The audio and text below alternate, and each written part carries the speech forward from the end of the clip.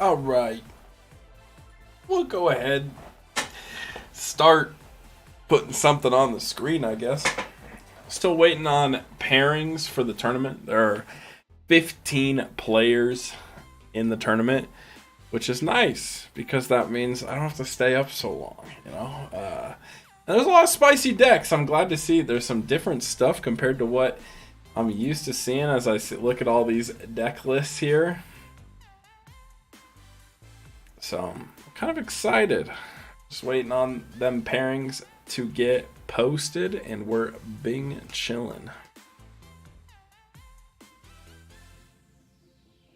Pairings are up.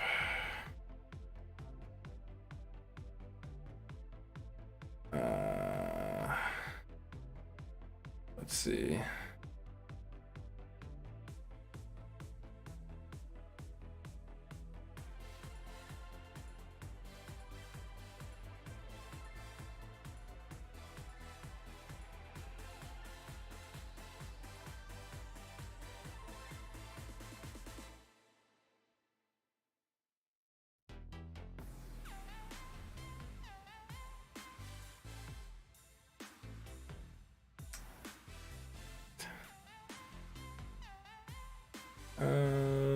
Trying to figure out what everyone's playing.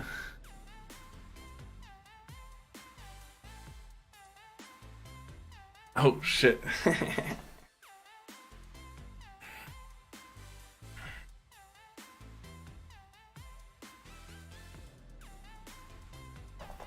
Gonna see if we can't get a little Himne feature match going off to begin the day. We'll see what we got.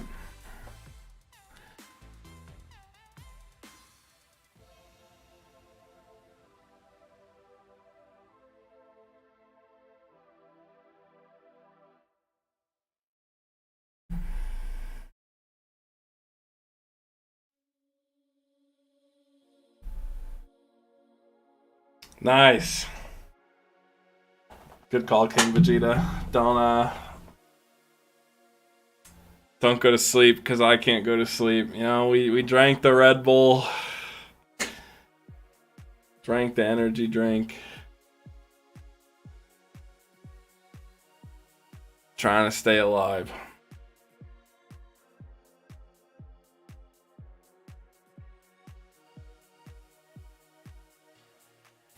I'm hoping lag isn't too bad. I noticed like the stream looked a little laggy. Obviously, I'm streaming a stream, so like, yeah.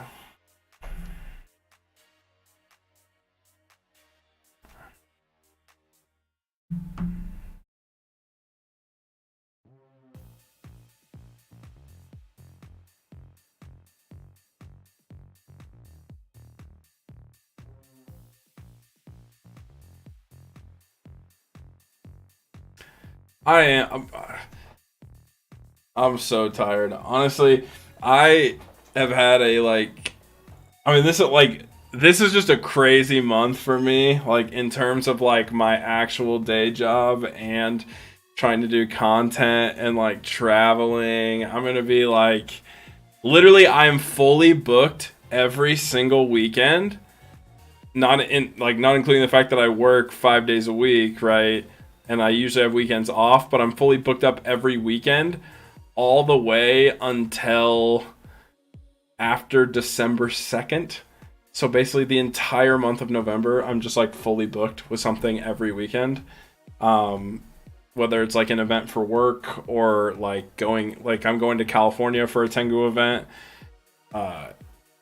It's just a lot. It's a lot to manage. I'm putting on like a massive event at my job, and so yeah, I'm super tired. My sleep schedule's all over the place. I got all kinds of things going on.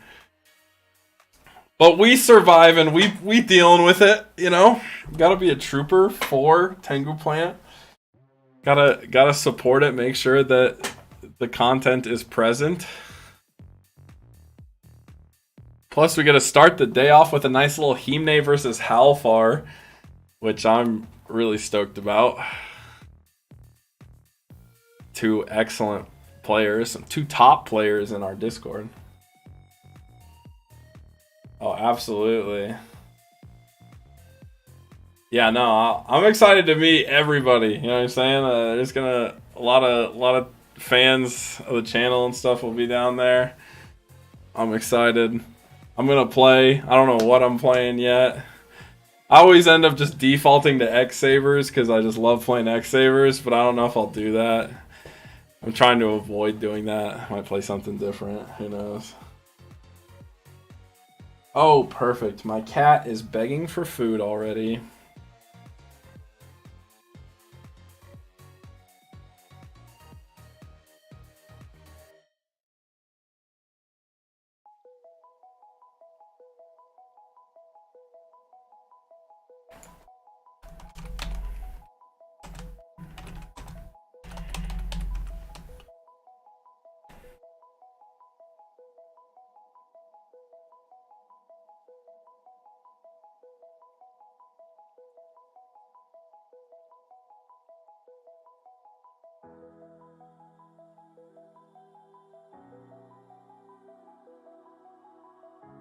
Flame the 4. What up, man? How's it going? We get on the 7th streak. That's unlucky.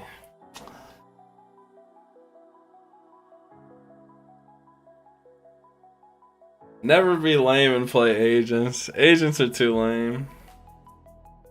There's so many choices. The thing I dislike about agents is I just feel like it's so linear. It's so easy. Like that's why I like decks like X-Sabers, for example, because I feel like there's so many different lines and so many different directions you can take your gameplay. Where like agents, it's like your plays are so obvious to me. It's like, oh, I'm gonna summon Venus, you know, like okay, if that dies, I'm gonna go into Hyperion. It's like I just don't think it's a very hard deck to play, and I prefer playing decks that are a bit more like versatile and maybe a little more challenging. Especially because I've just played this format for a long time.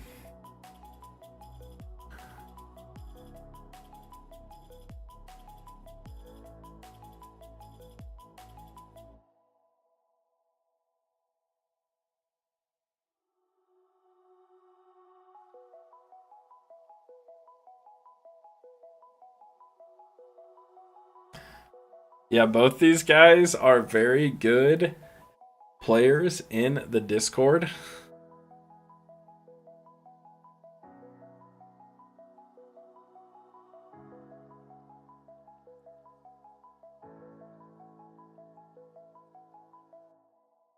I honestly don't know who's on what side.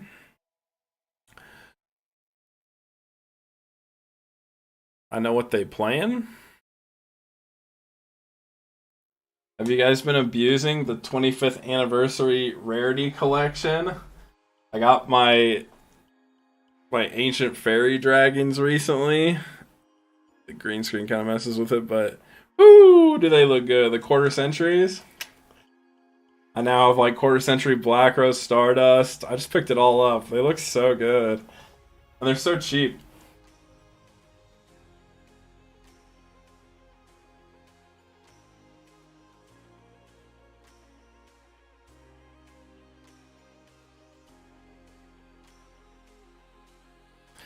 Alright, whoever's on top is going first.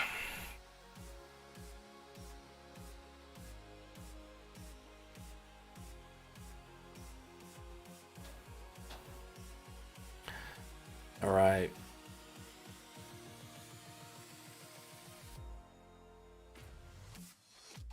Okay.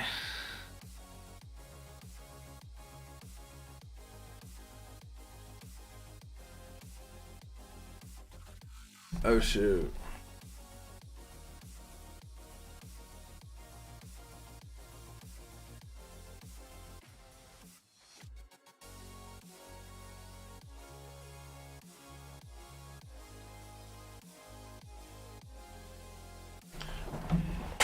Okay, so Team Nay up top, how far on the bottom? A little bit of a glare, but we got a normal summon of Venus starting it off. The Max C comes out. It's beautiful. Yeah, Himne's up top. Halfar's on the bottom. So that's a Shine Ball that got summoned. There's a tad bit of a glare, and it just kind of how it be.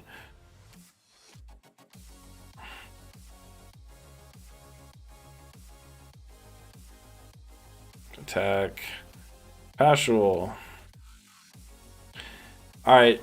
The notorious X-Sabers versus Agents match.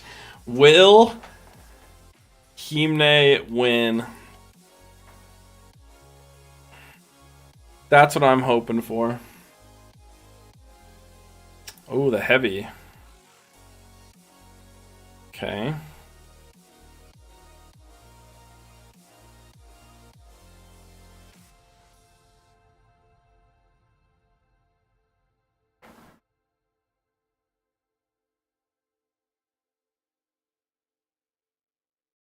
Alright, we're dropping the heavy. Does he have, like, combo? Do we have a... Oh, I like to see it. Oh, sweet wampum. That's what I like to see. We're already going off. And see, this is what I talk about with, like, the X-Saber versus Agents matchup. You just gotta play fast. You know what I'm saying? Like, all in, make a bunch of plays real quick. He opts for the Naturia Beast, which I don't really like.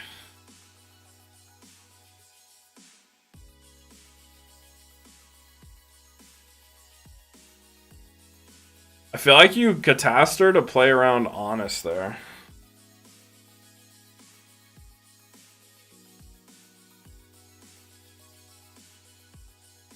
Like, my thing is... I think that you always want to keep your Fall Troll on field if at all possible.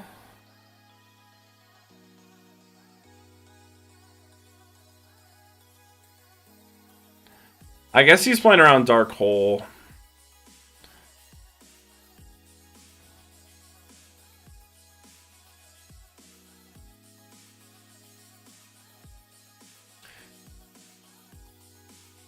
Did Himne search off Dark Soul?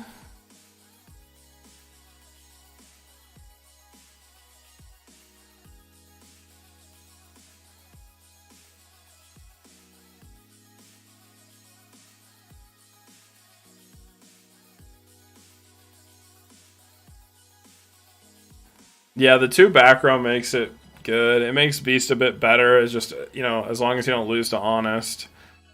But also, I'm pretty sure Himne forgot to search. Like, am I wrong? Like, he forgot to search off Dark Soul there? We got the Leviathan for the immediate out to the...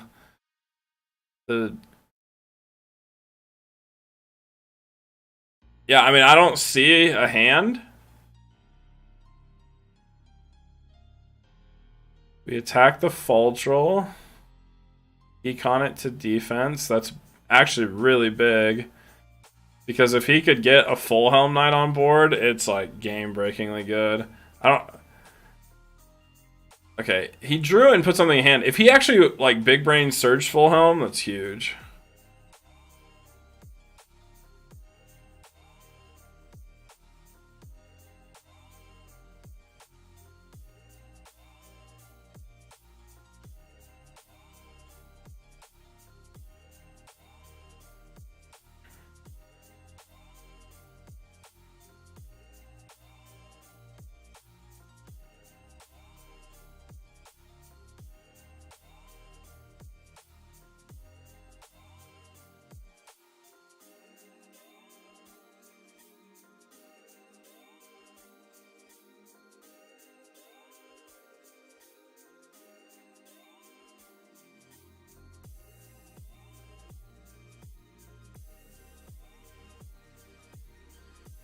We don't have a life point calculator. I'm messaging Doba about it. Hopefully they add that by the next round, because all we can see is their pen and paper, and we can't actually see it. So it's much better if they have a phone there to keep track of life points with. I'll be honest. Honestly, I guess I could, in theory, like, keep track on my phone. Swings in for a big damage. Get the trag drop.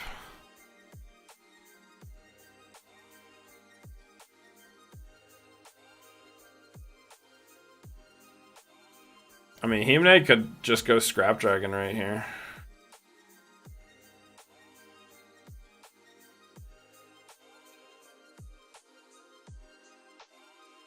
Hope the best German wins. Me too.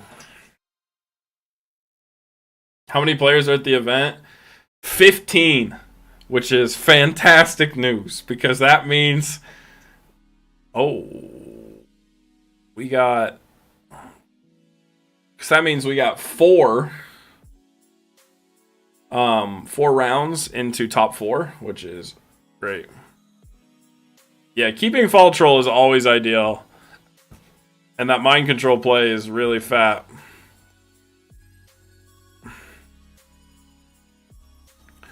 We just make the Black Rose with no search.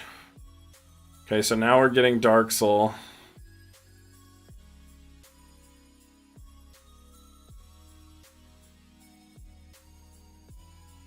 Emmers, interesting.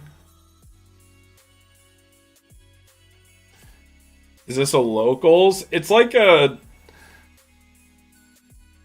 I don't know if I'd call it a locals because it's not like something they do every week. This is like a event they plan. Pretty low turnout compared to the last time though. I think last time they had like 40. But again, I'm not going to complain.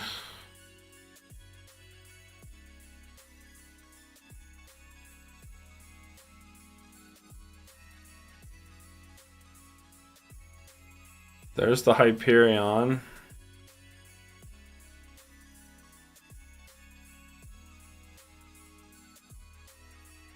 Be warning the Hyperion.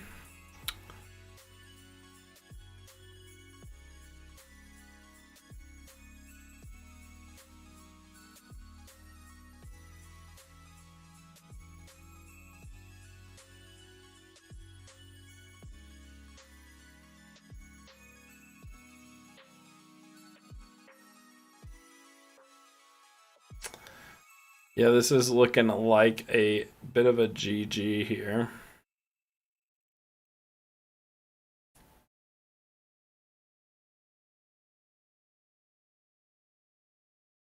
How far is 2 cards in hand?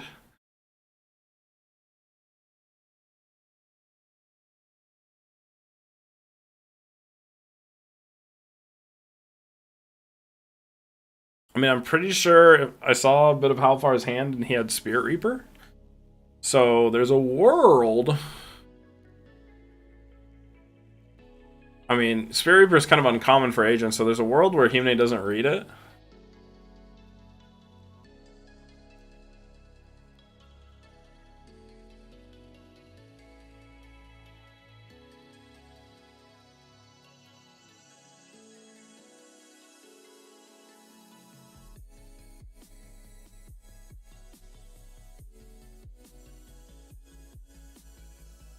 He's going to attack, maybe?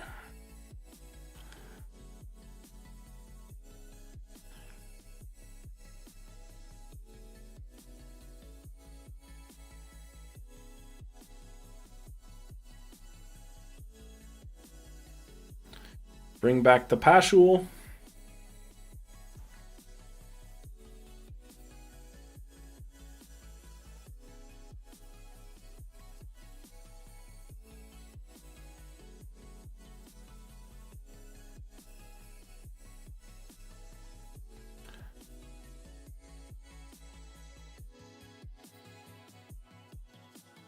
He does get the Spirit Reaper. Losing the Book of Moon feels kind of bad. But this is probably just a game, I'm pretty sure. I mean, even with the Trag, I think it's enough. 13 in.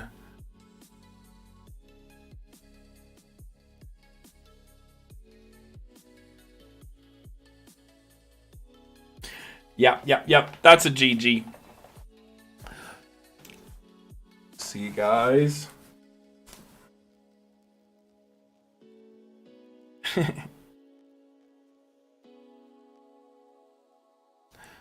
But this is where, like I said, I've talked about this in the X-Saber channel. People don't believe me, bro.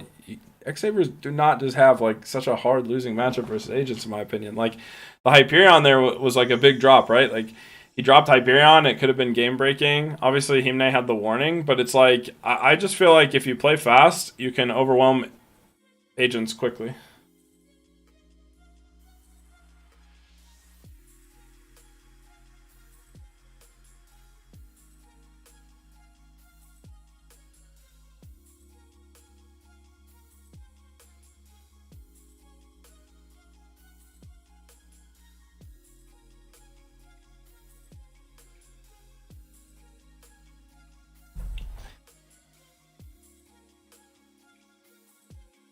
And I also think Himne could have optimized his searches a bit more. One, I think he missed one, but I can't be for sure. I'd have to like check the VOD. I think he missed that first Dark Soul search. But if he would have gone for like full helm pretty quickly, he could have very hard overwhelmed.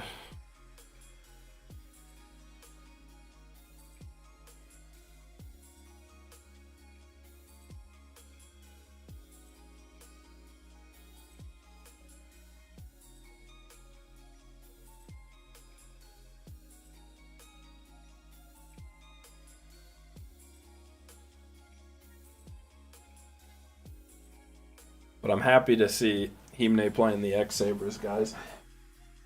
It's not a deck he normally plays. And I feel like Himne will appreciate the deck as he sees the ceiling of it. Because the ceiling is really high, especially if you get really good at it. I always wanted to see Himne pick it up, because Himne is a phenomenally good player.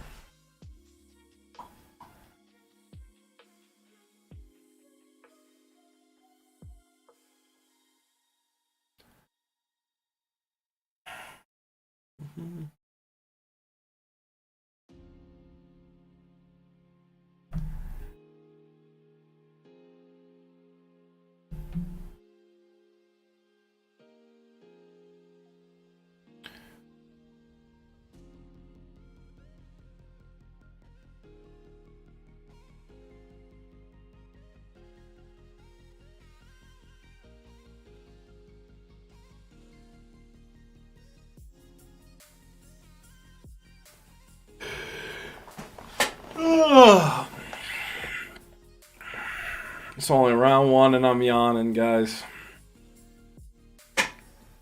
Less than ideal. Need to drink me some advanced.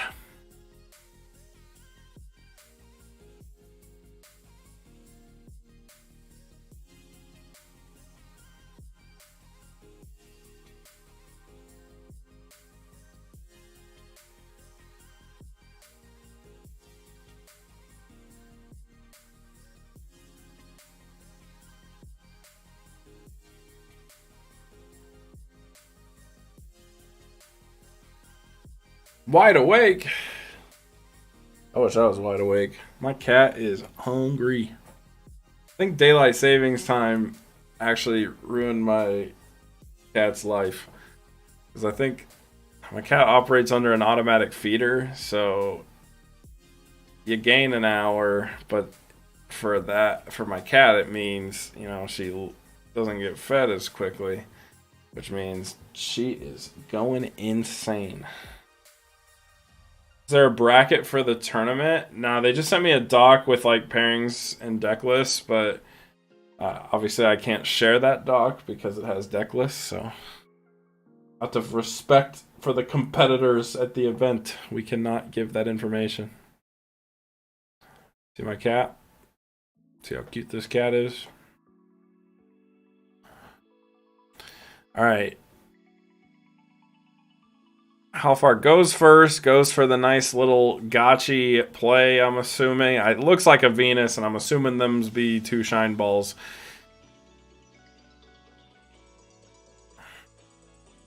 Yep. So we get the gotchi.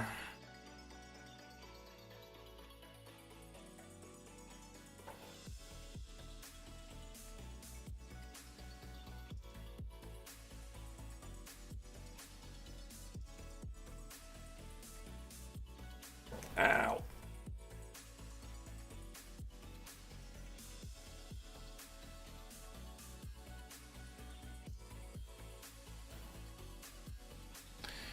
Team Nate goes for the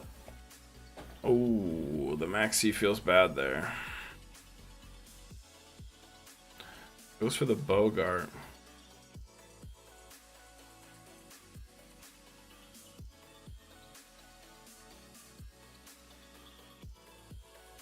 You just have a little defense.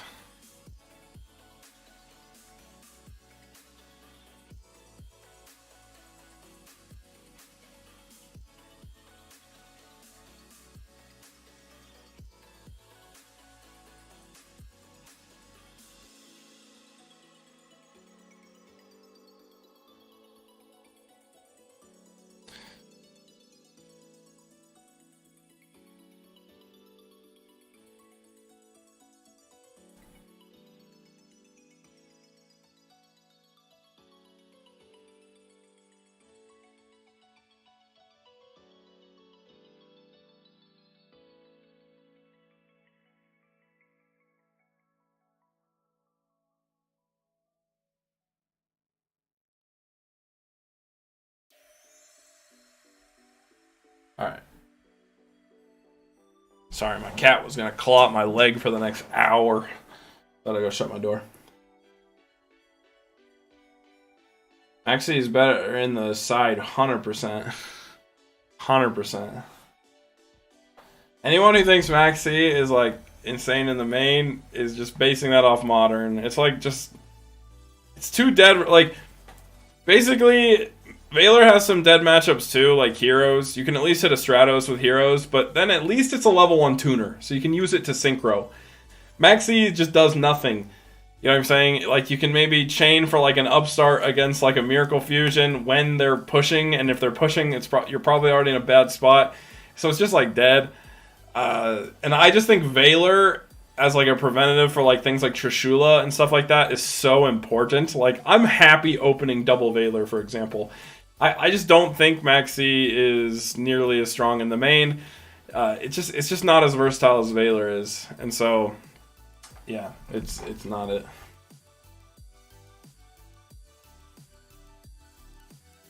I do think 2-2 splits, if you want to go like 2 Valor, 2 Maxi, is like technically fine. It's okay, but I definitely prefer 3 Valor, 1 Maxi, or 3 Valor, no Maxi.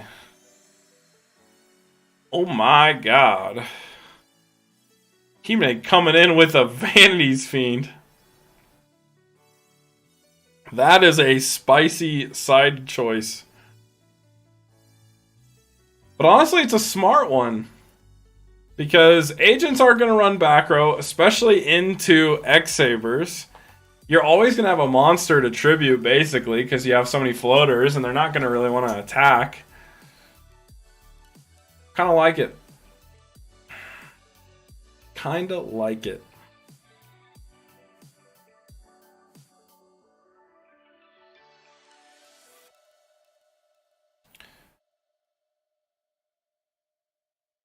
The only thing is he swung into the Gotchi, and I think he actually needed to attack Venus there. Because now, like, you can just tribute summon for Hyperion, and that outs it. Although, maybe he's not worried about it. Maybe he's fine with the tribute for Hyperion because of the fact that he has warning set or something.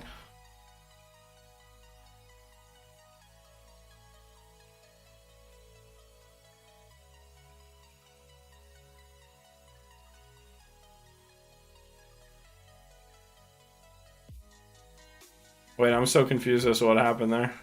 Where'd that Catasaur come from?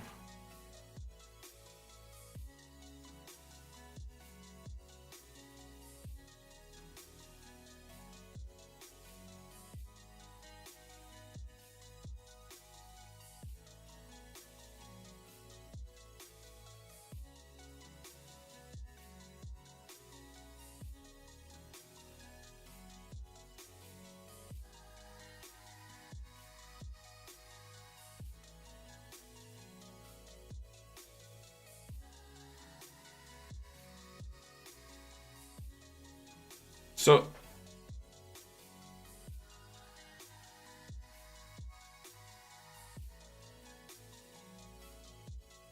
ooh, that rivalry do kind of hurt unless he has something to chain. He does not.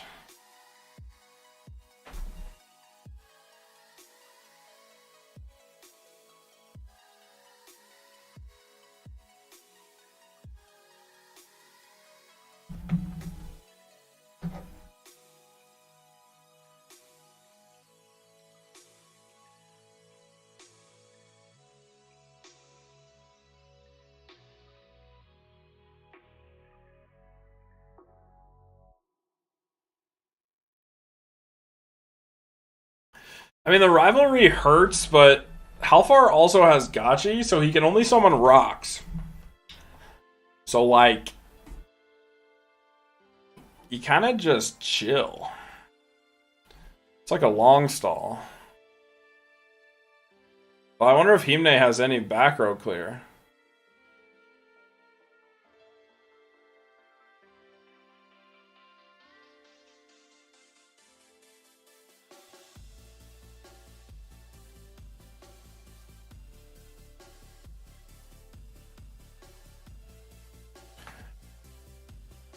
Yeah, I messaged Doba about the glare. Hopefully we can fix it for the next game.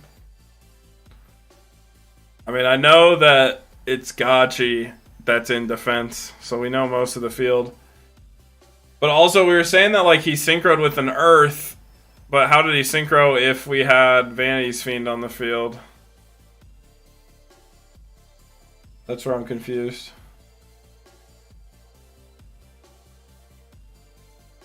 I don't know. I must have missed something. The glare probably didn't help.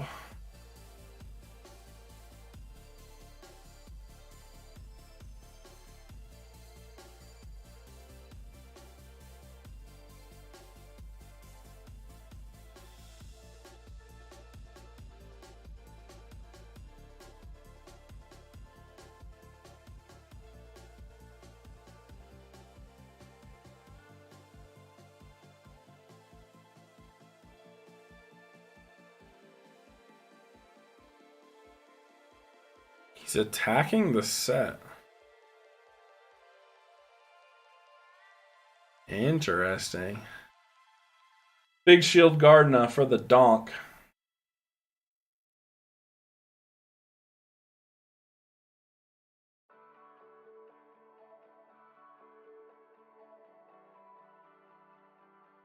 Interesting.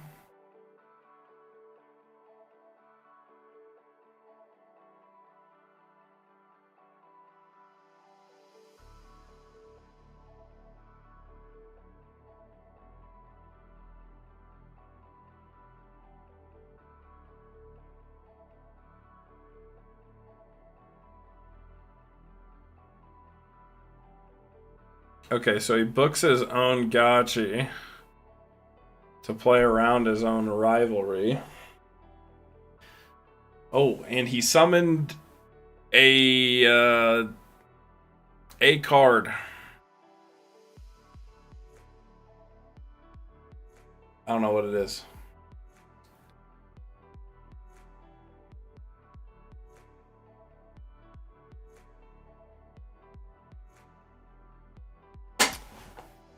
That glare is impressively bad.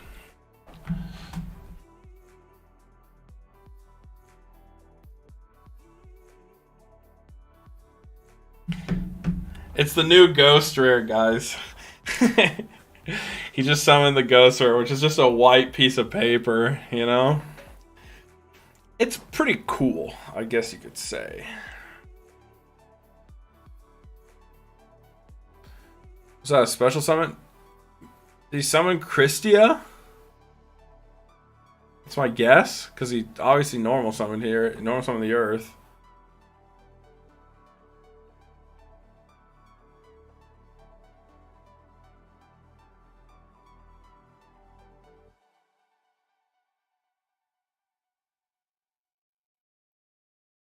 I don't know, this one feels like a go next.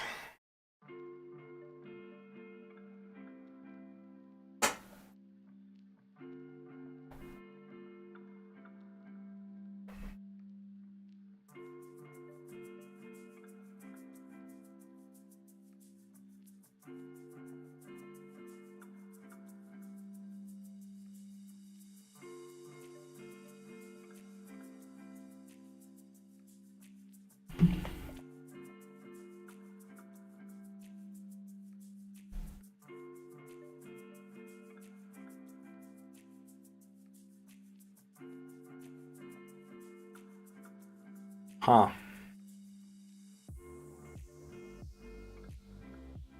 They must have like actual lighting for the stream, and I almost would just prefer they turn it off.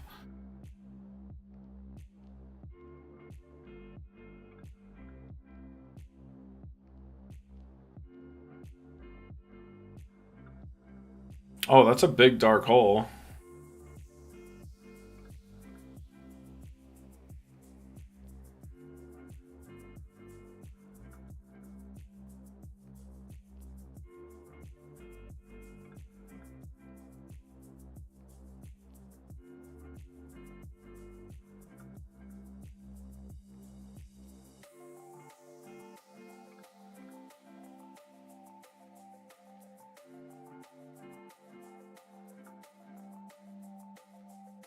Oh, they turned off the light, guys.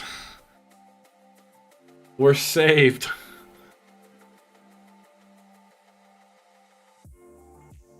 Oh, it's so much better.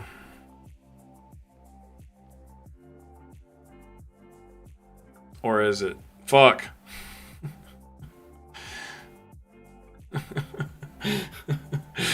Oh, we see Hyperion. Okay.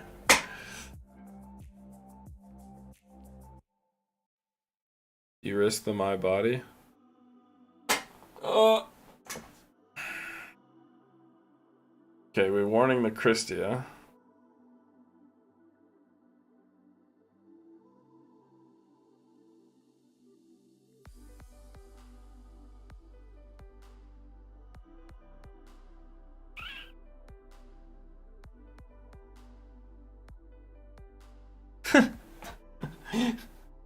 I don't know how the lighting is so incredibly bad.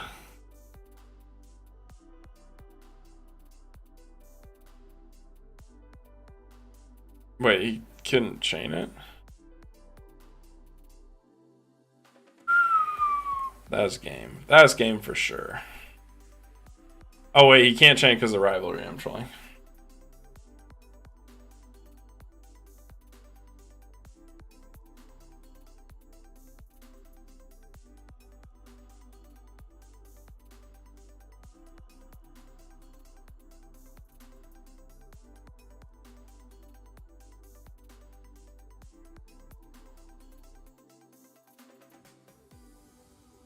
All right, game 3. Himne gets to go first, which is pretty big.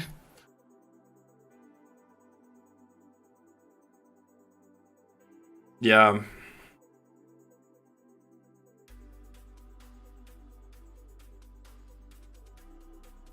Yeah, rivalry did a lot of work there. Rivalry is like Omega Broken versus X-Sabers.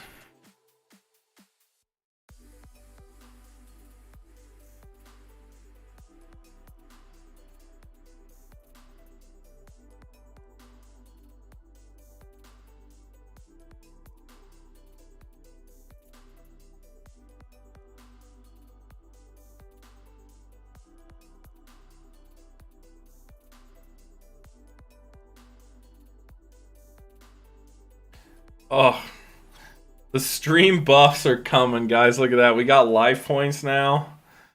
You can kind of see it.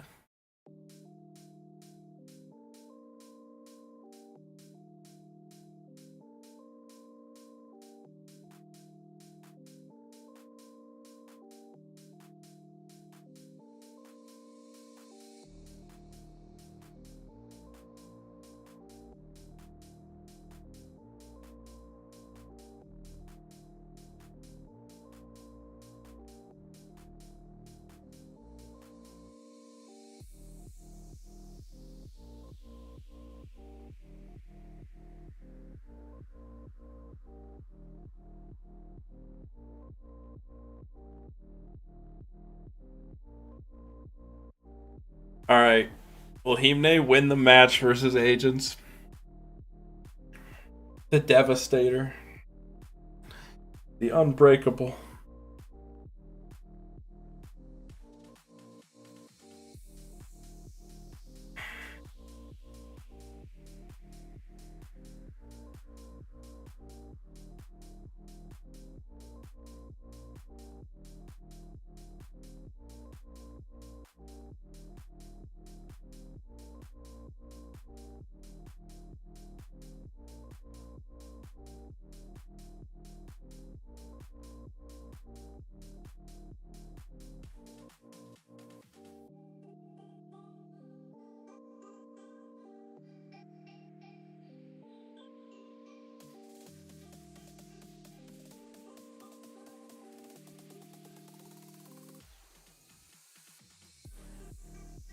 Interesting. I'm trying to see what's in his hand.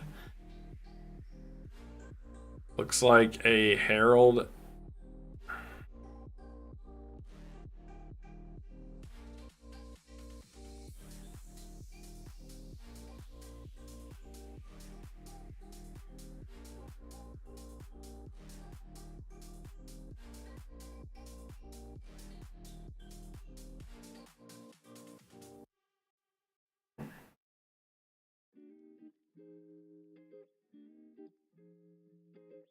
Nice. So no turn one summon.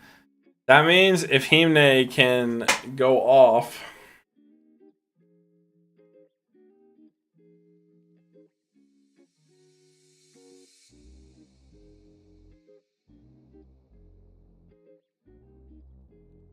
No, he didn't have Venus. He would have summoned the Venus. We see an end phase decree on Himne.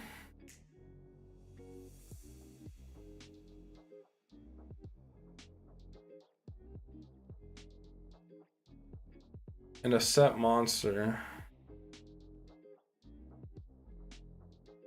See, like, I can read the life points. It's 8k to 8k. Vanities? Oh, wait, that's huge.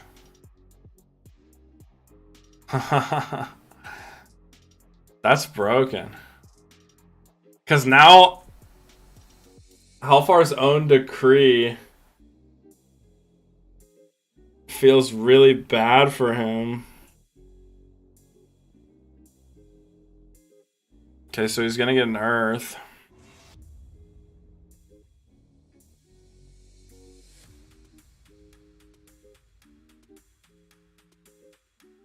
The mind games in this game are crazy. Because it's like, you lose the game to rivalry, so like naturally Himne is gonna want to think like, okay, I need to like side in back row hate, and then, but he's going first, so Halfar read that he'd probably want back row too, so he put Decree in. But like, I don't like with Decree on board, like if you get like a full Helm Knight, you know how broken that is? Just normal summon full Helm Knight, and like now you can block an attack and permanently swing over one monster at a time.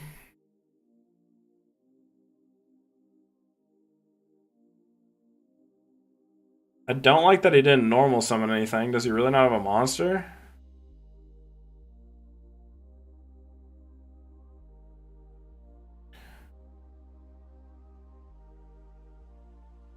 Okay. What's Vanity's Fiend defense? Do you guys know?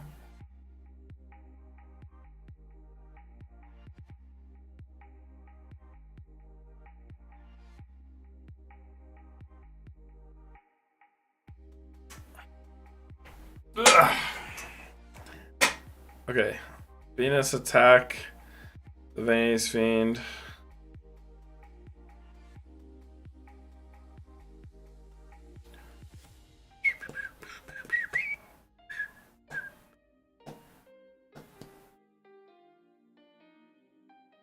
Oh, that's a huge maxi right there. Oh, but we got the Herald.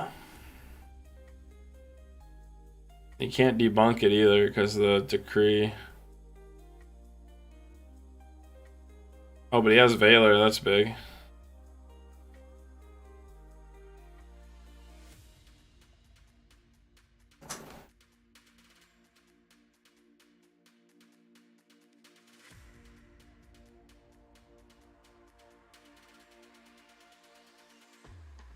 See, I don't know if he just topped that full helm, but the correct play was normal summon full helm alongside the...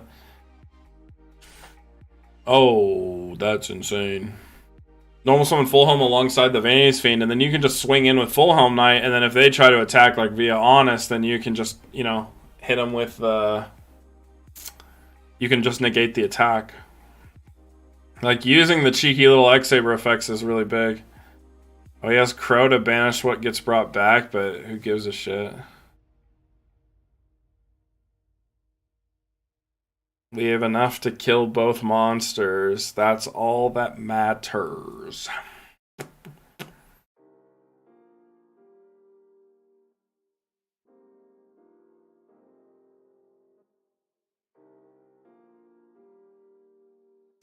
Yeah, Tengu's on a bit of an upsurge right now. I kind of feel like it's slowly on the incline, you know? I think as a format, it's getting more popular. More people are realizing just how good it is.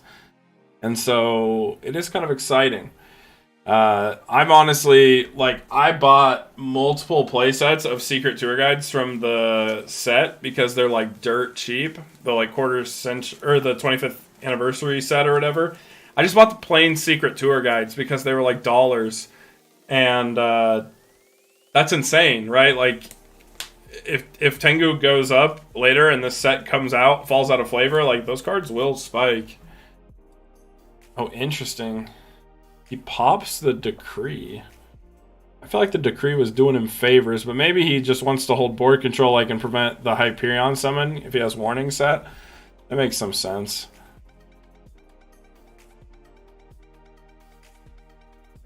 There's definitely a live graveyard for Hyperion, but Halfar is like top decking basically.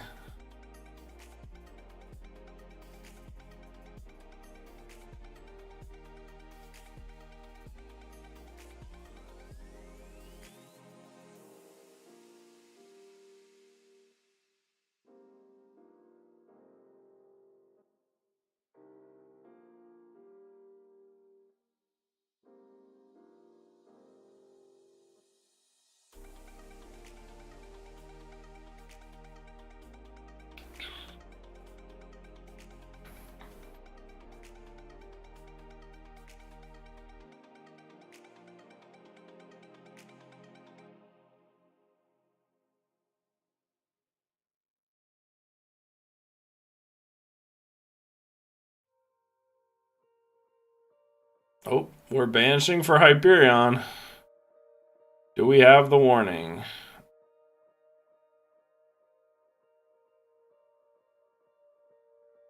Hey, it's your boy, my body is a shield. That's my card right there, guys. That card wins the agent matchup for real. Boo. Pay 1,500 and bop their guy that's trying to kill your guy. And it feels really bad for the agent player.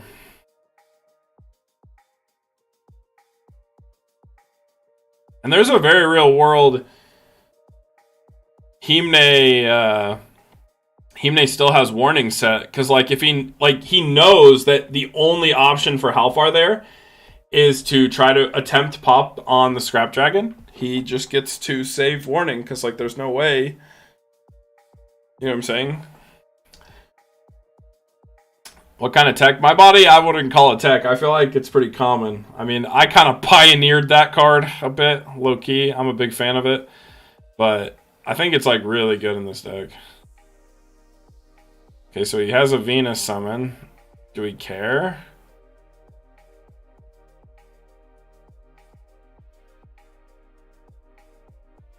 Wait, he only has one Shine Ball.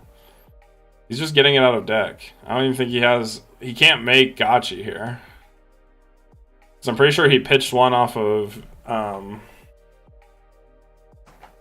he pitched one off of Orange Light. Or maybe I'm crazy. Okay, no, I'm not. He only has the one. He's just trying to wall up.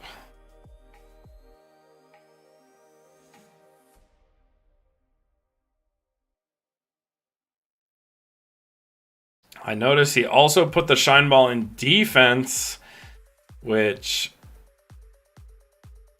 We're popping back row here. Ooh, that's sick. We're clearing both. Double Mind Crush.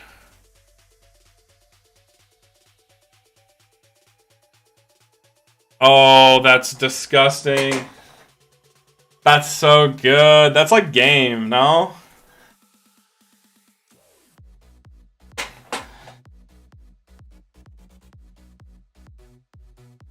That's what I was saying. Getting that Shine Ball is like actually punishing if he gets Full Helm on board, which he does. So that means you swing over the Shine Ball, and you get a monster back. This opens up infinite possibilities. Like, realistically, you probably just bring back Emmers, because I don't think he has Dark Soul live yet. So you just get Emmers, and then you crash Emmers. But he could also go Bogart, and I think it's game, actually. That's exact game. If he gets Bogart. Oh, he doesn't have one. Oh, wait, there you go. No, I'm trolling. Actually, yeah, he does. He has to go Bogart, because Bogart's 300 over. That puts him to 28, so that's exact game.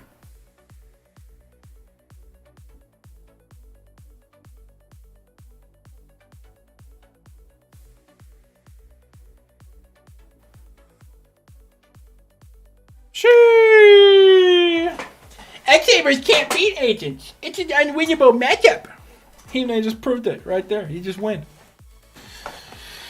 Oh my god! And we had the judgment. Like I said, he probably had warning. But he had judgment, so not warning, but still basically same thing. And he held because he had my body and he knew he could hold. My body is so good in the agent matchup. It's so good.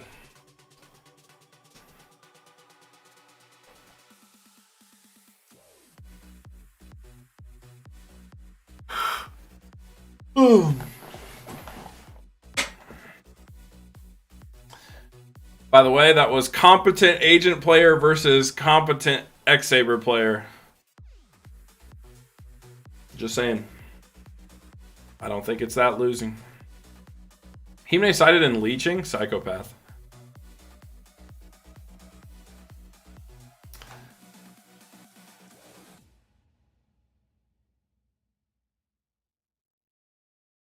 I do like that vanity side. I might steal that. It's actually really good in my list too because it runs hamster.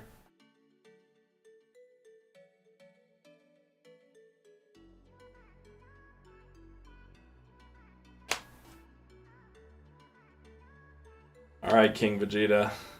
You're quitting on me. We got 3 rounds to go into top 4. But that's fine. You can get some sleep. You don't gotta suffer like I gotta suffer. You know what I'm saying?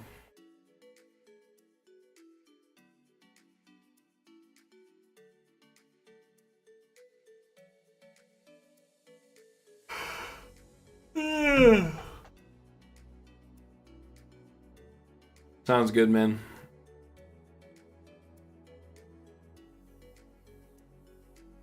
All right.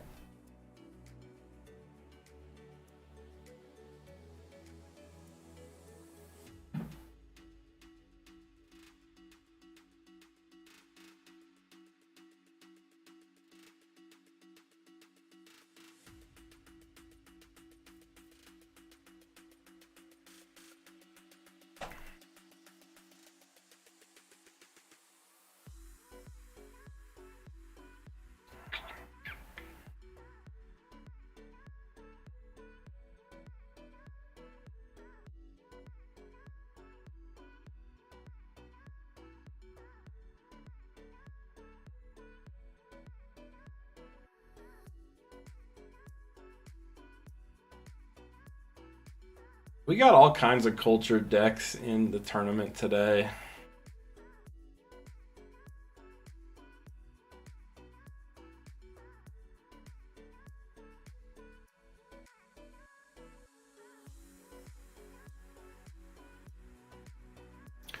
Ooh. Who got the bye again? Oh, Dark Signer got the bye.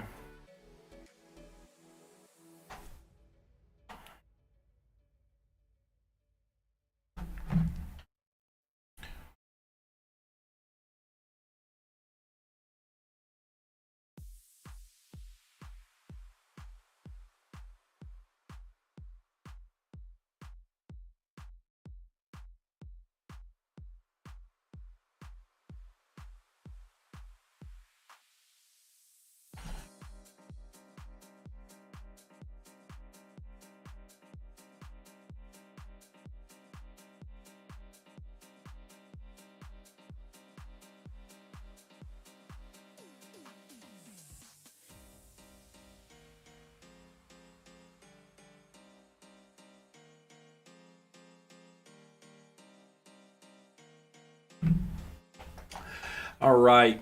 I think they're getting in, setting up for the next round. Sounds like it was time in the round was just called. So, yeah.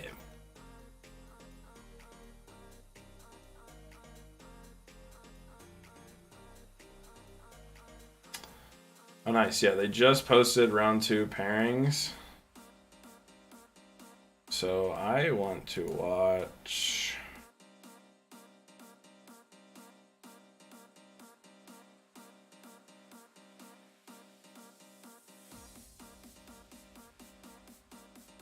Oh, that sounds sick. Oh, wait, no, it doesn't. Unlucky. Let's see. What's Dark Signer?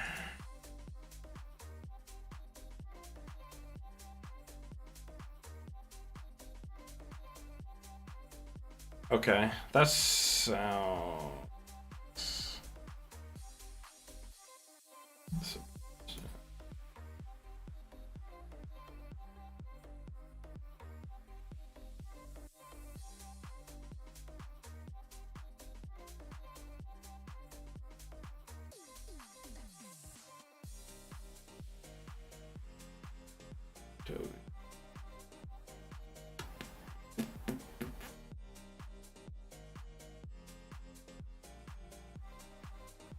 Damn. Alright, fuck it.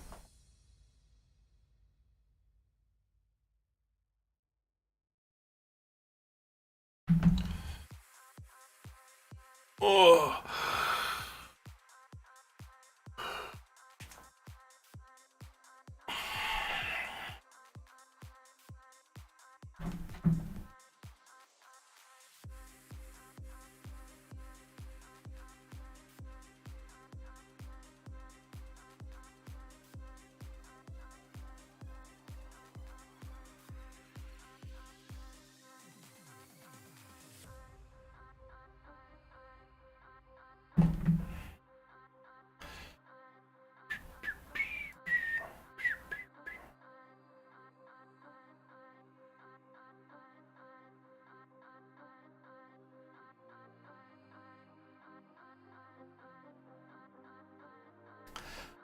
Alright. We'll watch Dark Signer. He had the bye round 1, so he's coming in hot. I'm trying to watch that. So we'll have Dark Signer coming in versus I don't even know. Yeah.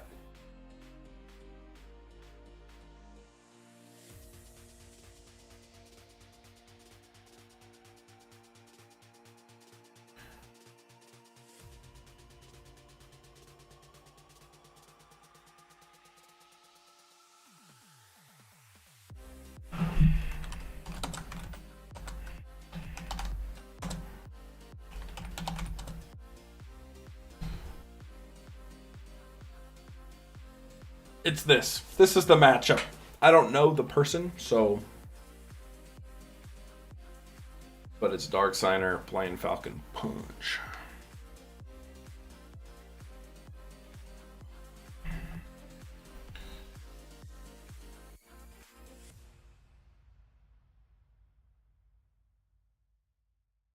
Wait.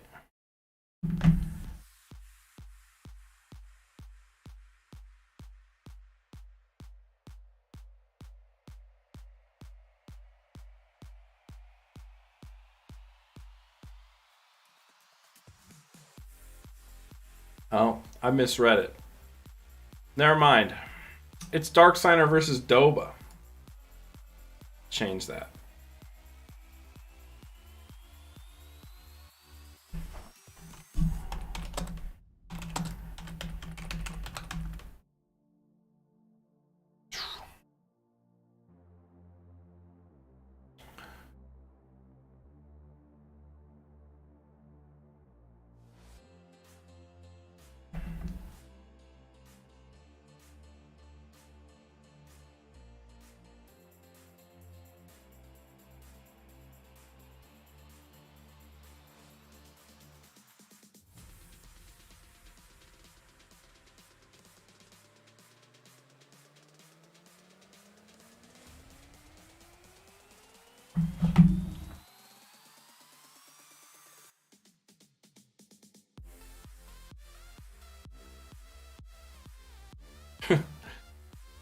We may have a small number, but Doba just said they have 2 German national champions at the tournament, you know?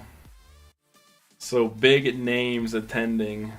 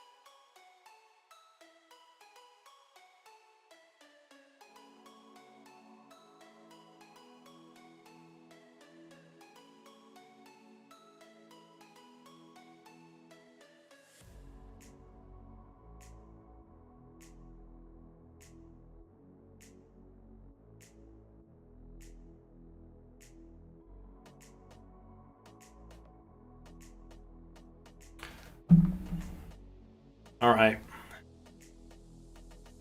Let's see how it goes.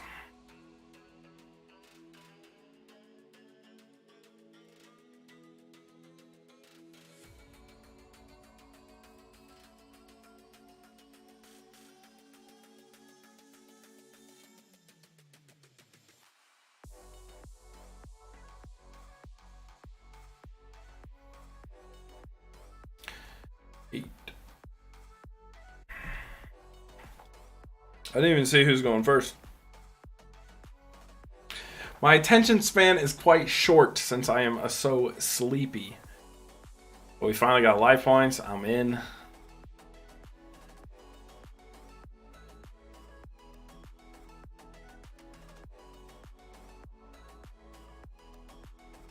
So Doba's up top and Dark Signer is on the bottom here. Starting with Upstart into Upstart. Pretty pog. Do we get the third Upstart? I'm trying to see that plus 3k life points. Ooh, Card Trooper, I'm in. Okay, mill 3. 1, 2, a 3. Ooh, hitting the Dark Spear feels pretty good. So we got Dark Signer on the Falcon Punch. That's like one of the better mills you could hope for in this situation.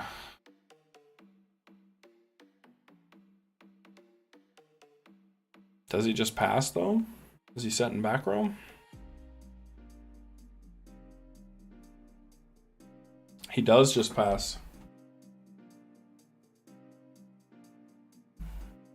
Wait, Dova's on Car Curry. You know how hard a Cyber Dragon goes here? Just contact fuse with the Card Trooper. Ugh, feels so bad. Like worst case scenario. Instant fusion. You can afford it. Uh-oh. There's no Maxi chain? That's not very good for Dark Signer. He might just get OTK'd. We're going full combo Car Curry.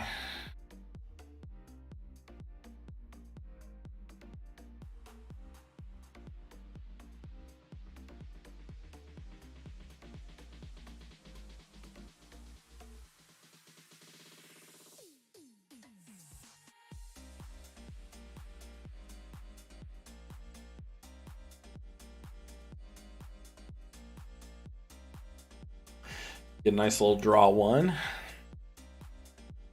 A draw one ski.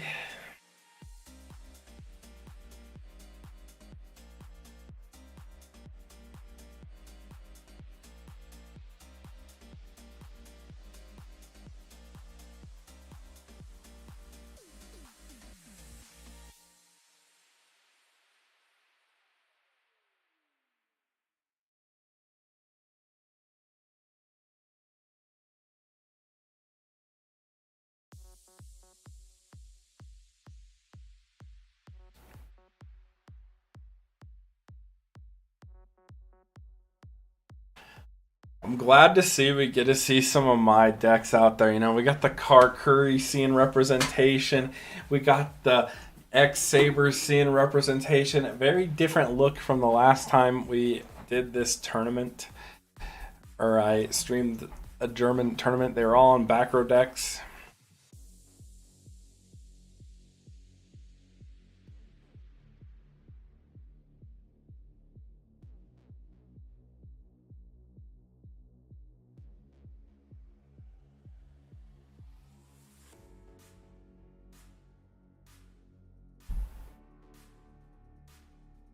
Duality. Okay, so Card Trooper Zephyros and something else. I think it was Warning. Going for the Card Trooper. Which to me feels weird because he's already like low life, you know what I'm saying?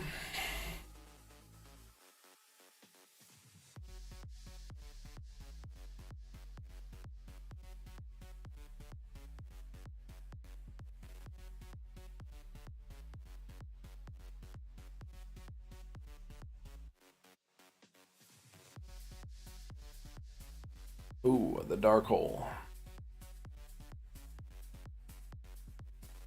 Ooh, and the Card Trooper.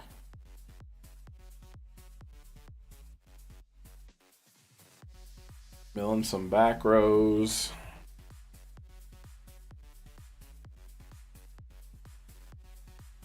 $19.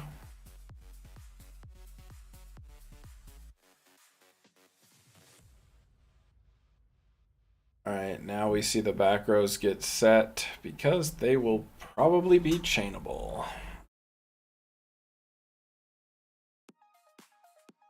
Given the age-old Falcon Punch play.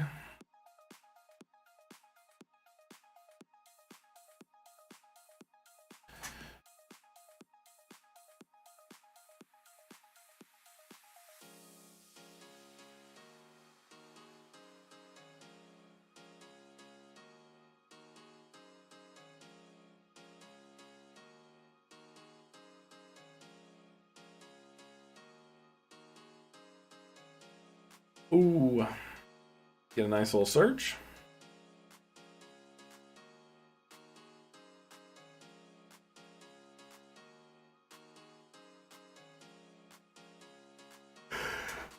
I couldn't see what he searched. Oh my god, that mind control.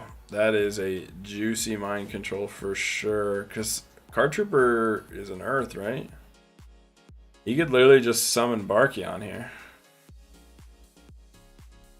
Oh, he goes for a... Oh, it's also a machine.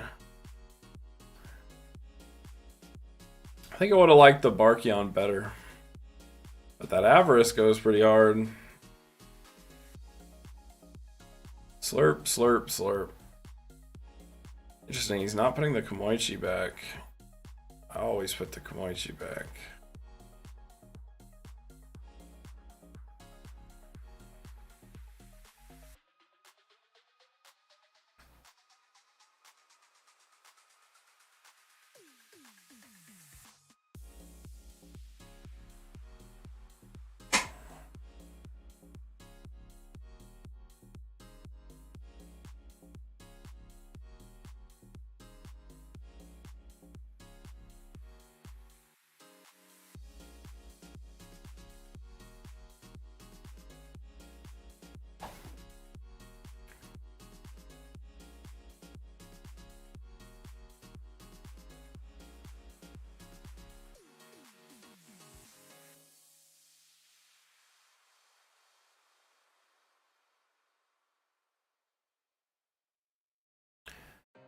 All right, what do we got? I mean, Dobo is taking some hits, but it just doesn't really matter because those upstarts just gave him so much life to begin with.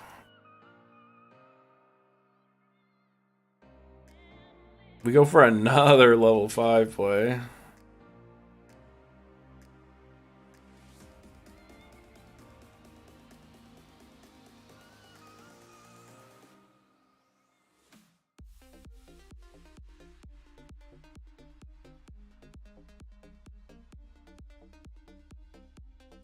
Interesting. He just like revealed he had Phoenix Chain set.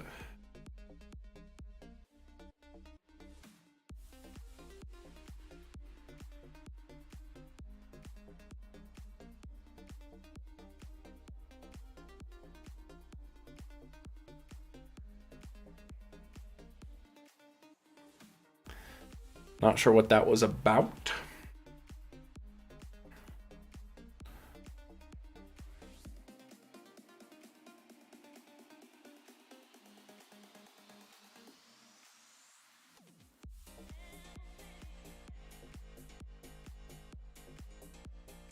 Uh-oh. We got another one.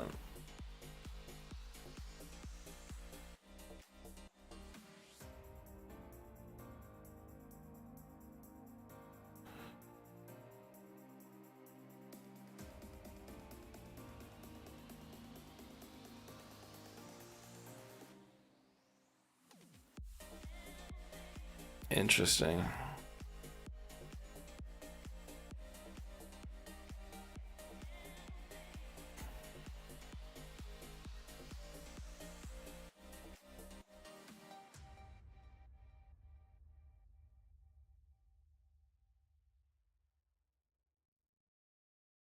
Dark Signer's like real low life here.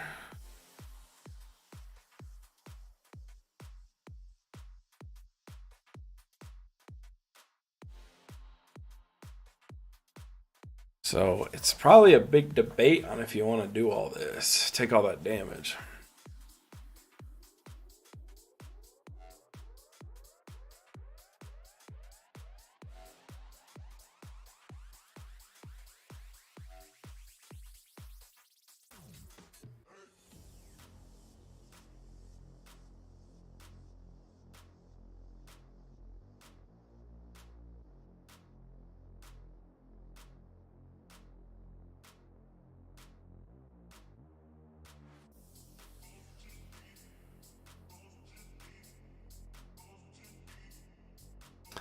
He does go for it. So he Phoenix Chains the Stardust.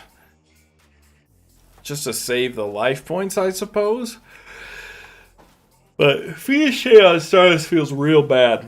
Because he's just gonna negate, and like he can still prevent destruction, so it's just like you just can't attack. It's like a spellbinding circle. It's just like, who cares?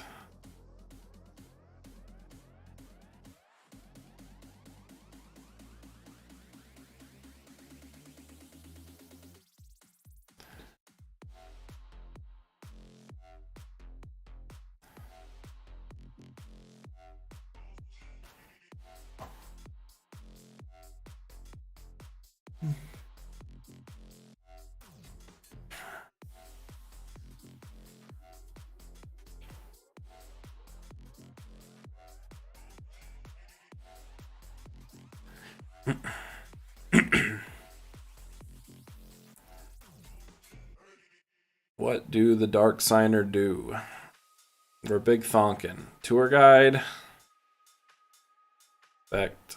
Special summon a Sangan.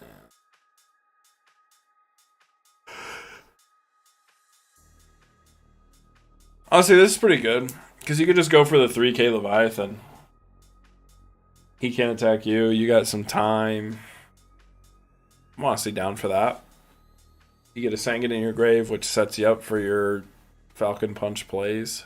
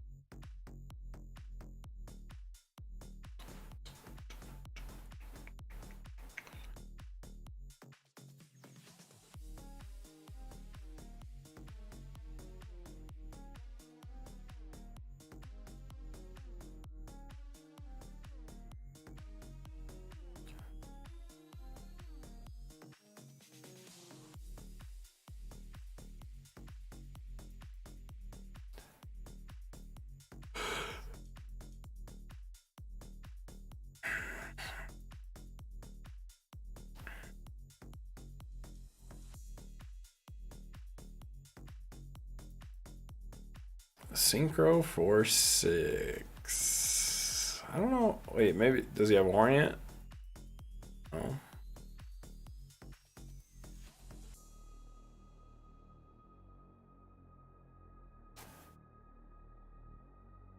Okay, so we Bryo, attempt bounce on probably Stardust.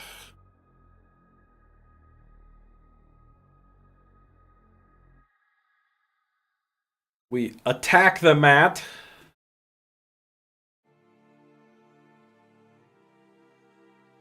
Oh, sweet wampum. Wow. That's wild. Doba looked like he was just hard in the driver's seat, but then the Dark Arm comes out for just the GGs. That's insane. Good old Dark Armed. Everybody loves that card. Am I right, fellas? People.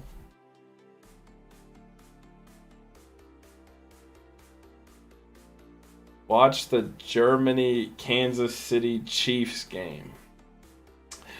I don't watch sport ball. Not really that interested in it.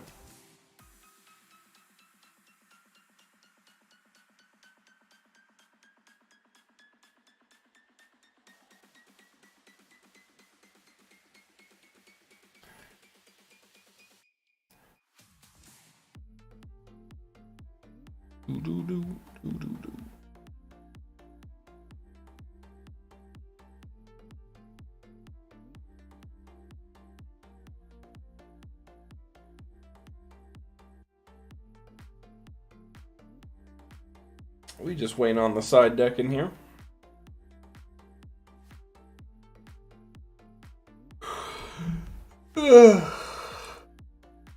So tired. And we got 2 rounds in the top 4 after this one. We got a long ways to go. Challenge mode, hard mode.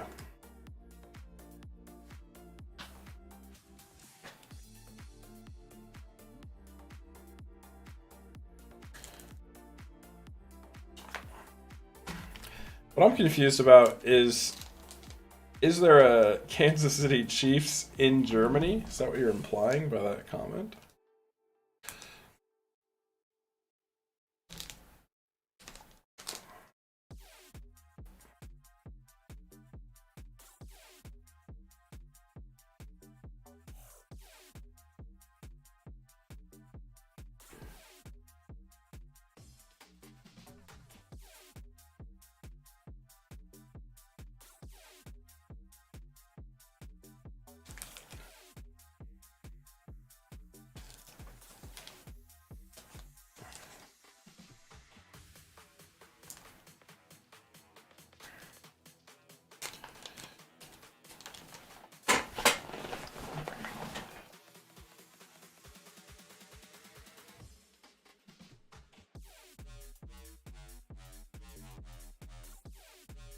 Dang, we big fucking on that side deck, huh?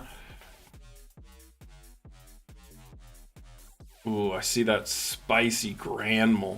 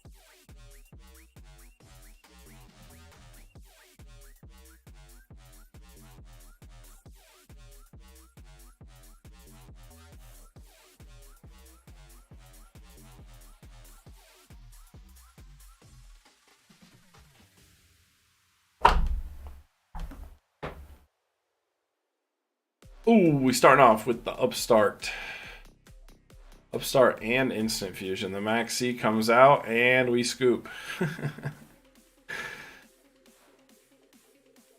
I'm surprised Doba... Oh my god, he's just taking the challenge. Oh, I see. He's not taking the challenge. Oh, wow.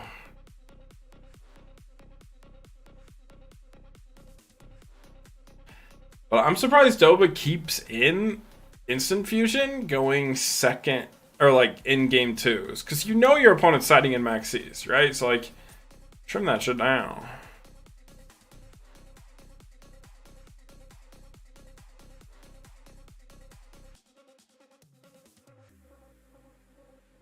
Wait, is that what I think it is? Is that the Grand Mole? It is the Grand Mole. It's pretty wild.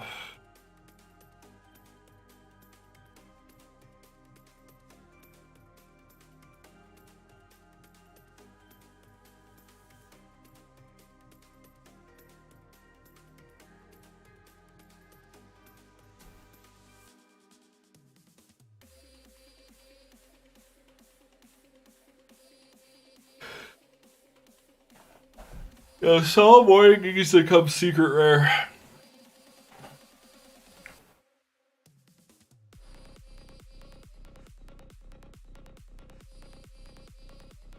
Oh, interesting. We get a decree.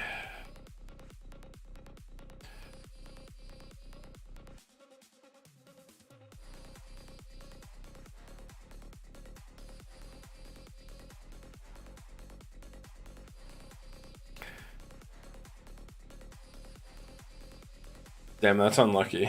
He revealed that he doesn't have Torrential. Okay. Leviathan comes out. We detach the Sanguine. Go for a little donkey.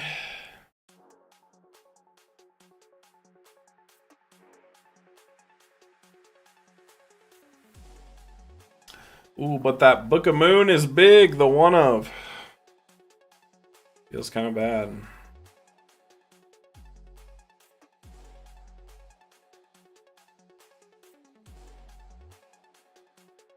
Animatic Lunatic. Hey, how's it going? Good to see you. Welcome to the stream.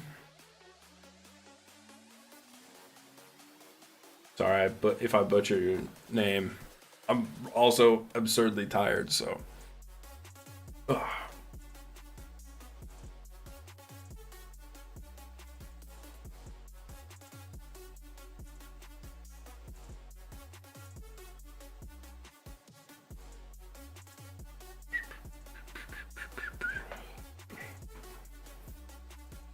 Real ones know that this used to be my YouTube intro.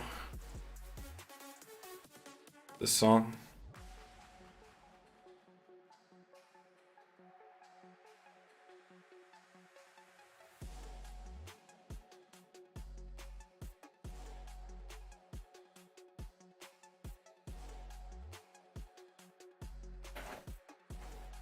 Is that Dark Armed again?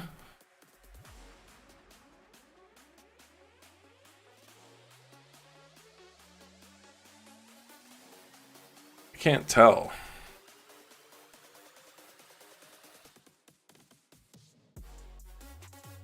I think that's Dark Armed. So he actually just went off Dark Armed again for a nice little 2-0.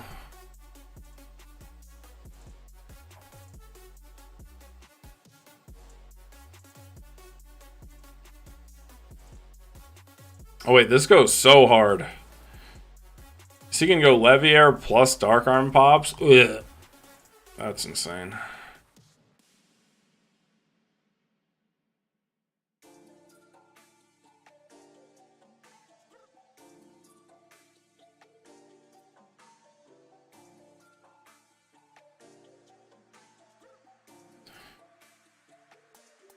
Oh, he has second Leviathan Dragon. Interesting. I actually think I like Leviair better.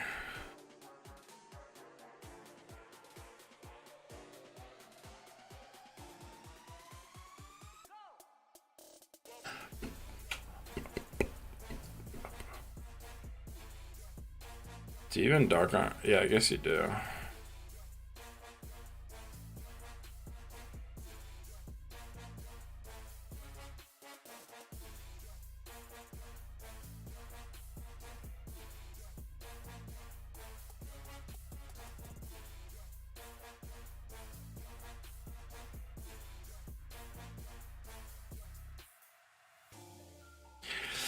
Yeah, looking like we're just losing to Dark Arm 2 games in a row. That's pretty sad, man. Feels bad for Dova.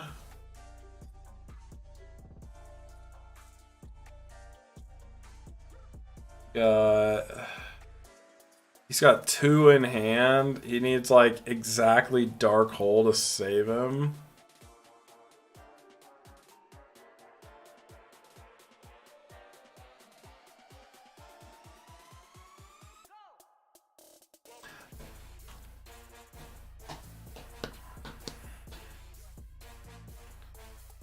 I feel like he didn't need to set that mirror for us. But maybe it's relevant. Actually, it looks like it is. I'm trolling. Don't listen to me. I'm too sleepy. Oh, the Black Rose. Or Chain Limit Reverse. So this is at least resolving. But he's going to get a search. Then what are we searching?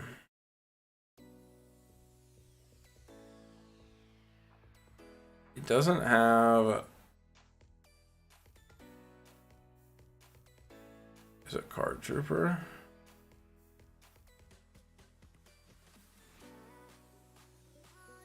Okay.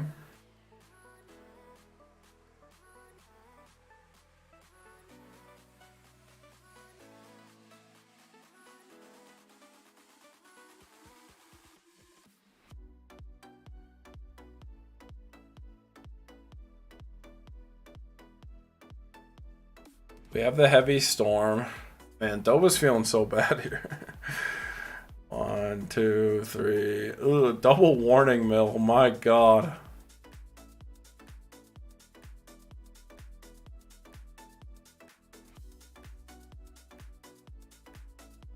Take. Oh, he just takes the Judgment. I guess in a simplified game state, Judgment is like best card in the game. Now he just gets to set everything too.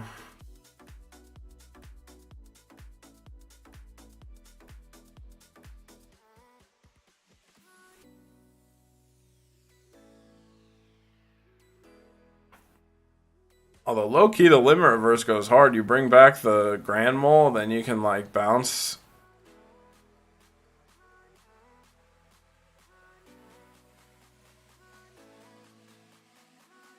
Yeah, that's pretty good. It's gonna get pretty silly from here. Do we see a Mist Valley Falcon? Oh, that's... Yeah, that's looking like a Scoopski. Dang.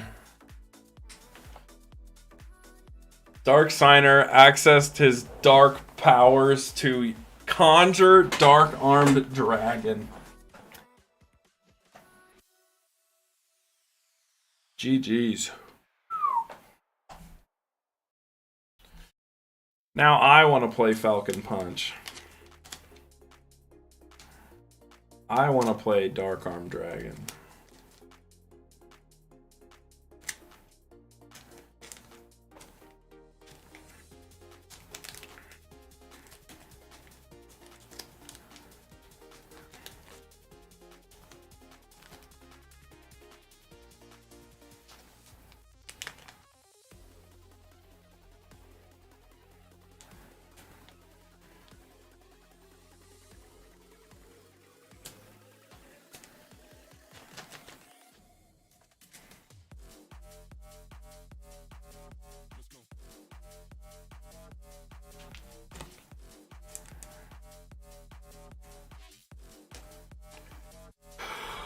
Ooh. Yeah, I'm honestly shocked Dova didn't like pivot your build. Like you have to like slow your card curry build down in game 2s because of Maxi. I did not like keeping that instant fusion in. That was like the immediate punish. Like it ain't no big deal. Just play more tarps and then take out the instant fusions.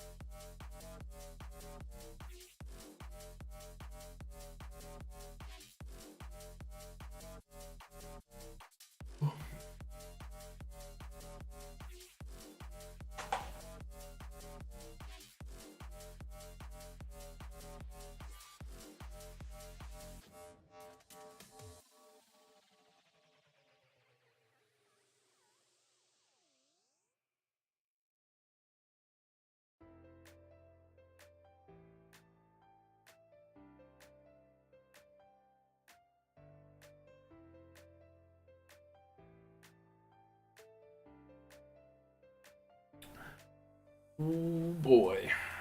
2 more rounds, then we cut the top 4, guys. We gotta wait for that round to end, and we'll move on. See what we want to see next. I'm sorry I'm yawning so much, but I am tired. It's only 6 a.m. my time, and I've been up all night because I'm a psychopath and I agreed to do these things. I don't have it in my heart to say no. Okay, I want to see that guy.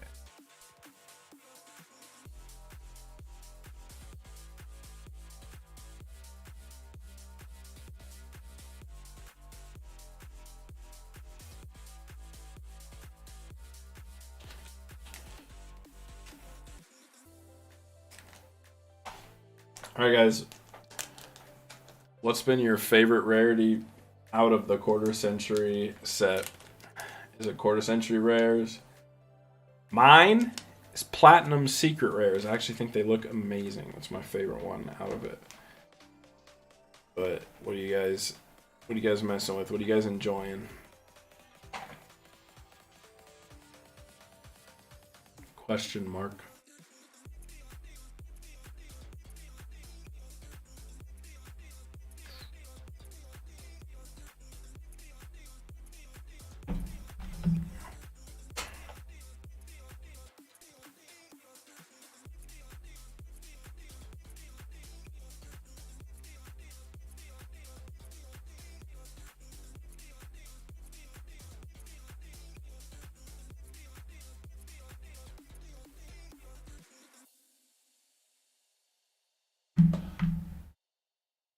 Super rare because it's cheap. Yo, so low key, I've thought about going to my locals and playing like Madolce just so I could try to like get more people to play Tengu locally, or like get anyone to play Tengu locally. And Pot of Prosperity or whatever came out, and you need that for Madolce. I was like, yo, it's gonna be printed as a super. I can pick that up for like pennies on the dollar.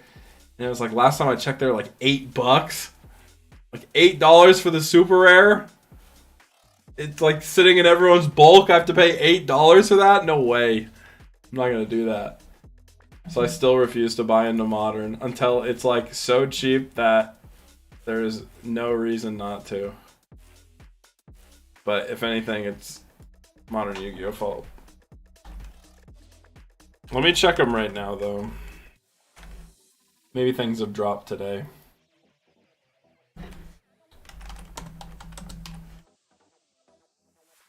Pot of Prosperity.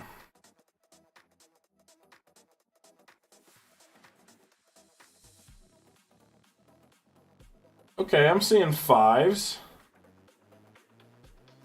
They're going down.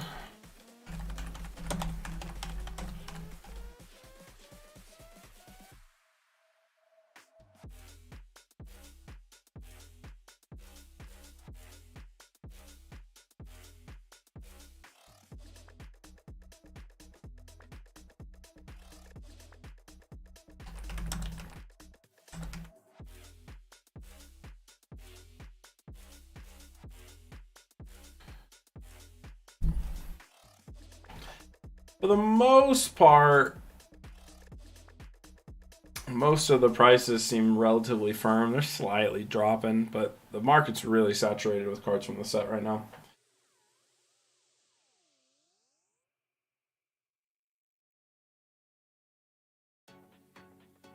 I kind of want to get some quarter century tour guides, but I do think the platinums look better. I got Platinum Lone Fire. I was so stoked that they finally printed Lone Fire above a super rare. And what they need to do now is they need to print Caius and Tengu as secret rares. And Solemn Warning. I believe 1-for-1. And then you can like... Oh, and Heavy Storm. And you can have the whole deck secret rare. Pretty sure. all of Tangu Plants. And that would be pretty neat. Oh shit, I need to check pairings.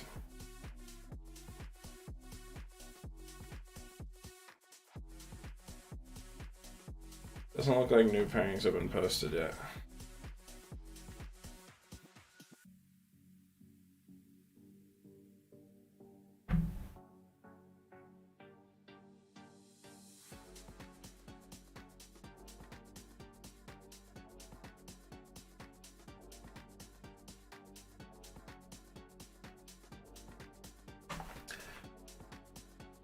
Bro, we need new pairings.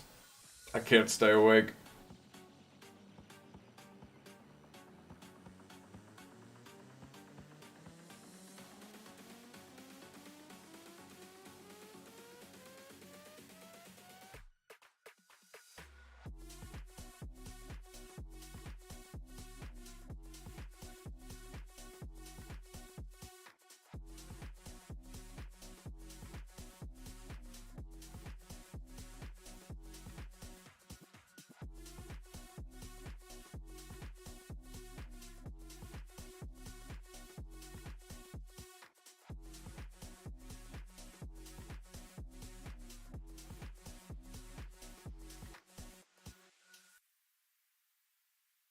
Whoop.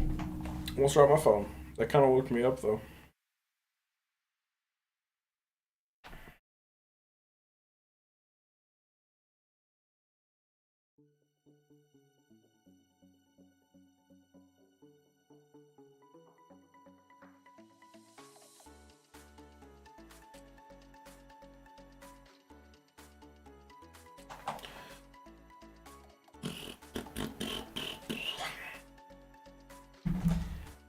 Hey, as a reminder, guys,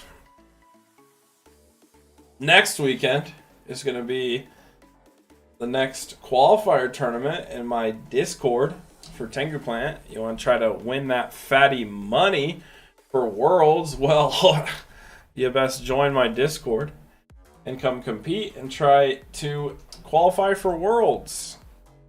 It'd be kind of fun. Thank you to Advanced for helping provide some of that prizing. But also, I am going to take a quick break and run upstairs. So while I wait on these pairings, so I will be right back.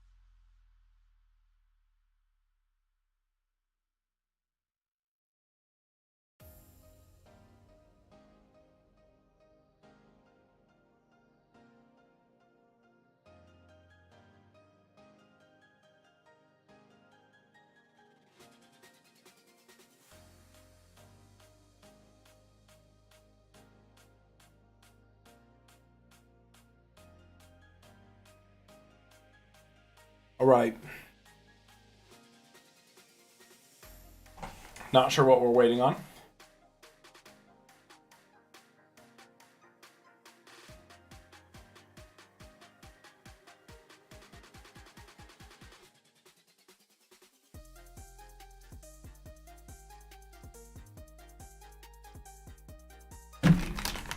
But I went and got some candy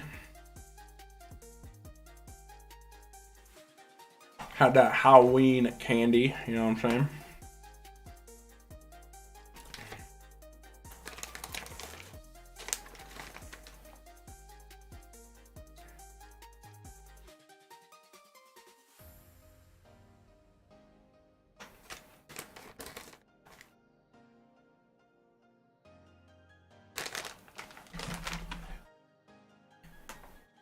You guys ever had gummy Skittles? Oh, they're on another level.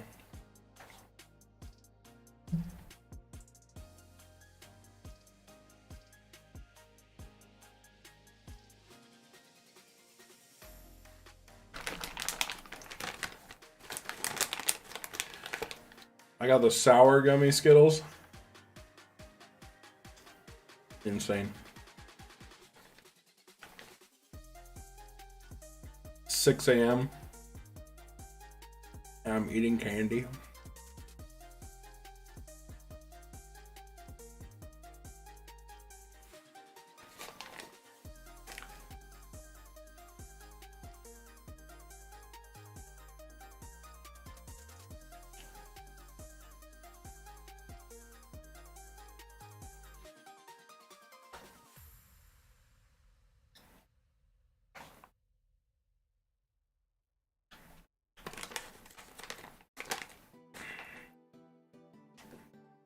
Dang, this bag is full of red ones too. And that is goated.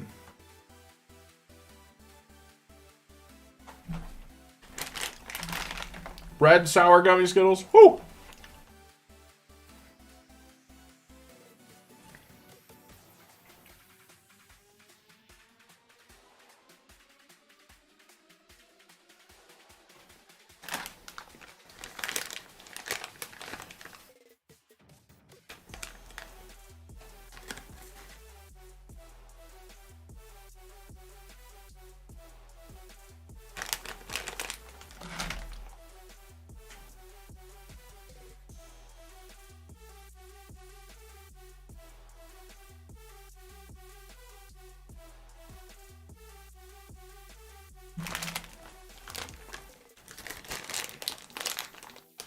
Sorry for the bag sounds.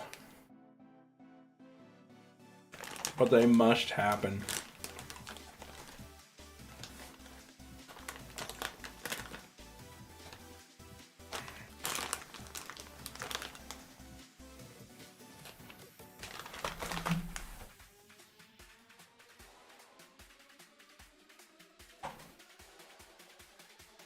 All right. Looks like pairings are getting posted.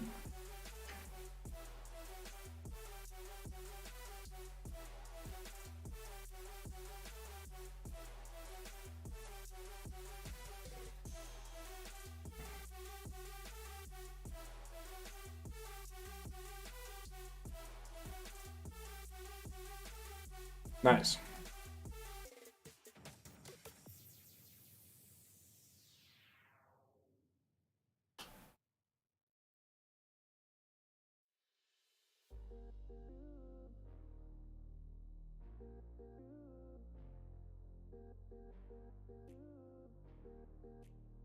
What are we on here?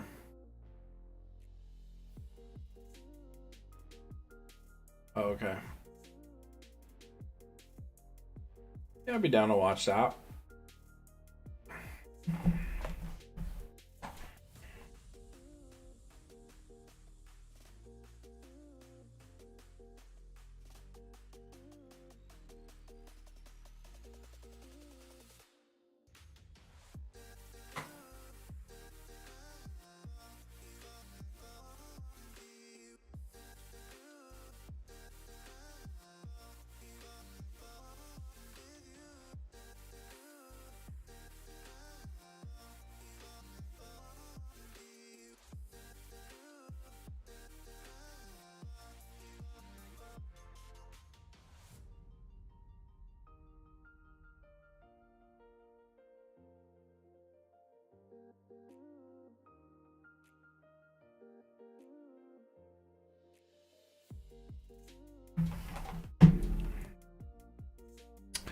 Ooh, interesting.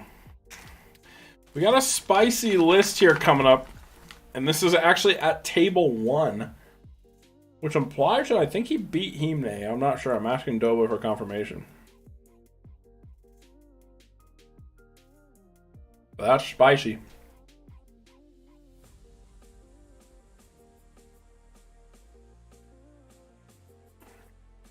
I don't think either of these guys are in the Discord, like have usernames.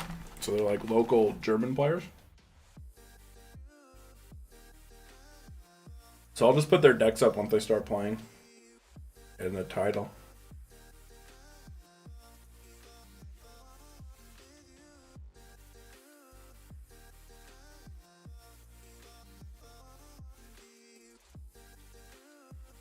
Yeah, he did beat Himne. Damn. Spicy.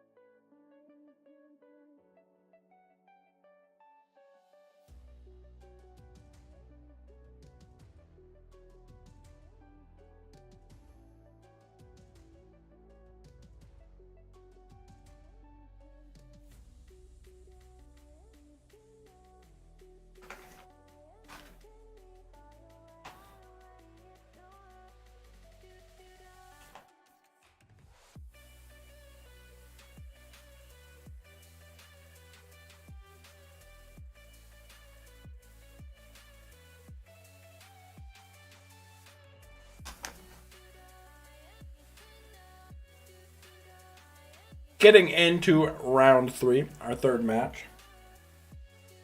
Really excited to see this deck play out. Because they're doing well. Undefeated so far.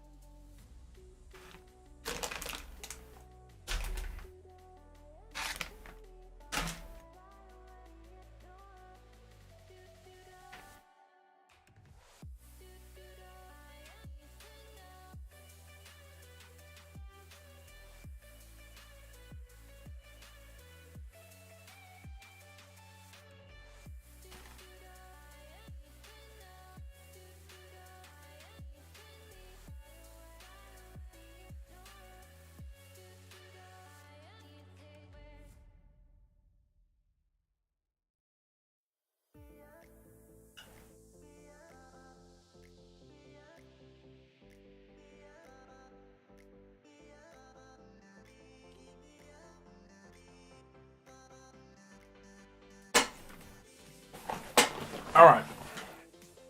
Finally getting into the game. Feeling good.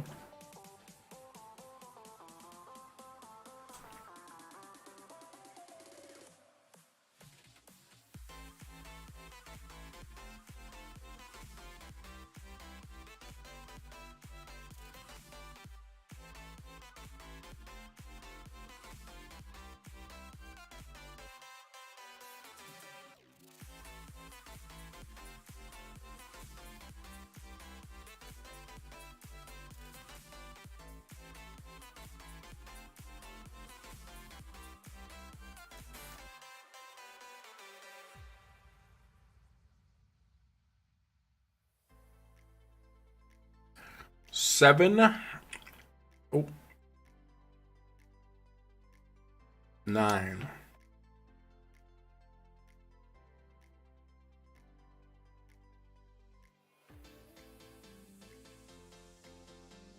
Like we starting out the round here.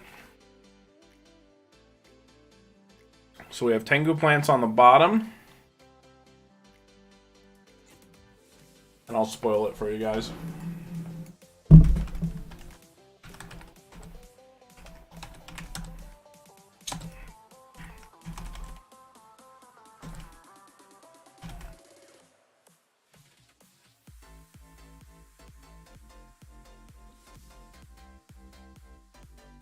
Tangu Plants versus Crusher Control.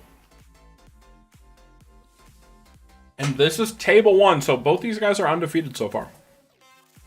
Kind of wild.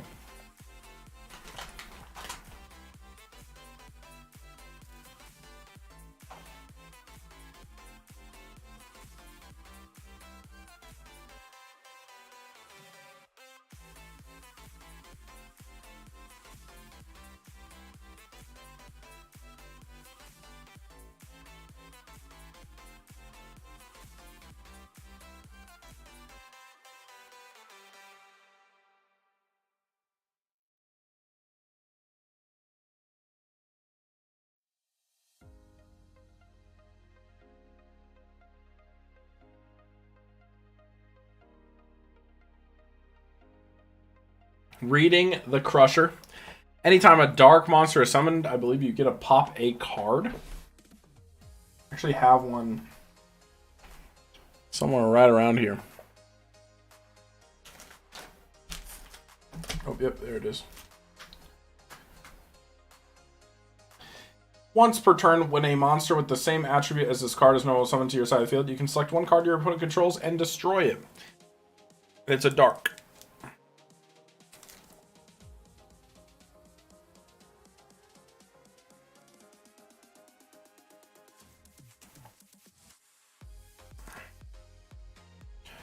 Oh, this econ goes hard.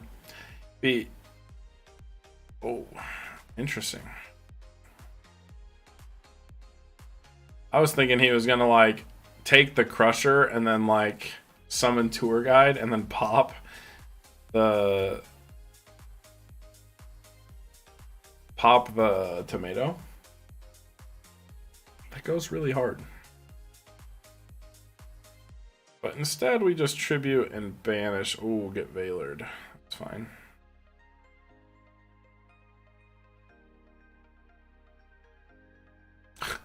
This dandy took. Pretty funny.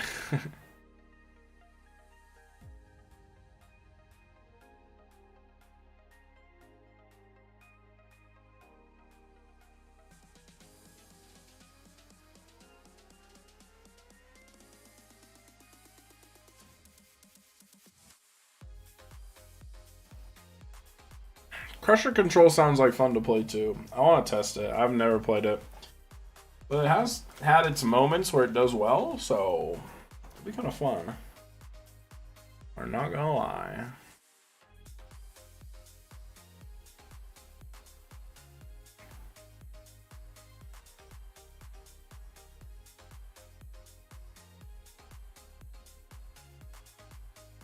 Ooh. That's pretty good.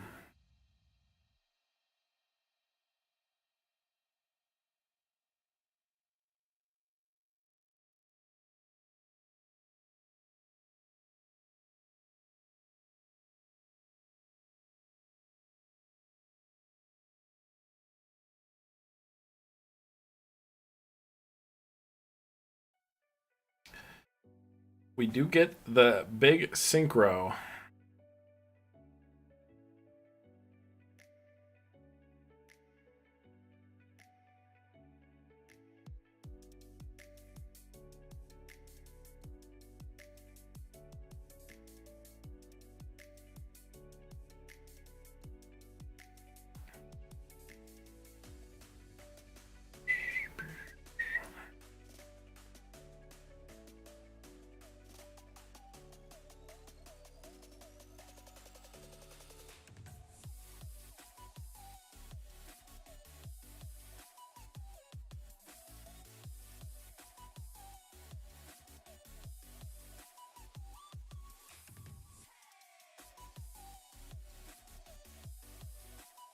Opting for the synchro in response.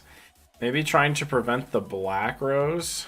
I guess he kind of has to try to prevent the black rose, so you just force Stardust here. But that feels kind of bad because he's either way he's gonna synchro into something big. Because he probably just makes scrap Archfiend here. That's my guess. Assuming he plays it, but yeah. Yeah, we definitely on that scrap Archfiend. That big bazunka. Kill the Stardust. See, that's why you have to wait. Like, I would have rather forced out the Black Rose there, personally.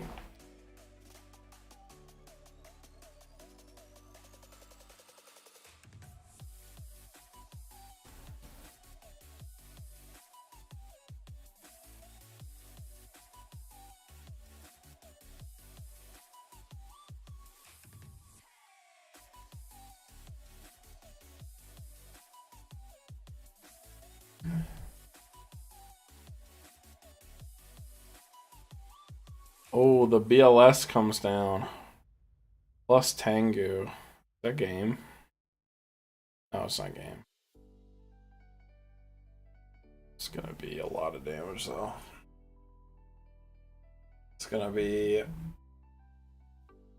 5,000 damage.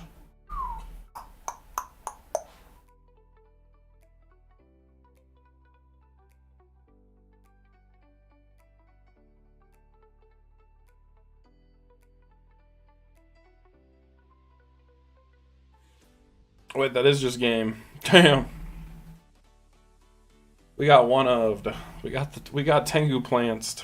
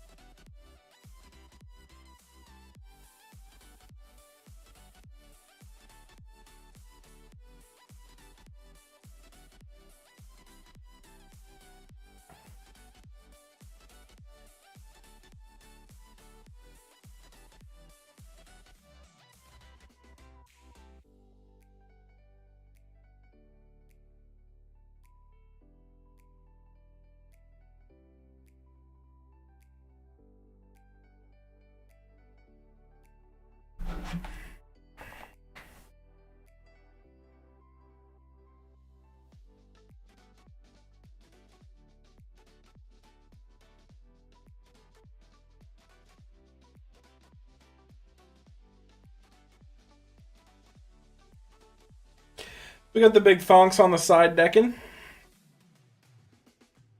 Tangu Plants is currently up 1 game versus Crusher Control. Pretty decisively, too, but I mean, it was the BLS slam, so sometimes you just draw the BLS.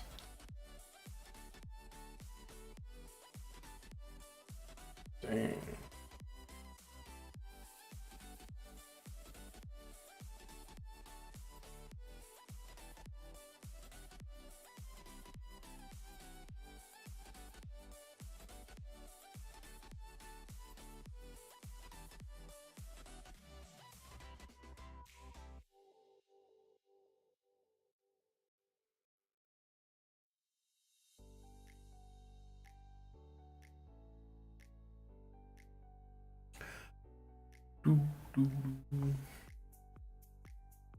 I'm trying to play some Crusher Control, guys.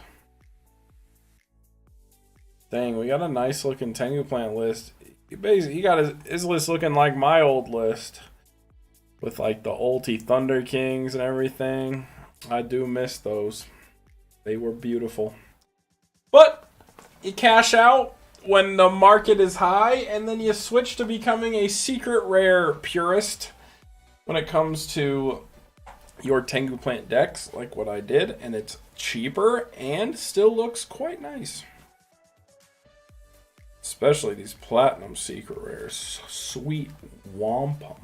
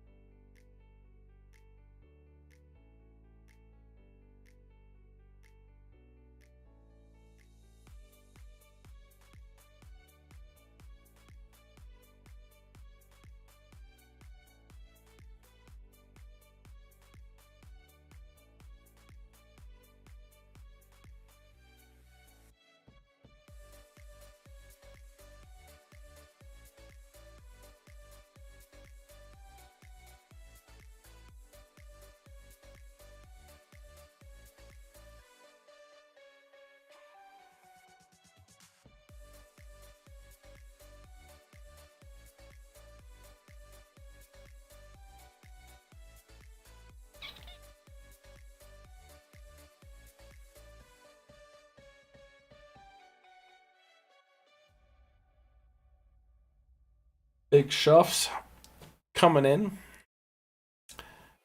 See if Crusher Control can bring it back, you know? I mean, it looked like the Crusher Control player opened up a lot of monsters, which I don't think is necessarily ideal. You want like a 50-50 ratio with my deck would be my assumption. Because you certainly want to try to see that upstart. There's Mirror Force. Yeah, we're just yeeting that back. You don't even got to think about it. Although, did he open Thunder King? Because that turn on Thunder King can go kind of hard versus the plants. Oh, he did open Thunder King. We just don't even care. But we're passing to our opponent who has MST as well as Thunder King to crash. Ooh, just kidding. We're going for the Econ swap. Makes sense, because Thunder King's kind of good, guys. I don't know if y'all have noticed.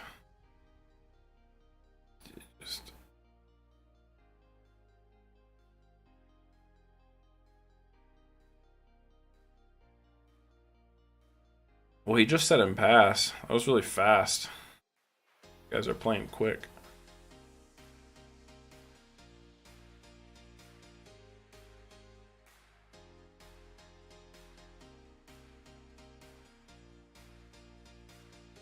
Breaker. Baylor. Ultimate Offering. We have the MST for it? I don't think so, because we Randy spaced. So we get punished. Kind of. I mean, not really, honestly. He's just going to Thunder King negate it.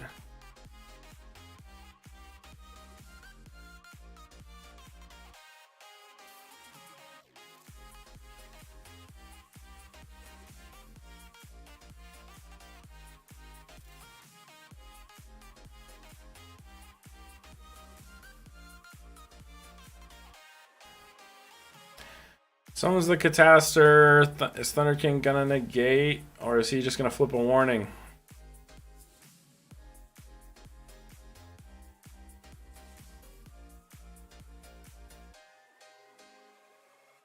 How many guys are attending? You said attempting, but I'm assuming you're saying attending. Like this tournament right now, there's currently 15 people there, so it's a little smaller. Oh.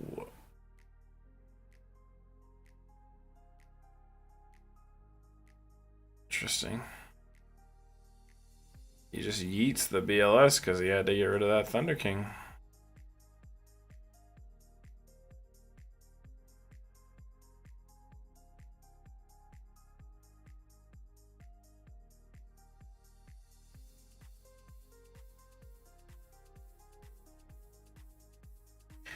Monster Reborn, the Fermunda King, gets torrentialed. Nice.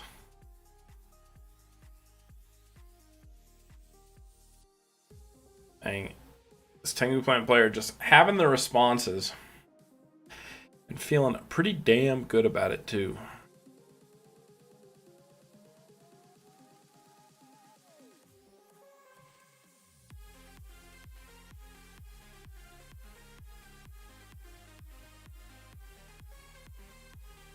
But Tour Guide is a big draw.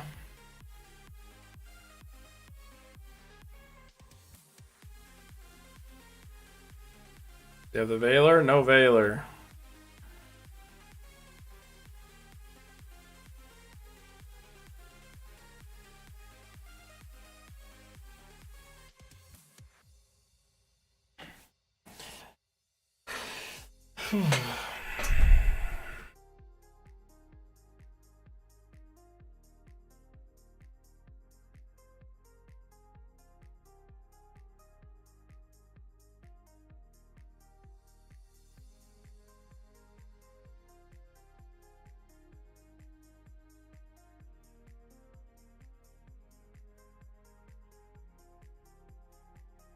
Bringing back the Breaker. Just kind of interesting because, like, oh.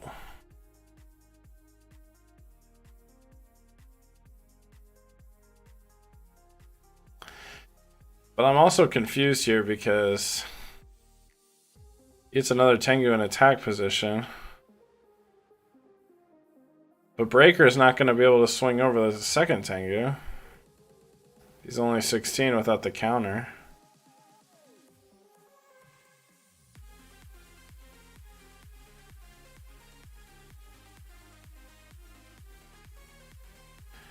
Oh, I see. You just did it to Bill Grave.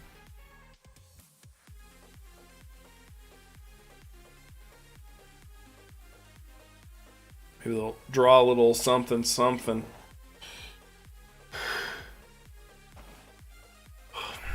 If he gets a Crusher and another Dark, you'd pay 1,000 life points, pop the Tengu, and draw another card.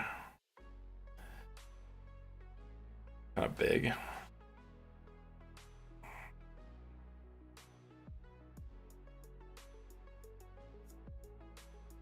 Looked like he drew Thunder King. I'm not sure, but if he did, yeah, you pay the 500 to summon the Thunder King, but you're kind of running a risk. You know what I'm saying? Like risking Darkhold pretty hard.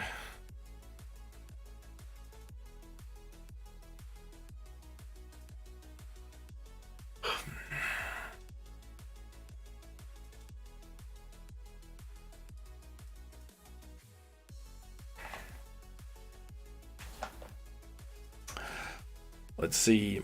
We're passing back. The Heavy Storm comes out, clears both back row, getting rid of the Ultimate Offering, which feels pretty good.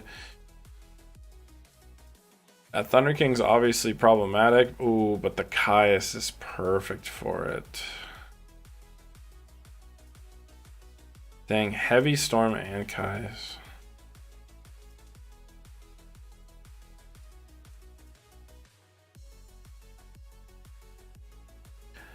That doesn't feel too good. That's going to clear the entire board.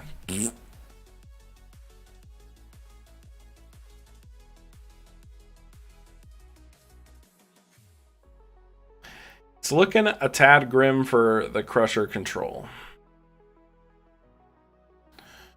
Thunder King going to clear out the last Tengu at least. Boy, did that Caius feel bad.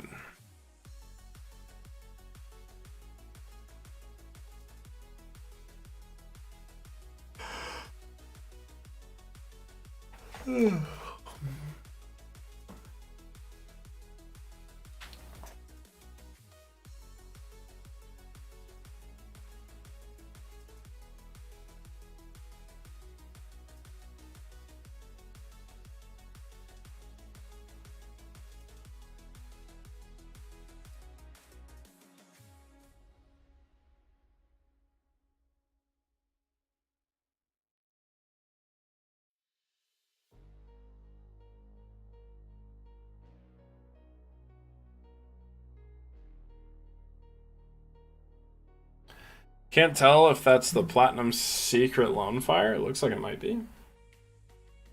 Oh, that Dark Hole is a huge top. Still a pretty close game here. I don't know how many cards are in the Tangu Plant player's hand, but if they're both down to top decking, it's kind of hype. Might be. Space for space, wow.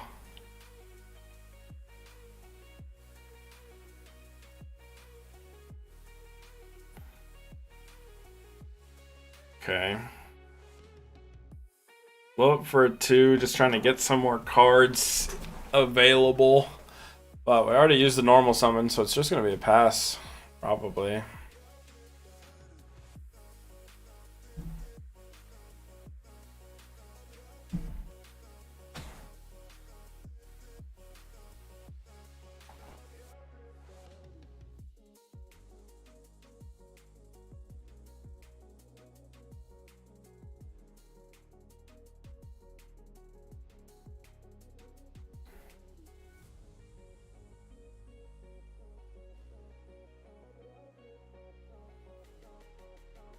Oh, is it a Dark Hole into BLS for game? Wow.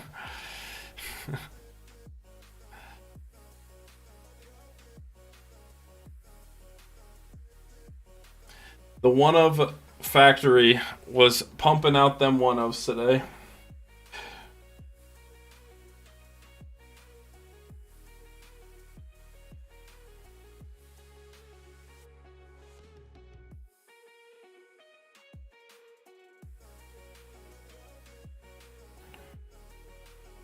Those are some pretty crazy draws back to back, though. Getting Darkhold, then BLS. Ugh.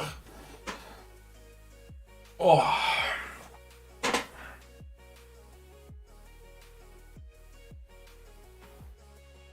What round? It's round 3. There's 4 rounds, and then we cut to top 4. So I'm like halfway done. Then I go to sleep for like a few hours, and then I have to wake up because I have something else I have going on today. It's awesome. Yeah, luckily or unluckily, I mean, they didn't have as many people this time, so it was only 15 players. But that also means that the tournament's a lot shorter, and I was already feeling really tired before this tournament started, so we're kind of living on a prayer.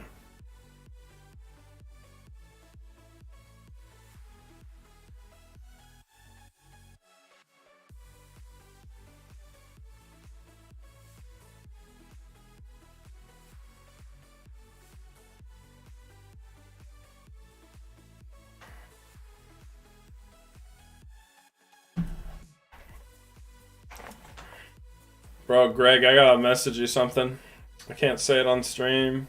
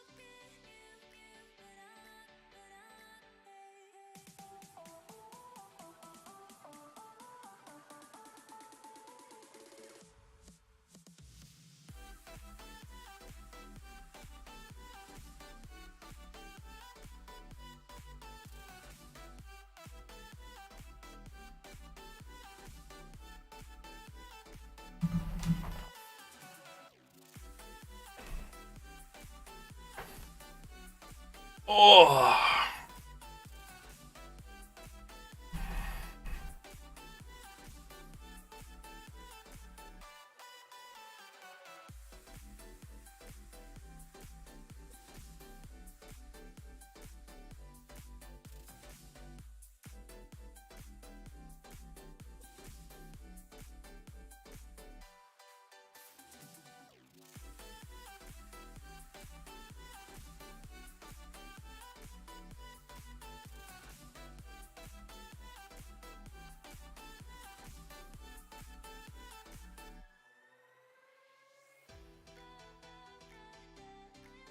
We got some people.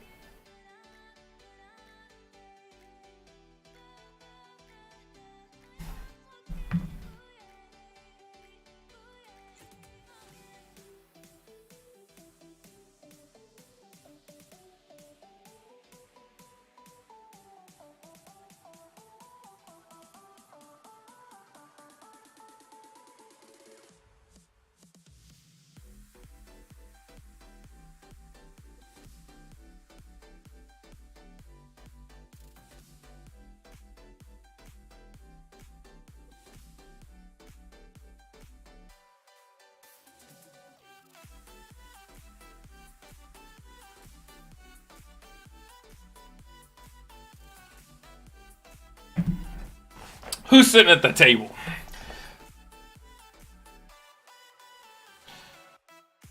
Just chatting it up, I guess. Pointing at the mat, pretending like we're making plays. Love to see it. That was a really fast round, so I don't know what we're going to have.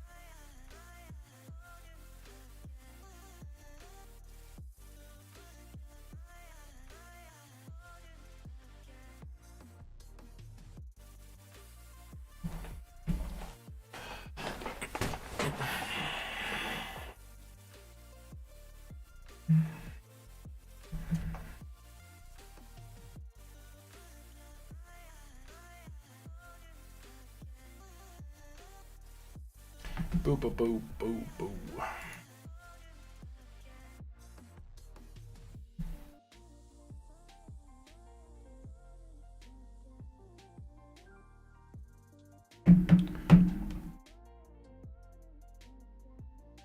Alright, let me check and see if we got new pairings or anything. It will be last round until top cut coming up. We just saw table 1, which like Crusher Control was undefeated up until now. RIP. Pretty swift dub by Tangu Plants. But sometimes that's how Tangu Plants be. Sometimes they just look like the best deck in the room. Other times they just lose.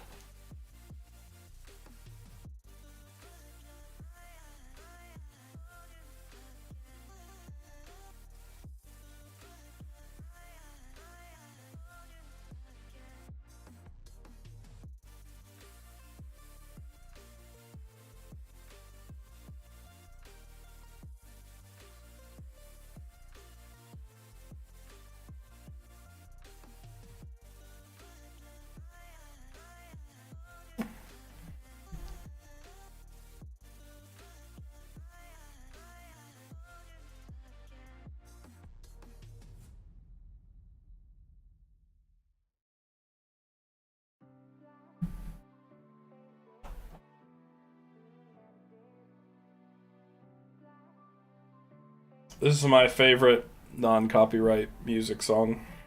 It's an absolute banger.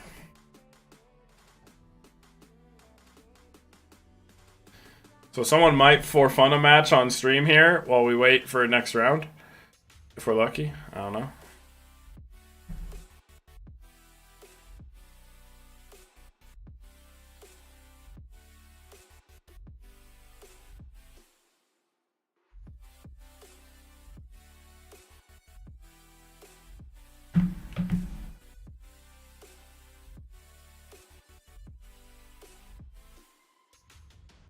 Okay, JK, no for fun match. We will have round starting soon.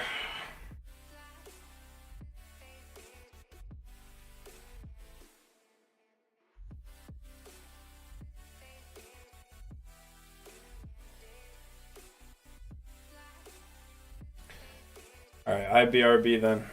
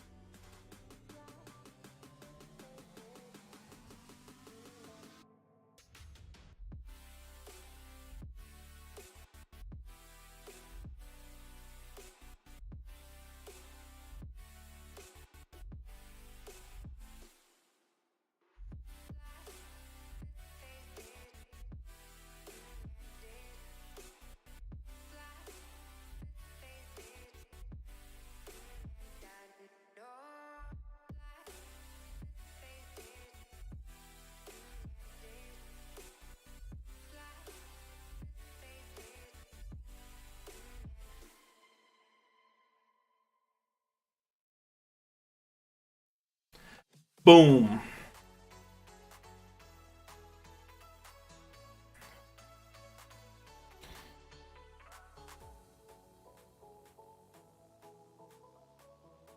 See, I kind of punished myself. Here's the story. All right. I knew I had to get up for this tournament. So I was like, okay, what I'll do is I'll just like sleep all day today and then get up so I could watch like League of Legends Worlds and then do the tournament. I figured that, would be good enough. But I made a critical error in my thought process in the sense that it is daylight savings time, so you gain an hour, which normally if you're sleeping is fantastic. But if you're not sleeping, it just means that there's an extra hour until the tournament starts, which means I'm staying up an hour longer for the tournament, right? So that was kind of my big boo-boo. Because technically, if I would have known that, I would have skipped Worlds and then slept until the tournament started and gone that route. Unfortunately, I elected not to do that. So now here we are, and I'm a sleepy boy.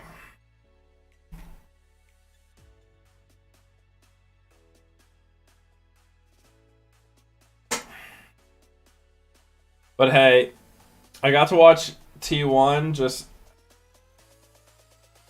play League of Legends. I don't want to spoil. I mean, that's kind of already a spoil, but that's my bad stream. I'm too tired to think.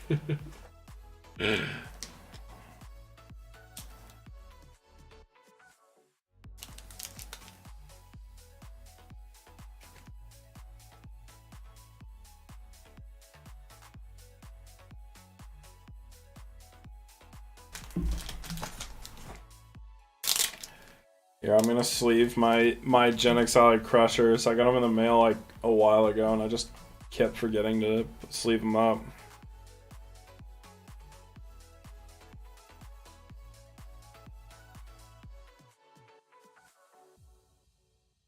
Looks like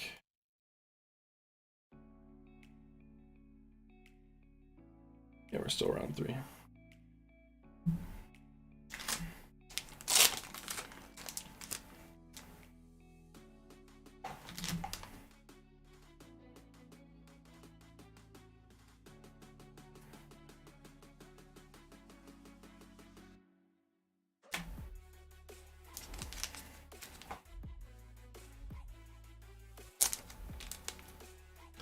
I caught myself. I didn't spoil.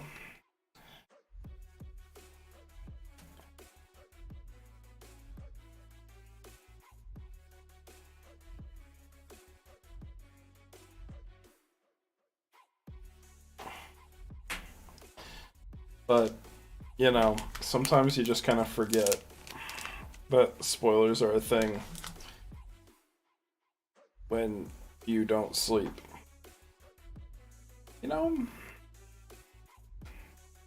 Sometimes it be like that.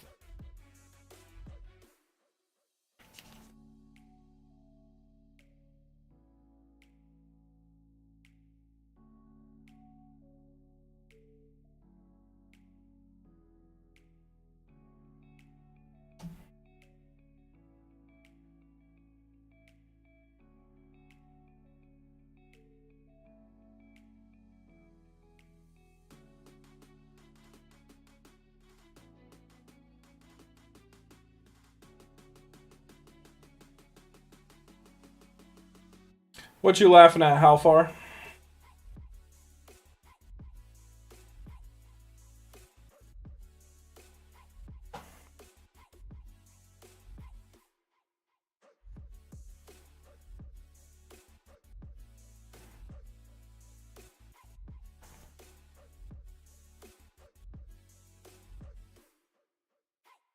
How far with the no context XD?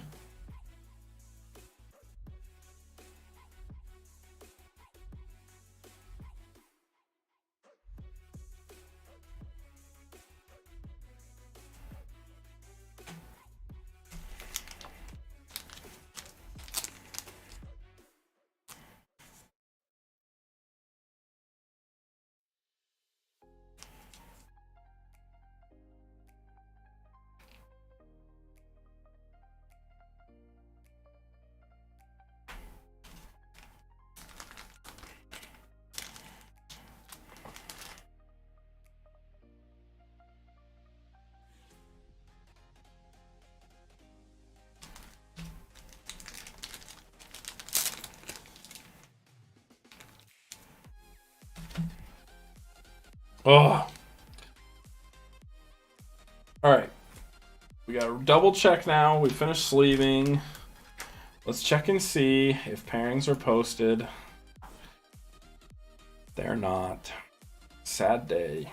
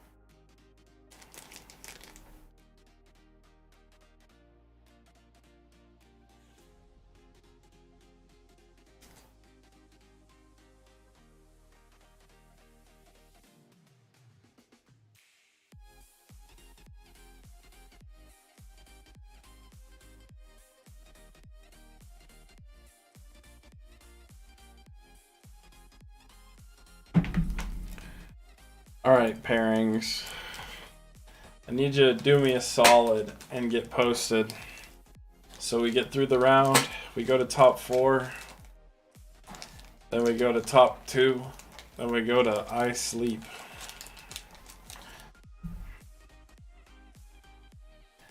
I guess I'll go get some water in the meantime. BRB again.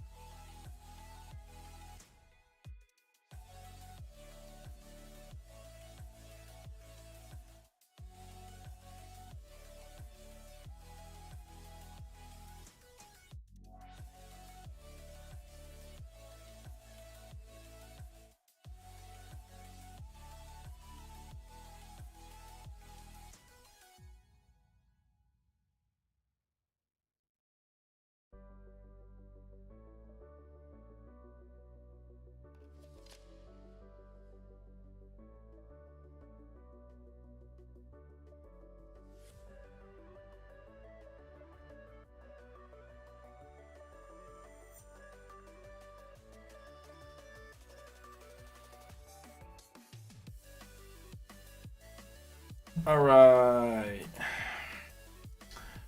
Still waiting on pairings. Unfortunately, like, my Discord is just set up over here, so I can't, like, put anything else on the screen. So all I can really do is sit here, think about how tired I am, and also ponder what Halfar was laughing at. I don't know if I'll ever know.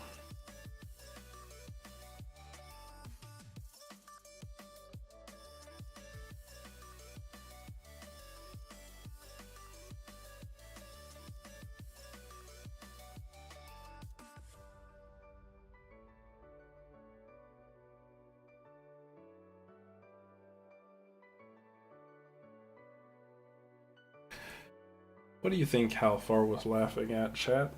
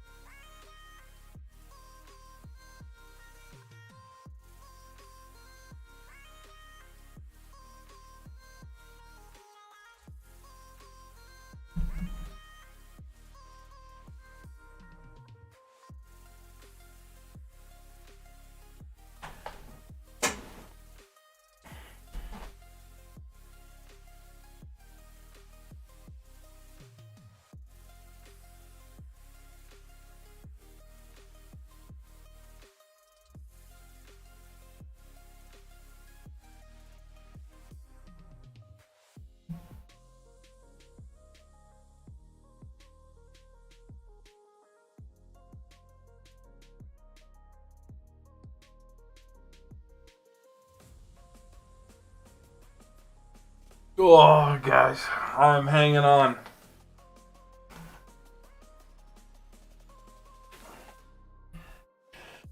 You ever question your life choices? Think to yourself, like,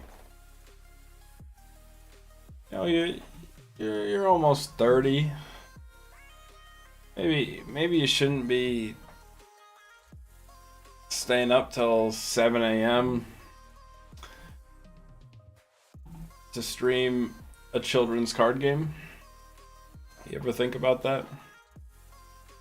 Sometimes I think about that. But I just love Tangu Plant so ding dong much.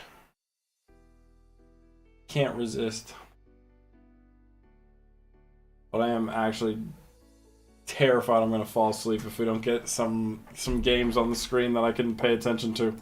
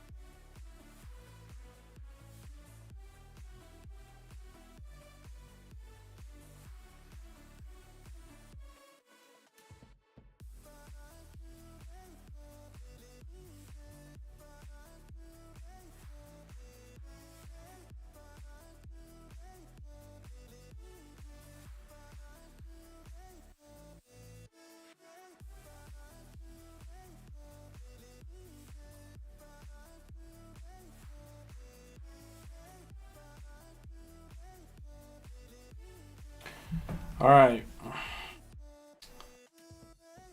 Pairings, please. Pairings, please. Round 4, please.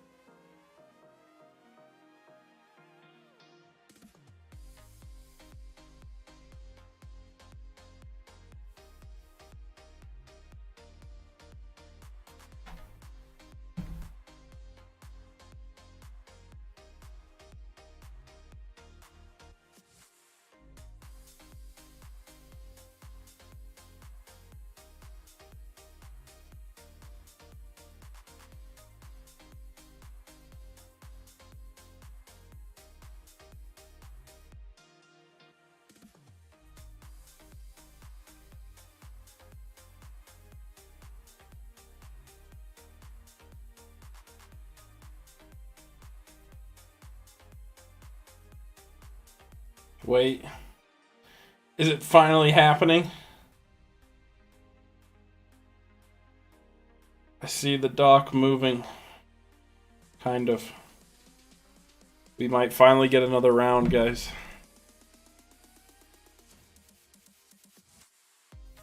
Some scrap coverage. I actually don't think we have any scrap players in this tournament today.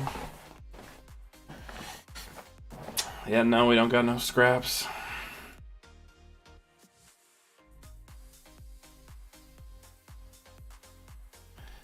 I apologize to let you down.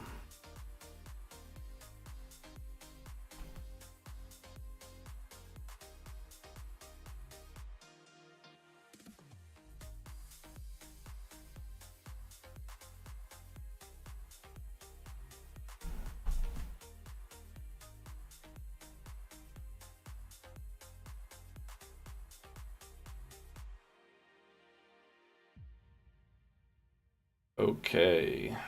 Thing I wanted to see.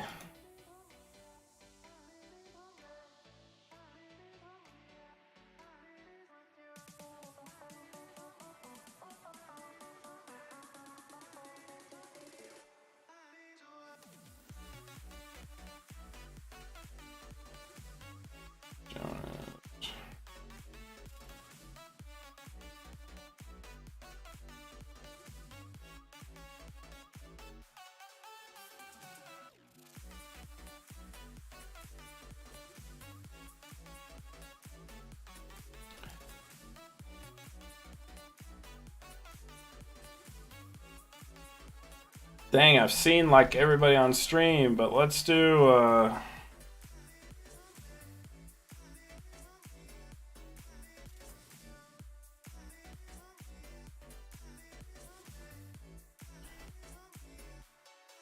Alright, we got Necro on stream next. I'm down for some Necro action.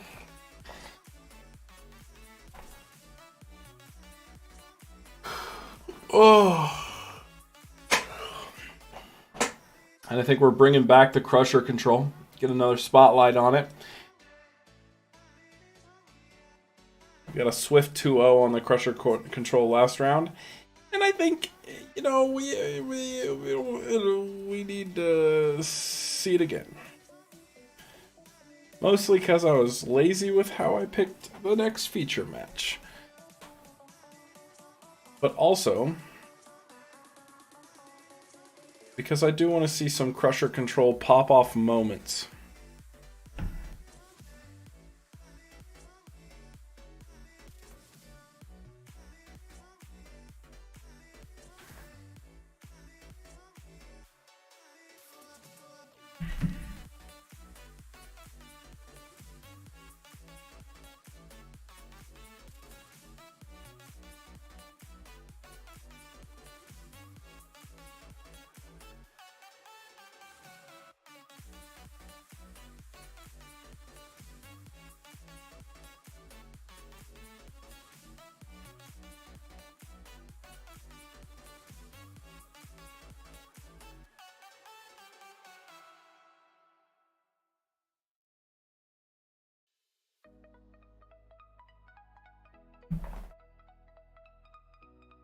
We're gonna get into some action, guys. It's gonna be Pog. Oh.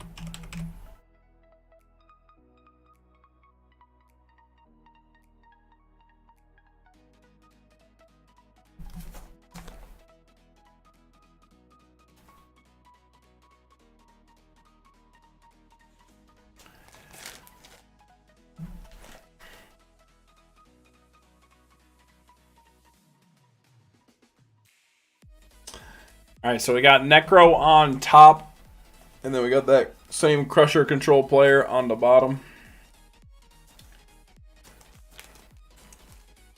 See how it go. This list did just beat X-Sabers because it beat Himne. So it's possible. I'm honestly impressed though. I feel like X-Sabers would be favorable in the Crusher Control, but I guess like the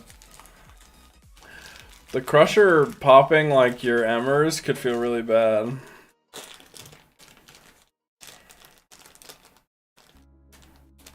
Maybe it's a bad matchup for Sabers, thinking about it more now. It's like a weird matchup.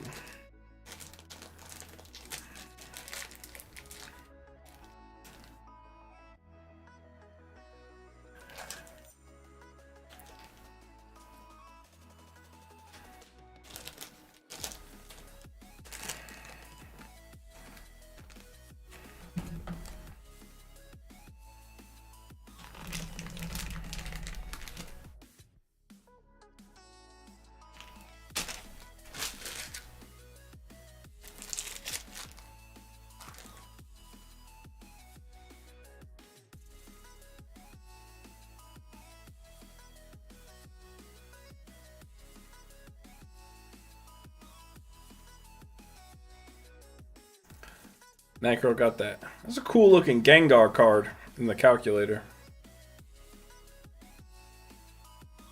They're rolling one dice. Who rolls one dice? I've never seen that. Will they?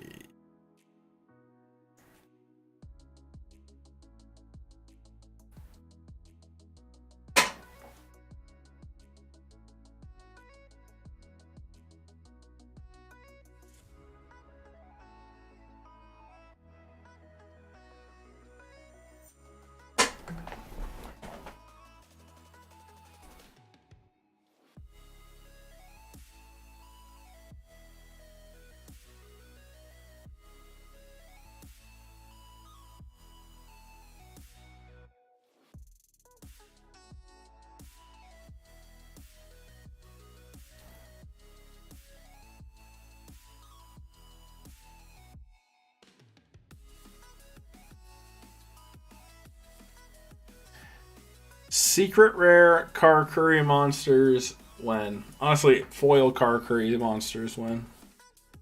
All I want in my life.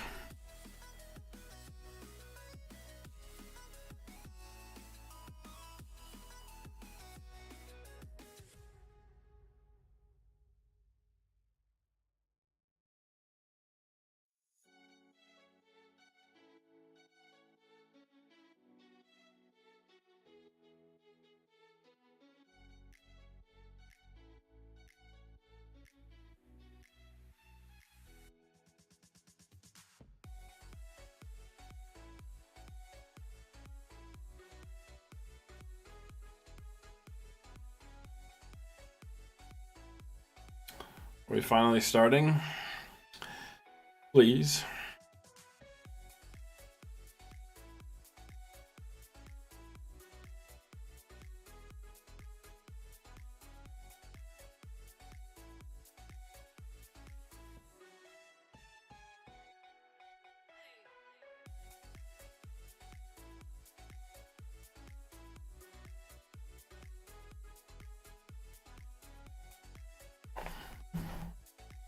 Oh, we're killing me.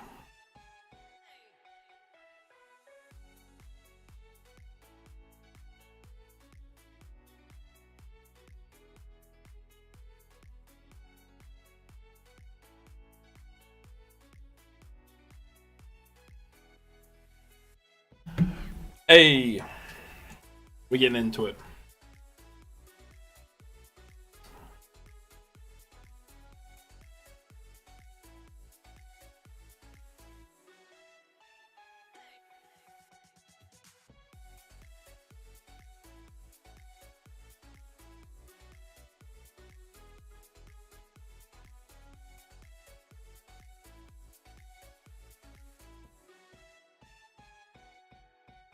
All the duality's off screen. I don't know what he took. It was such a shallow duality.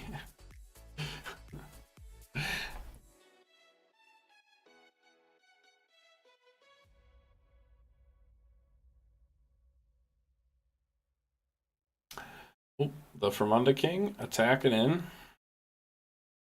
Does he hit a Dark Soul for big plus?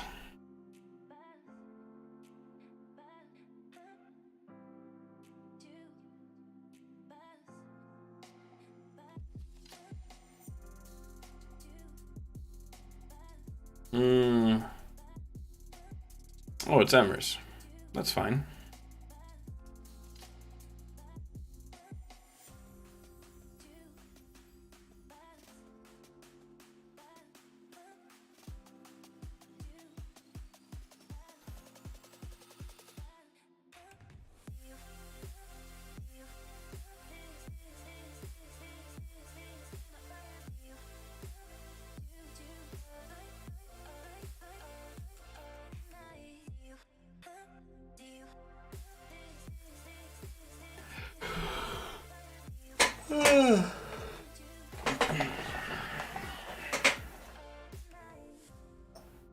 Interesting.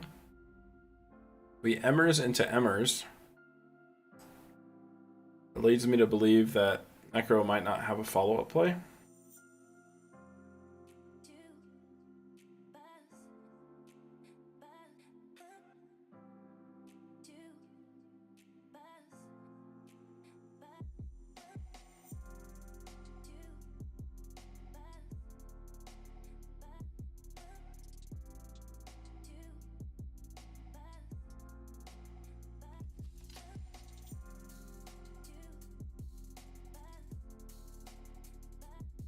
Uh-oh.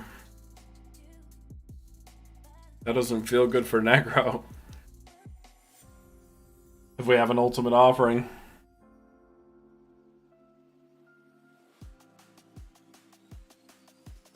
Here comes some big plays. Better have the MST.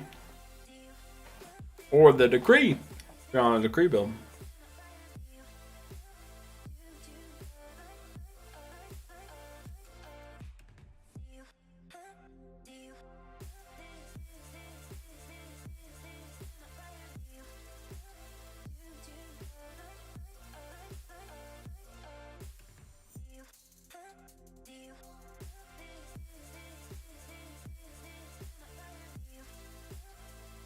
Oh wow, and we're clearing both back rows here.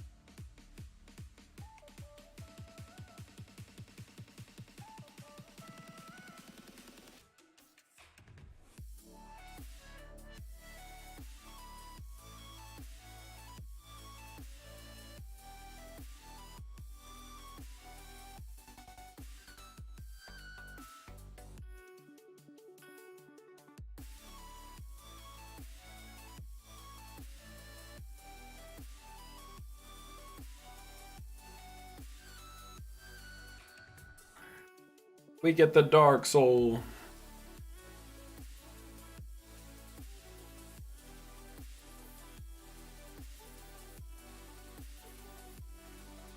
God, I love X-Sabers. The deck is so cool.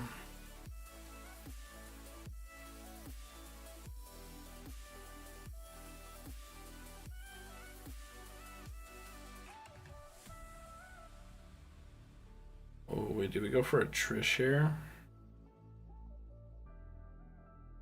Oh my.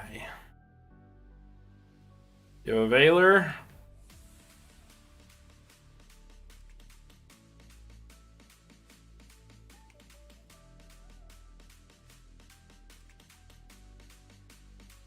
This is why 3 Veiler is important.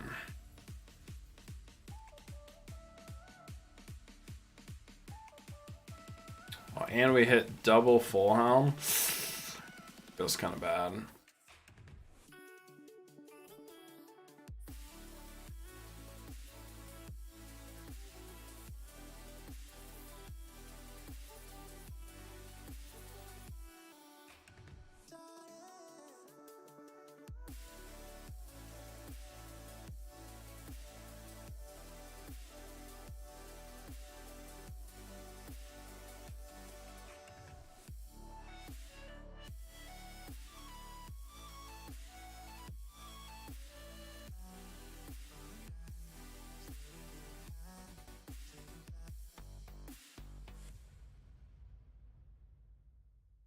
What does Necro do here? I mean, not having the full helm hurts so bad. Because the full helm was about to, like, swing over that set breaker and get mad pluses. Oh, wait, is that the 3rd full helm? No shot. That's wild. Oh, but then all 3 full helms are banished. It's devastating.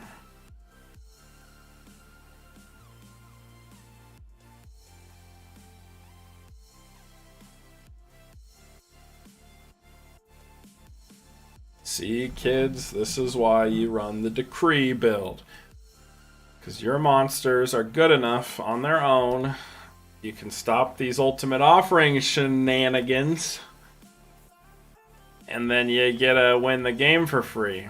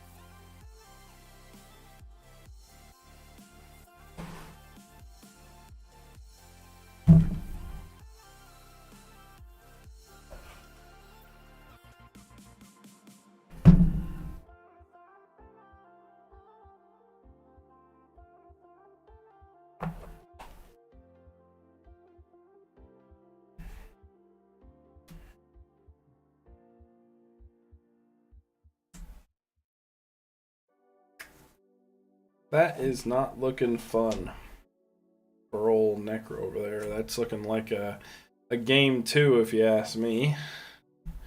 He's pointing at his mat like he's about to make some plays, though. It's one of my pet peeves. I don't know why Yu-Gi-Oh players do that. They like point at the mat. I don't know if that actually helps. Because anytime, like, I'm just sitting there thinking out the play in my head, I'm like, why does pointing tell you what you're doing? Am I alone in that? You guys feel the same way?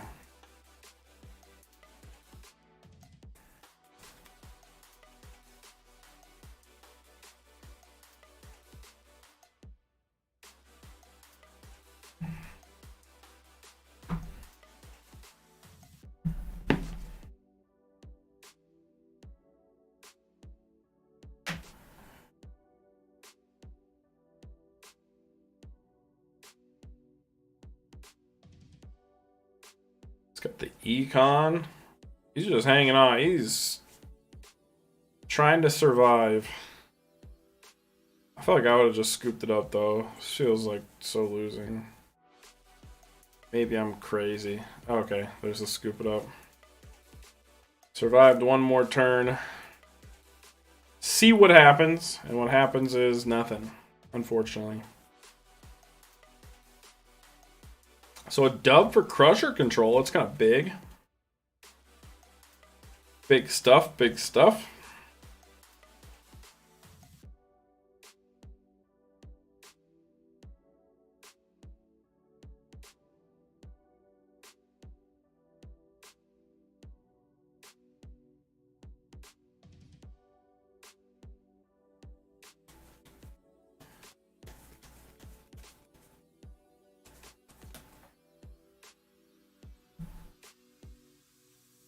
What tourney is this? This is a in-store Tengu tournament in Germany right now.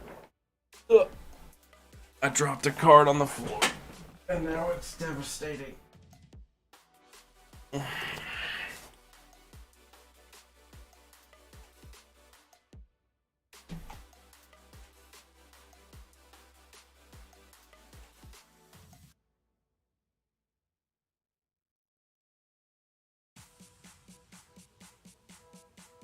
And this is round 4. After this round, they'll cut to top 4. So we'll get to see some gameplay, and the tournament will be coming to an end soon, and I will get to sleep.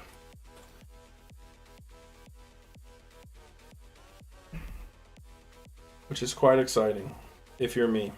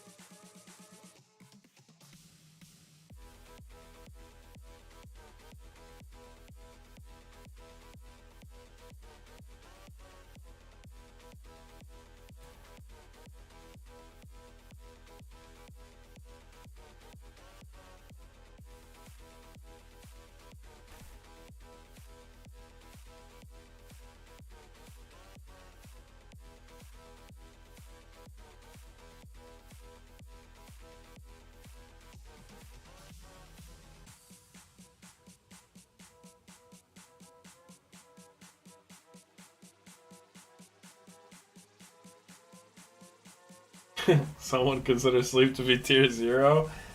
I agree.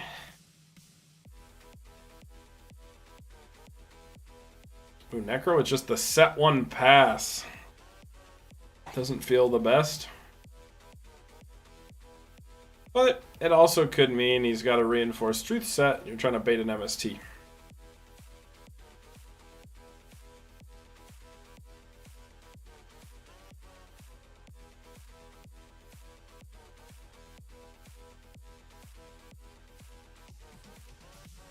No reinforced truth, huh? Lucky.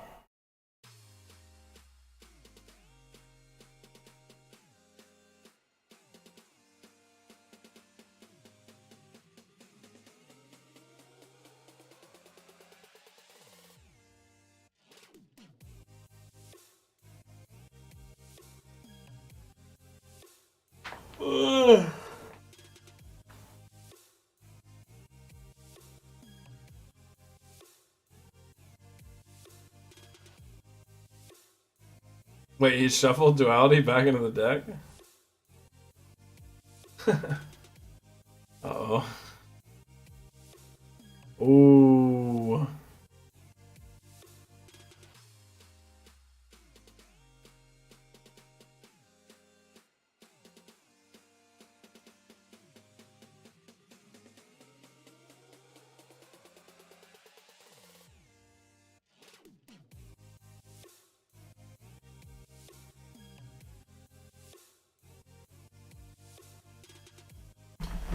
I'll message Judge.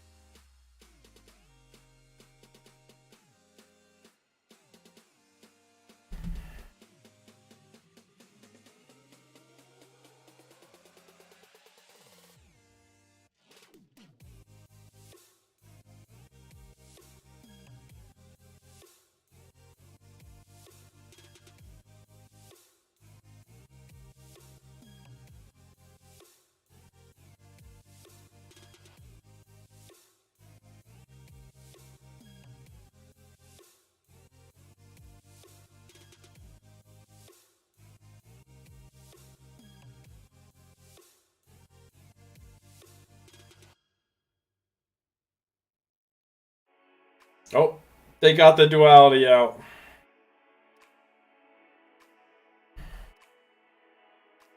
It's been resolved.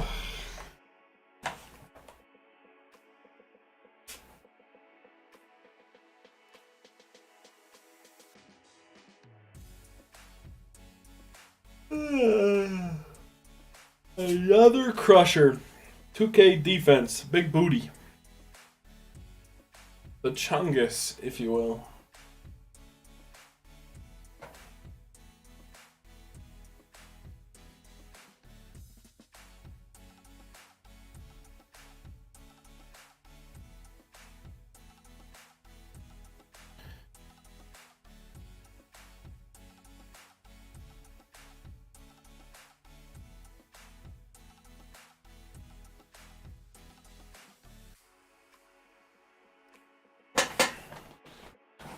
Looks like we have reached an impasse. Need to see Dark Soul, but no Dark Soul to be seen.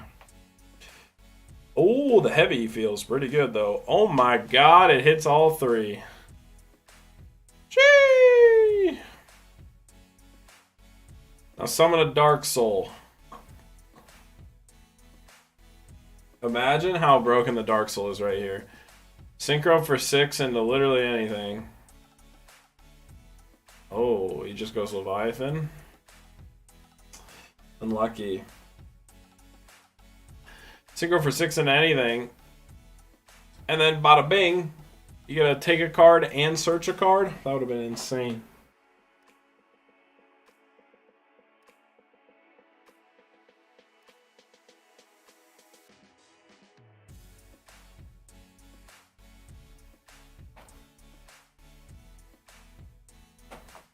Oh, I'm a Leviathan Dragon fan in X-Sabers now.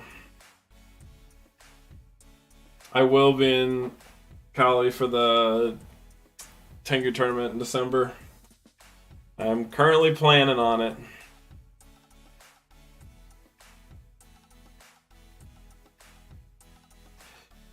So hopefully that all goes well. Because yeah, I would really like to go to that. But current plan is I should be.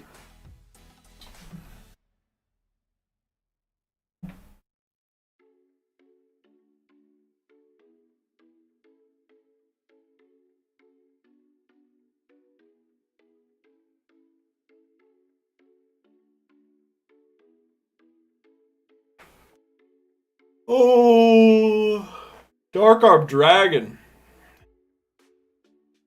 The amount of games I've seen this card win today.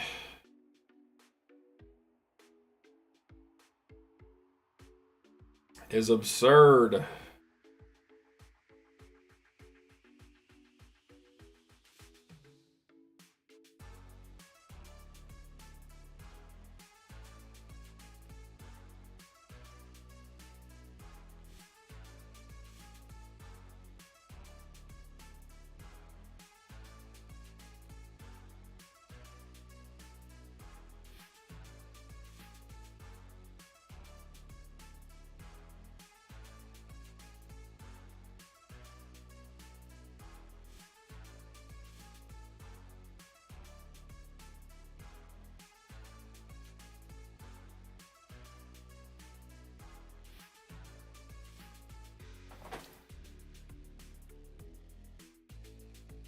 Wah, wah.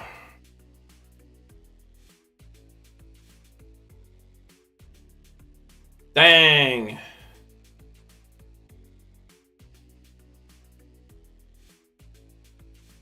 That's game. Crusher control, guys. I mean, honestly, that was mostly Dark Armed in that game. Dark Armed has won so much today. It's crazy how much I've seen Dark Armed win.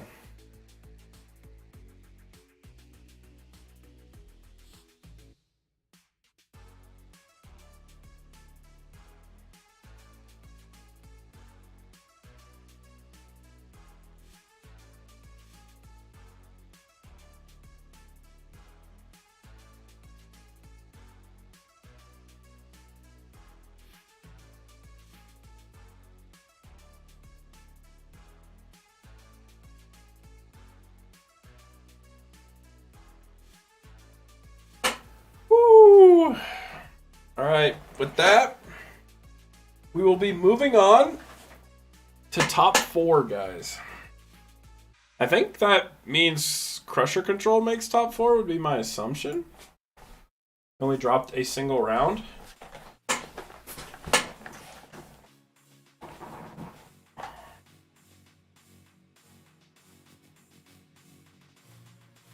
What's everyone playing? Believe it or not, I've seen a lot of Car Curry and X-Sabers is actually like large majority. We got a Crusher Control player doing his thing. I mean, I guess at this point we have in the deck pool. There's Car Curry Agents, Car Curry, Stun, Tangu Plant Agents, X-Saber, Falcon Punch, Gravekeeper, Falcon Punch, Machina Gadgets, Lightsworn, Tangu Plants, and Crusher Control. Those are all the decks that we got in the pool. Smaller tournament. I wish I could grind 2011 in real life.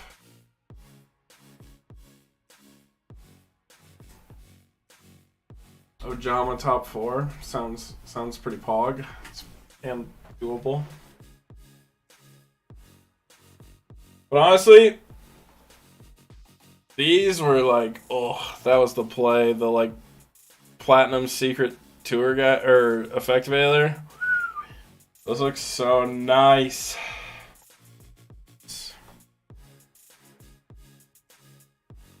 I did a little rarity bumping recently. Yeah, this is the last round of Swiss. We cut to top 4. And then we'll take over the world. And by take over the world, I mean go to bed. I low-key thought about like seeing if there was like another content creator I knew that was online. I could just like tag out. Be like, yo, are you awake at 7 a.m.? Awesome. Take over for me. Oh.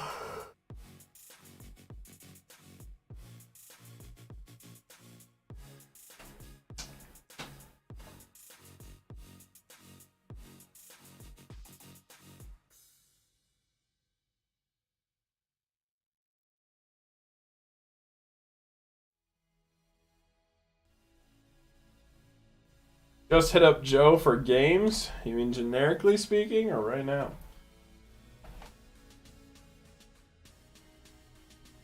Joe operates on a very busy schedule, and he's rarely online. He's got like a wife and stuff, you know. He has a teaching job. He does a lot of stuff, so typically don't just get to casually play games with Joe.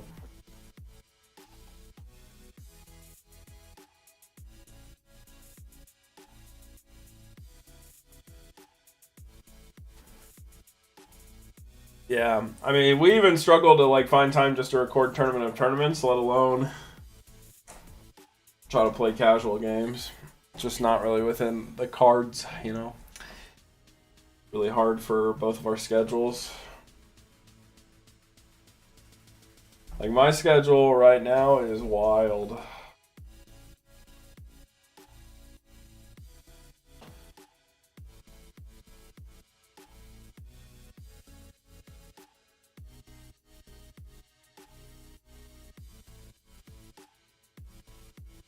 I'm putting on a large tournament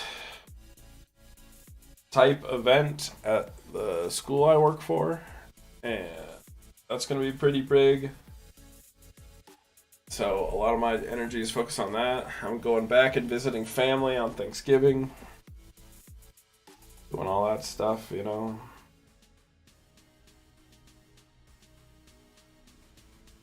Got all kinds of stuff going on.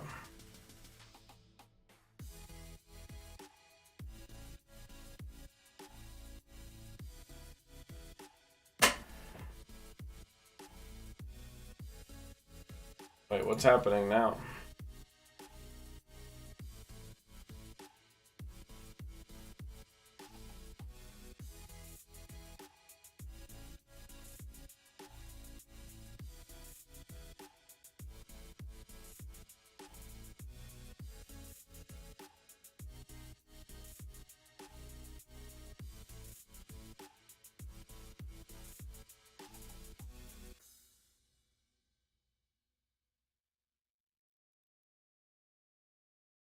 Yeah, I'm literally booked up every weekend until after that tournament or that Tangu tournament in December. Like fully booked.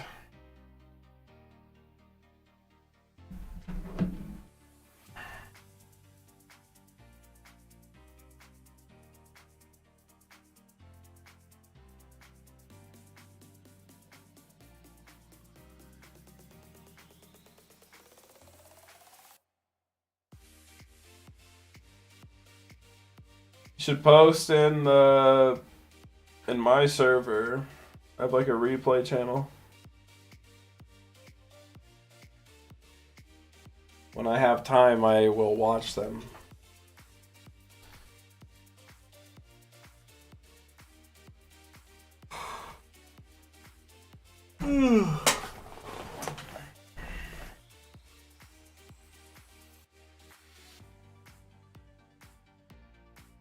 Oh, nice.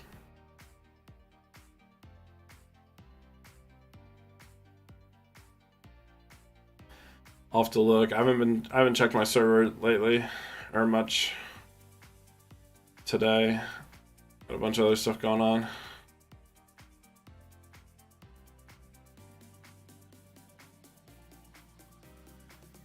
Oh yeah, I did see that. I did see that you posted a bunch in there. Now I think about it. All right, guys.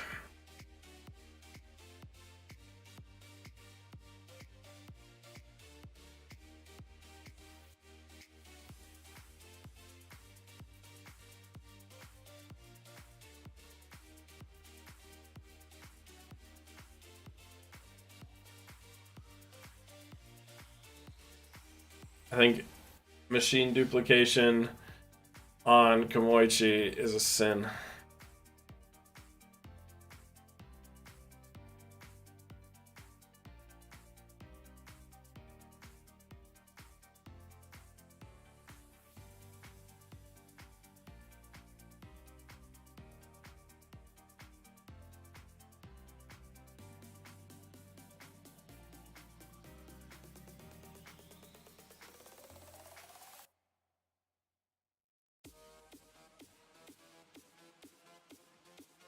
Meme down by Chaos.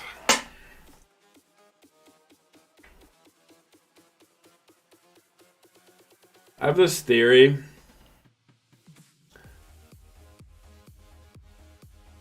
that, like, I don't know what deck could do it. Maybe TG. No, I don't know. I feel like there's a deck in Tengu. Maybe Car Curry, actually. That could main deck Imperial Iron Wall. And it would be really good. Because Because Imperial Iron Wall, low key, like, shits on a lot of decks in this format. Oh, that's nice.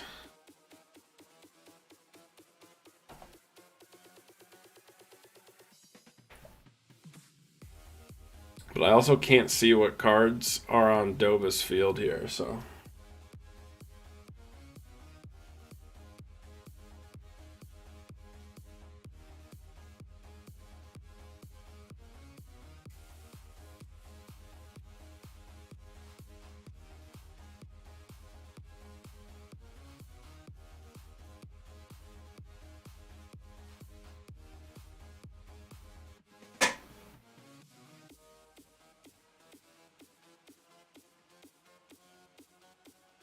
Okay, so presumably that's not Stardust, right?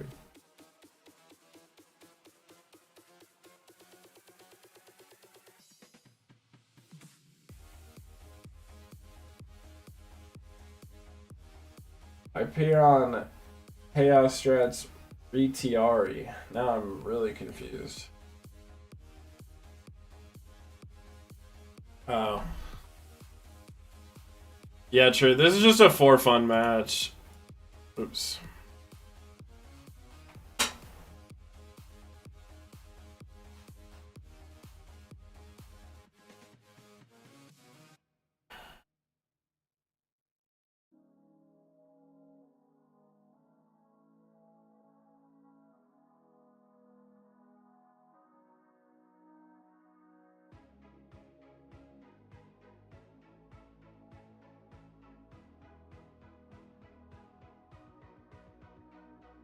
No, this isn't top 4.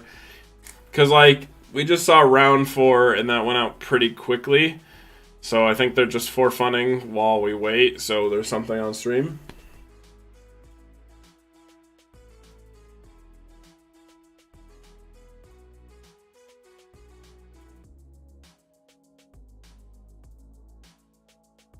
I don't know. Because I don't get to see, like, match reportings. I just see, like, when they post pairings who was in, like, at table 1 and 2. And I'm assuming, like, those table orders are based on who has best record. But as far as I understand, I think Machina Gadgets and Tengu Plant for sure make it in. And then Crusher Control makes it in. And I don't know what the other deck would be.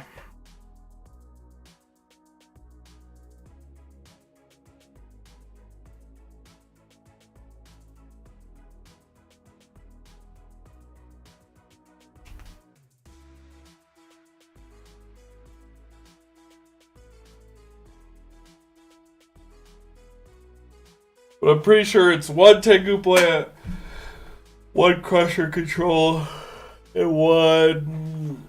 whatever else I said.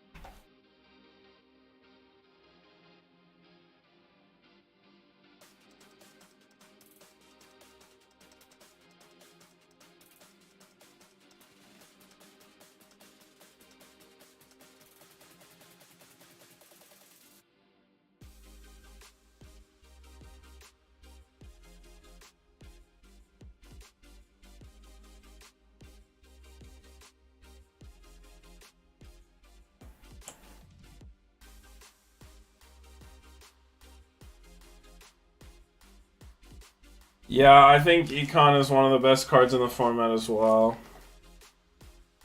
Anything that's, like, it's just so versatile. At the bare minimum, it can, like, protect a card, it can out a Thunder King, but it also can just steal games for free, you know? Like, I can't tell you, because, like, I run triple Econ and X-Sabers. I can't tell you how many times I've just normal summoned a Dark Soul, tributed it with Econ to, like, steal a monster and just swung for game.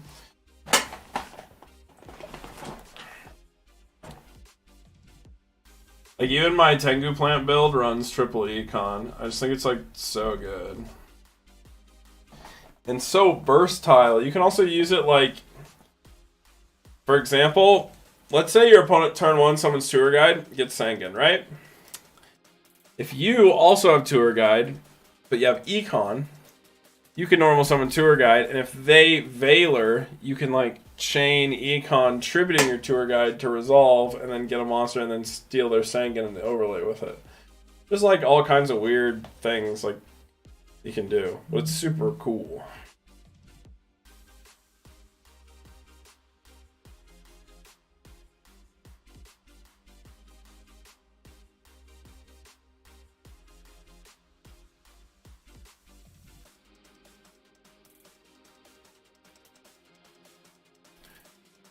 Alright, I need more water. I'll be back.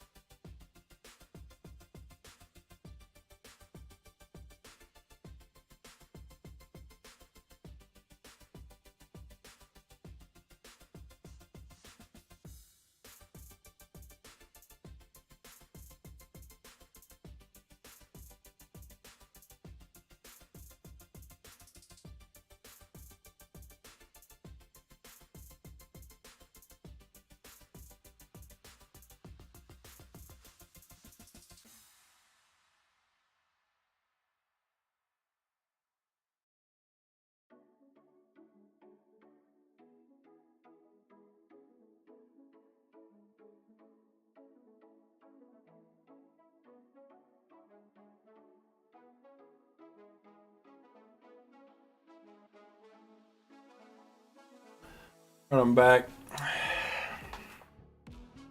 Can barely see the cards. Yeah, it's just they're having glare issues. Kind of is what it is. Pretty sure that's a strategist, like Car Curry strategist. God, I watched so many people play X-Sabers today, and all it does is make me want to play X-Sabers. Because I'm just built different on the deck. Everyone's just building the deck wrong, and I just have to stare at it. Terrible. You have no idea how hard it is for me.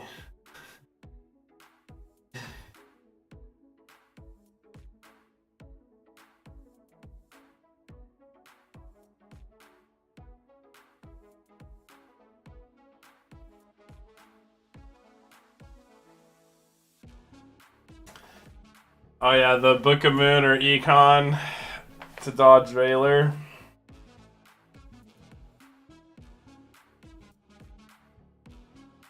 Yeah, it's something a lot of people don't necessarily think about.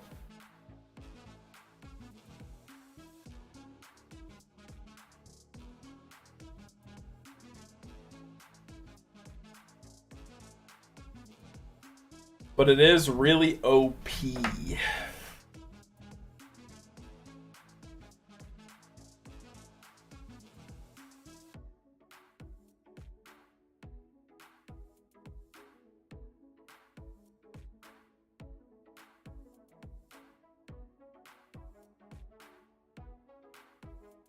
Honestly, guys, I think that I am incapable of playing, like, the deck Tangu Plants.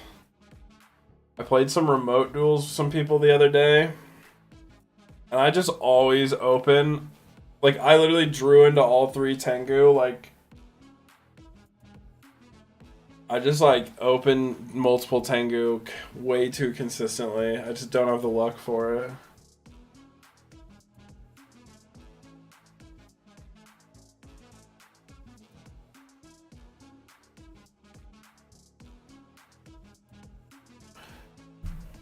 We comboing off.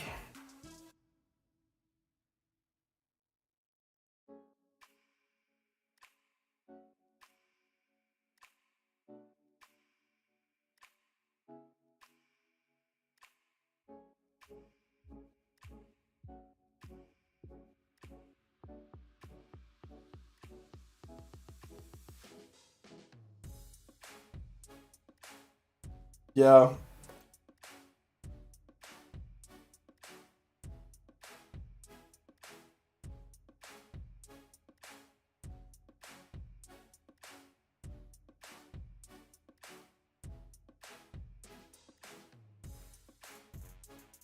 Yeah, I mean, I can play plants well. I know how to play them, but it's like one of those decks that just doesn't mesh with me well. But I also don't like playing basic decks. Like, I don't like playing, like, the standard stuff of any format. Like, it's just boring to me. Have I considered updating the decks that are on my site? I mean, for the most part, most of those decks are relatively updated. But, like, a lot of people nitpick, like, the list. They'll say some list isn't optimal or whatever. It doesn't matter. The whole purpose of the website is not to just, like, have the most competitive list for every deck, which I think is, like, a common misconception. A lot of people look at it and they're like, oh, like, this Car Curry build could be better. Like for example, the Car Curry build on the website isn't even my Car Curry build, which I think mine is better.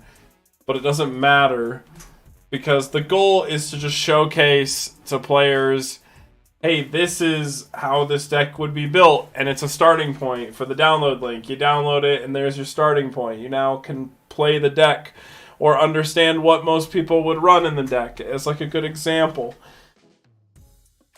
So, like, yeah, it's just not really intended to be something super flashy or fancy where it's constantly like, oh, what's the best deck? Because that's just completely subjective. So as long as the deck is functional and there isn't just clearly a significantly better version, like, for example, we just saw Morphtronics win a tournament, and I updated my Morphtronic list to be the one that won, because the list I had was just some Gulab Jamu I threw together for a Morphtronic list that was, like, some semi-playable, but obviously one that wins a tournament is clearly better than whatever I put together.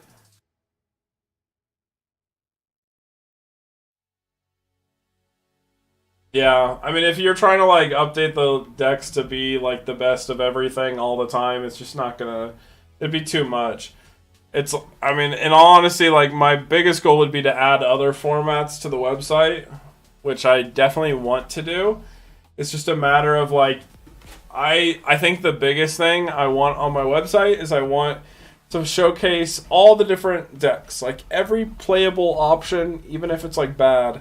I want every playable like deck for every format, because I think it's important to showcase, if you wanted to play X deck in X format, what does that look like? You know what I'm saying? I think it's good to give people starting points or ideas, and then that, like, encourages people to try new strategies and, you know, dive a bit deeper.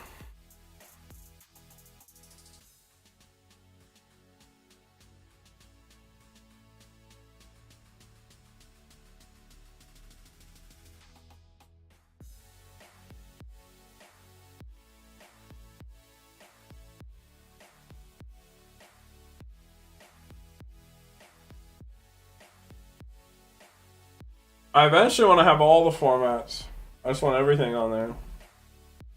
But the next format I intend on doing, I've actually started the process for it, is YCS Miami. I think YCS Miami is the second best format to Tangu Plants. And no one even talks about it.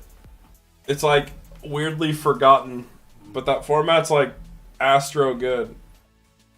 I don't think it's as good as Tangu because, like,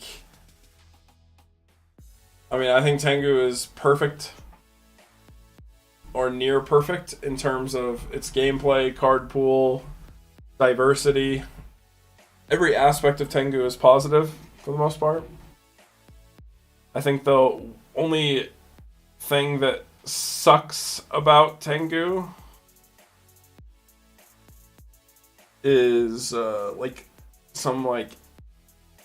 sometimes it feels bad to lose to like one-ofs, but I feel like you can't escape that in any format, so that's just how it is. So YCS Miami was like, that was like, so like, you know, September 2012 format was like Wind Up OTK, nerfed Inzectors, nerfed Dino Rabbit, basically. This was like after the loop, and like Tour Guide was at 2. All the decks that were like really meta were super nerfed, and like YCS Miami is the format right before Meadowlands, so this is right before Constellars and Evil Swarm came out and before Dragon Rulers, but it's like pre the ban list as well, because like that ban list bans like Sangan and stuff like that. So YCS Miami is like basically full power Mermail, Fire Fist, and then Wind Up OTK, and like Hieratic, stuff like that. Really cool format, super diverse, a little bit more back row oriented. Like there's a lot more back row that's like playable in the format, but yeah, it's super cool.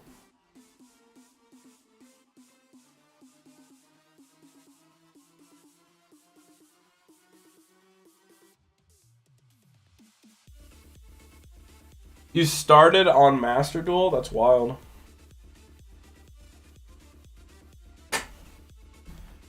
Do we have top 4? Not yet. Maybe we do.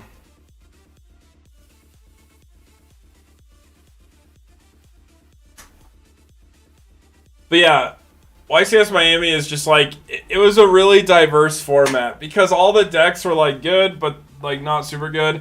People downplay it a bit because they think that like Mermail was just too strong, but it really wasn't too strong. It was acceptably strong. Like Dweller was out in the format, so Dweller deals with Mermails really nicely. A lot of decks can make Dweller. What was the time period? Here, honestly, let me...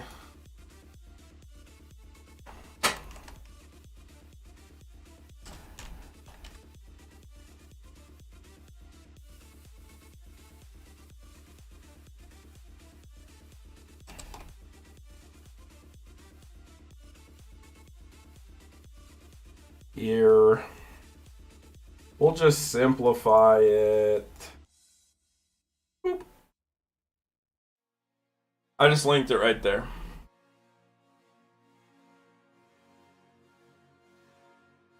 Yeah, this format's definitely post-Rescue Rabbit. But again, it's like priority's no longer in the game. So, and Rescue Rabbit's a 2 of, and Tour Guide's a 2 of. So it's basically like the consistency of Dino Rabbit went down for this format. Like all those decks just lost a bit, lost some consistency. Stream be delayed? I mean, it shouldn't be delayed by too much.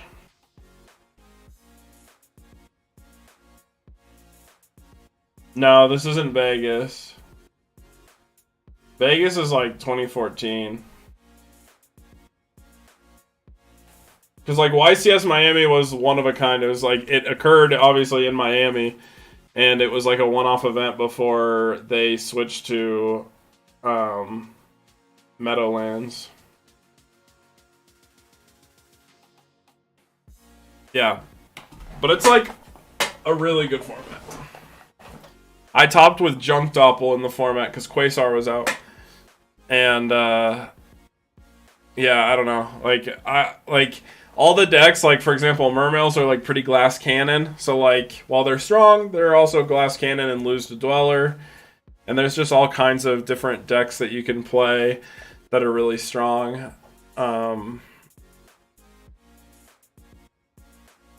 Like Geargia's out, and Geargia is one of my favorite decks. Yeah, I dropped the link so you can see like what the top decks of the format was. But literally, like, if you look at the YCS itself, first place was Wind Up OTK, second place was Wind Up OTK, third was Kara Curry, fourth was Mermails, fifth was Fire Fist, sixth was Dark World, seventh Dino Rabbit. It's like Hieratics topped the event, Inzectors topped the event, Bubble Beat topped the event. Just such a diverse pool of decks topped the event. It was so cool. Very diverse format, just people don't remember it well. Nor do people talk about it.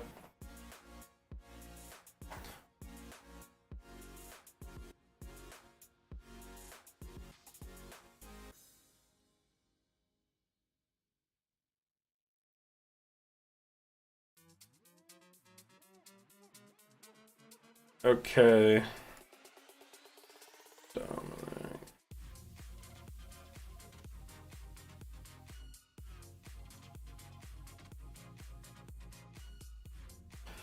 Okay, so Doba is in top 4. So we have one Car Curry. We have Crusher Control. I believe Dark Center. So we have a Falcon Punch and Tangu Plants in top 4.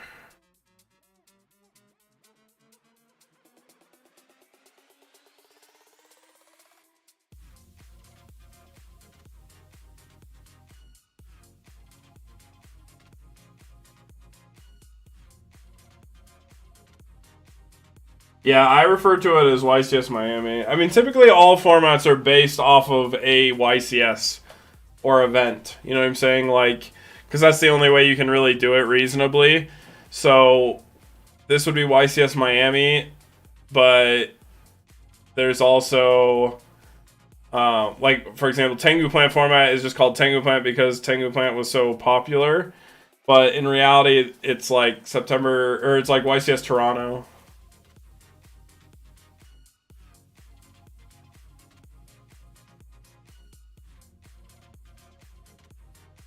Yeah, I mean, it's definitely an Exceeds era format.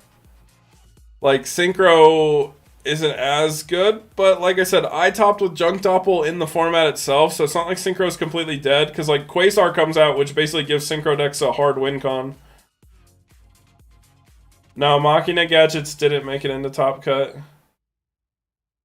But yeah, I think Lynx was a shit mechanic. Lynx was a horrible mechanic. And that's just not me being like a retro salty player. Like, I actually enjoyed Pendulum. I had a lot of fun with Pendulum. But it's like, I just feel like Lynx is just better versions of Synchros, where like you don't have to do tuner, non-tuner. You just gotta send any 2 cards to the grave or whatever. It's just broken. Terrible.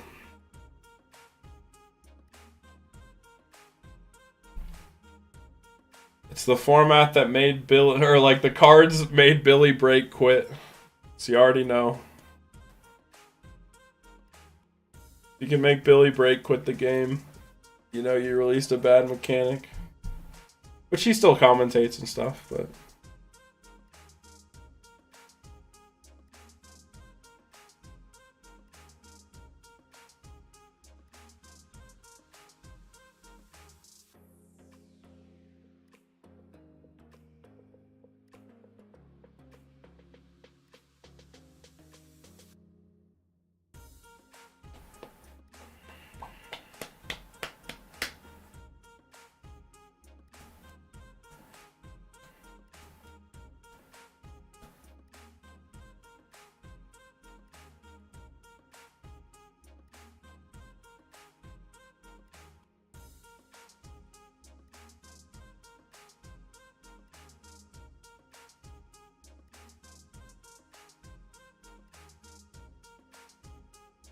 All right.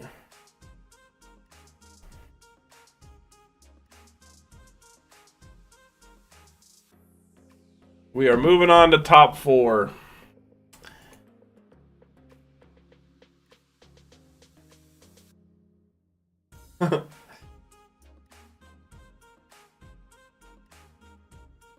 Yeah, synchros were the golden era, but I don't think like, and this is why I think Tengu Plant is such a perfect format, because you get the release of Exceeds, which I think Exceeds do solve some like they solve some problems within the game, right? But you only get like really shitty Exceeds, and so it's like, oh, I can make a beat stick with these 2 shit monsters, and in that aspect, I'm like, that's really positive, especially since you now have outs to floaters, like.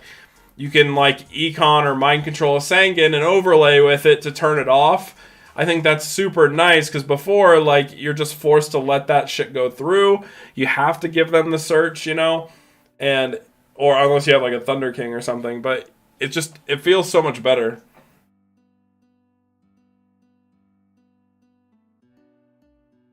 My take is, I think Yu-Gi-Oh! Died after Dragon Rulers, or like on the release of Dragon Rulers. Dragon Rulers hard power crept the game and made the game much worse. And then you go to like jump to like 2014, like that's like Hat in that era, and it's not bad. It's fine.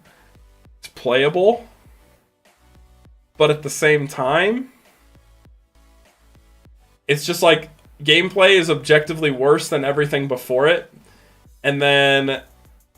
After that, that's when like Shadow BA, and I like think that was like one of the worst things they ever did to the game. That's where they shifted gameplay, and I mean Dragon Rulers also was like part of this too. But they shifted gameplay from like, hey, you have to work for your pluses, you have to actually outgrind your opponent and read what they have, to you just basically get a shit out free advantage at no cost to you and with like minimal skill involved. And that's when the gameplay shifted to become less skillful in my mind. And just got a lot worse. That being said, like when with Pendulum, like I felt like Metal Foe was a very skillful deck, and I loved playing Metal Foe. But yeah, like I think like formats were okay. There was like few and far between where formats were okay. But like the game died for me at Goki format. That's when I was like, this is just too much. But I do think Lynx did really hurt the game.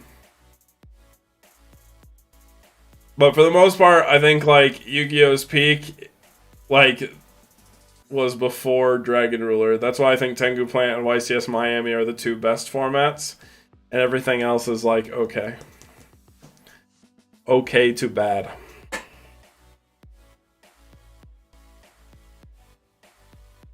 But if you think about it, like, if you think about Yu-Gi-Oh in like a bell curve, right?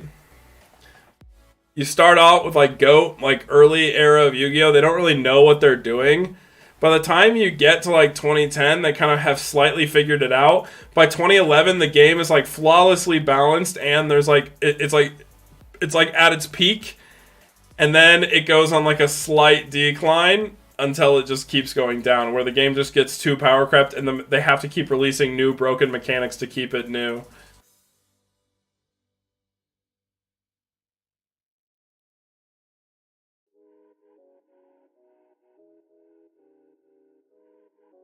I'm not saying Dragon Lures were like worse than Goki, like the Gumblar loop or whatever. It's definitely not worse.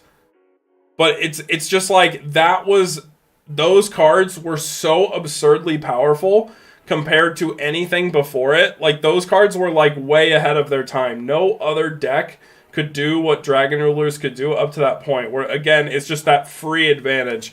And that's, like I said, where gameplay started to shift from you have to think a lot more to you can just do whatever you want.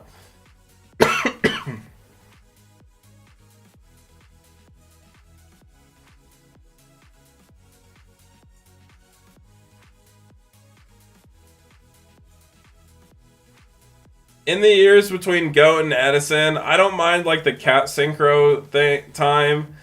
Like I think that one's pretty good. It's like the Blackwing, like Dark Strike Fighter Blackwings with cat synchro. I honestly think that format's kind of fun. But for the most part, like game balance is just such an issue. You look at Teledad, game balance is an issue. You go beyond Edison to like after that where they have like Frog FTK format. Format sucks. You know, a lot of formats, There's actually a lot of bad formats in Yu-Gi-Oh, but people just played the game anyway. I mean, that's also how I feel about Modern. People don't like look at Modern from like an objective gameplay point of view. They like think it's fun, but it's not good gameplay.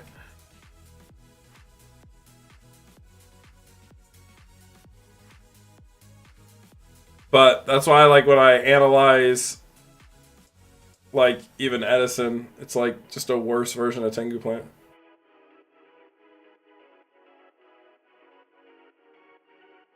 Yeah, Dark Strike Fighter format actually wasn't that bad. Like, the OTKs were a little absurd, but it was still kind of fun. And like I said, I liked the Cat Synchro deck. The deck was cool. I'm a big Rescue Cat fan, even though that card could not exist in Tengu Plant. Because X-Sabers would be tier 0.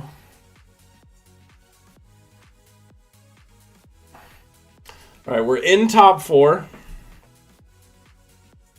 We got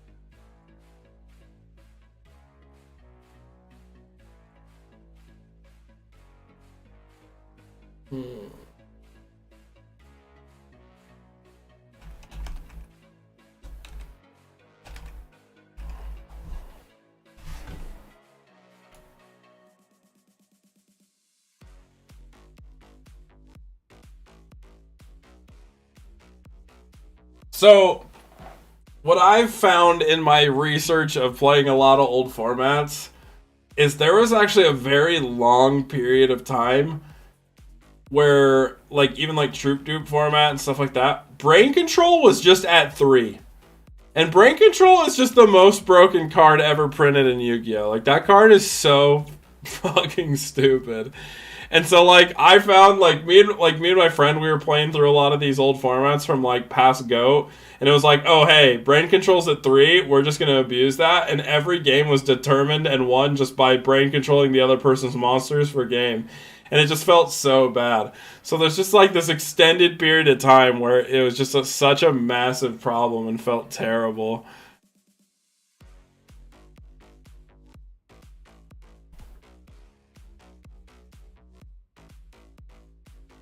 That's why I'm really saying, like, if you look at it, like, when you go back and look at a lot of the formats through, like, the lens of, like, Modern and stuff like that, it's like, utilizing that, you can kind of see, like, hey, what can you abuse that people weren't? And then you start seeing all the problems. And then once those problems show, there's only a very few and far between selection of formats that are good.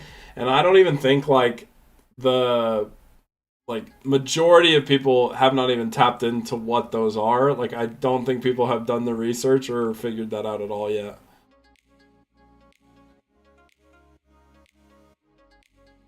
Yeah, obviously Change of Heart is way better, but Change of Heart was on the ban list for much longer than Brain Control ever was. Look, Mind Control right there. That card's broken.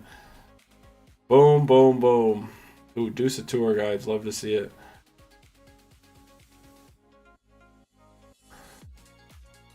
This is insane, because now if he has Tour Guide, even if it gets Veilered, you just slurp it. Oh, sick.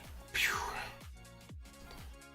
See, you turned off the card trooper. Mind Control is insane, and it has way more limitations than even Brain Control.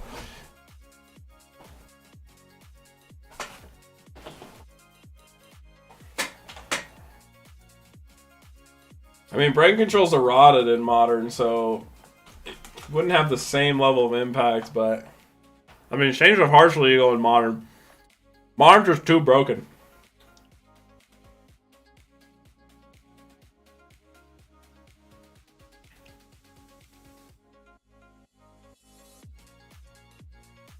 I think Fire Water format's good. I guess it's not bad. I played a tournament for it. I got kind of shit on, but I still had fun.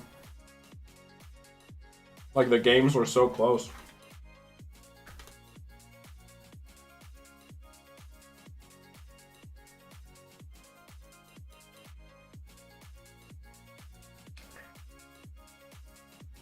I mean, if you talk to like inexperienced Tengu players, they're gonna look at Tangu Plant and they're gonna say cards like BLS or even BLS or Maxi is another big villain card, right? They'll say those are the problems in the format. Talk to experienced Tengu players, they'll tell you Mind Control, most broken card in Tengu Plant format. Do I play with Giant Hand Legal? For what?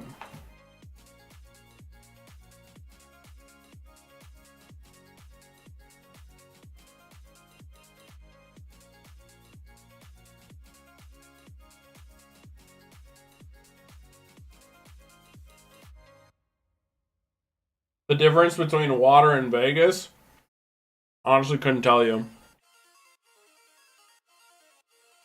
I haven't, like, invested a ton of... Like, the only format I played out of... Like, I haven't played Vegas before, but I played Fire Water.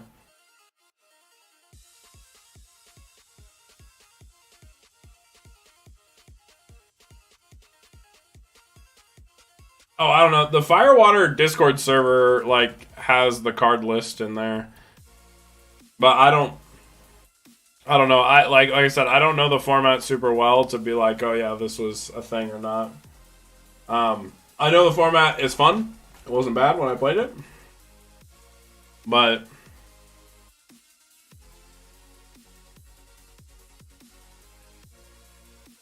oh, interesting.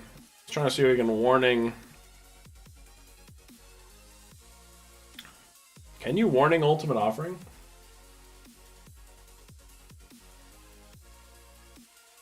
I guess you can.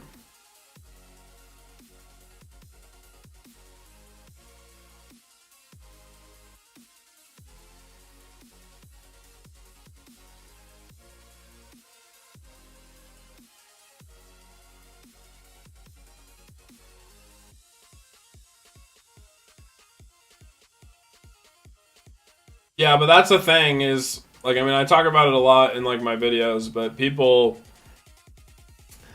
especially Edison people, they will hard force this idea, or they'll, like, push this concept that, like, Maxi is a huge problem in Tengu. It's like fear-mongering. They just try to keep people from, like, trying it. Especially if they, like, don't know what they're talking about. It's like a dead giveaway. Because, like, anyone could spend, like, 5 minutes playing the format and be like, okay, Maxi's not an issue at all. 2 ult offering? Yeah, well, I mean, Crusher Control got to run, like, a bunch of them because it's just so powerful in Crusher Control.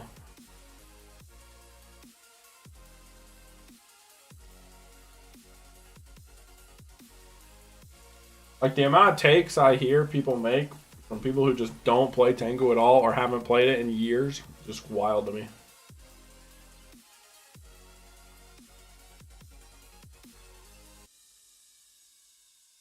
I think Crow hurts Dragoonity more than anything. Yeah, Maxi's totally fine. You look at tournament data from YCS Toronto, most decks, like half of top, like, 32 or top 16, whatever it was, half of top cut literally didn't run it in main or side.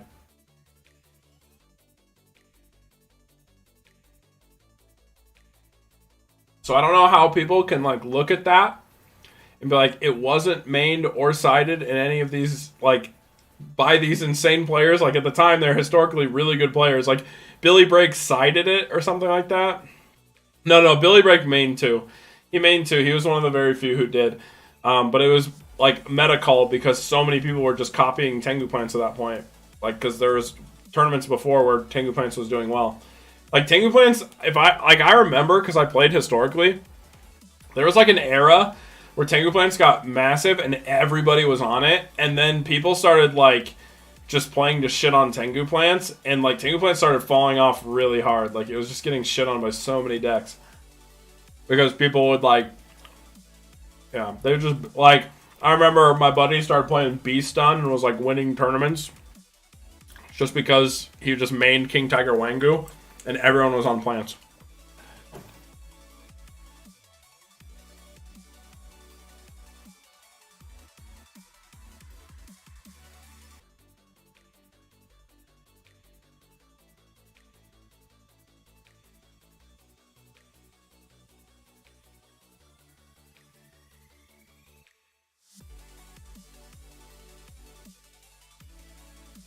But honestly, I don't know how people can play formats where Valor doesn't exist.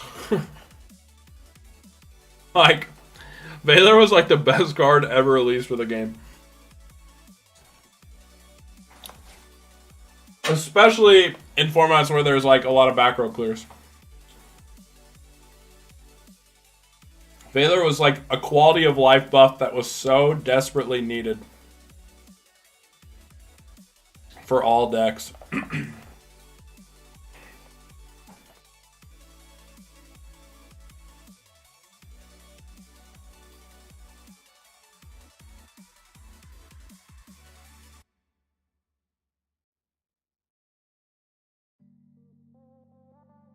I mean, people make a case for Trap Dust Shoot, which, like, I'm torn on it. Because, again, I've won plenty of games where it's resolved against me, as I have won just off of it or, like, lost to it. But I think Dust Shoot, like, isn't as bad in Tengu as it is in other formats because of the, like, speed of the format as well as, like, the amount of floaters in the format. You can kind of just, like, stall with a lot of decks, and then as a result, the information you get from Trap Dust Shoot kind of fades if you, as long as your hand isn't already dog shit. But yeah, Ryo would definitely be one. Mind Control, Valor, Econ, Ryo, and BLS. Honestly, that's a pretty good top 5. That's a pretty good, like, top 5 cards in Tangu Plant.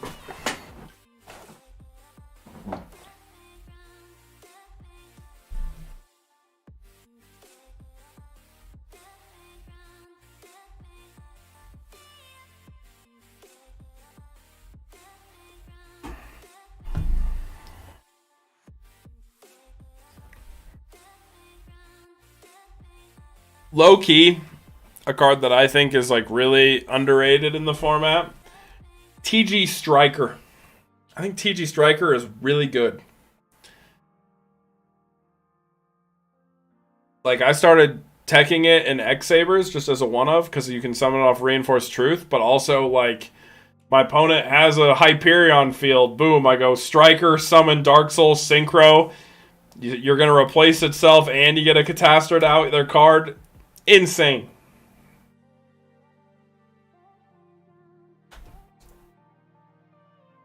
Warning feels like a net neutral card to me.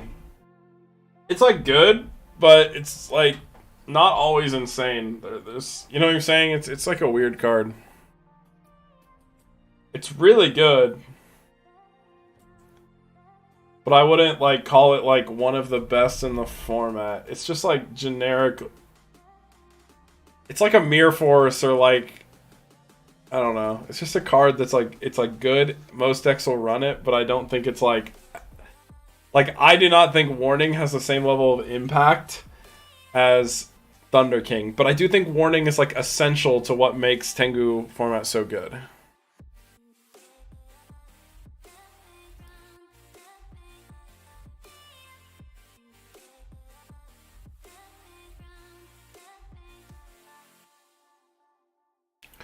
We got that Tarantula.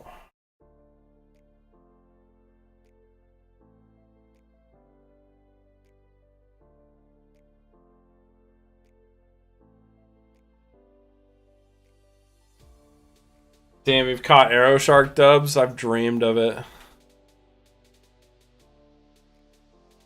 I've never got an Arrow Shark dub, and I've always wanted to.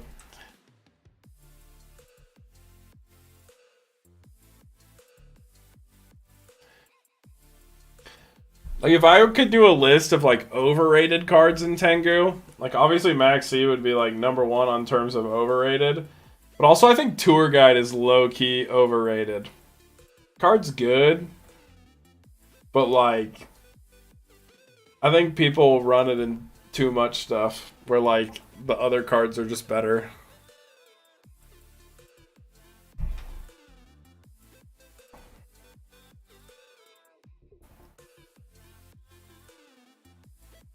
Like, I think cards that just eat your normal summon don't actually feel that good. Oh, interesting. Does he normal summon the Sangan and crash? Or do you just special the Cyber Dragon and attack over?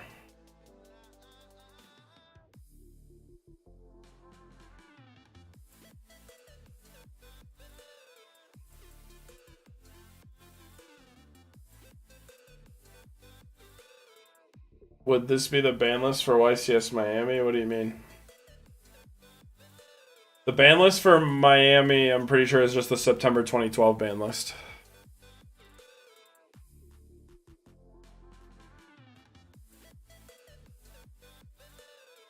People run Granmole.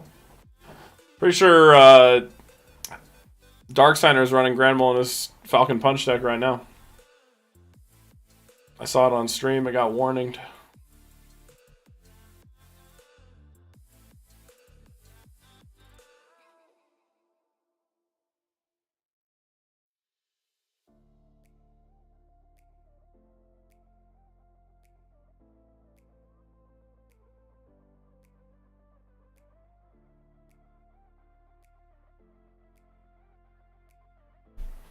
Yeah, Tengu's fine.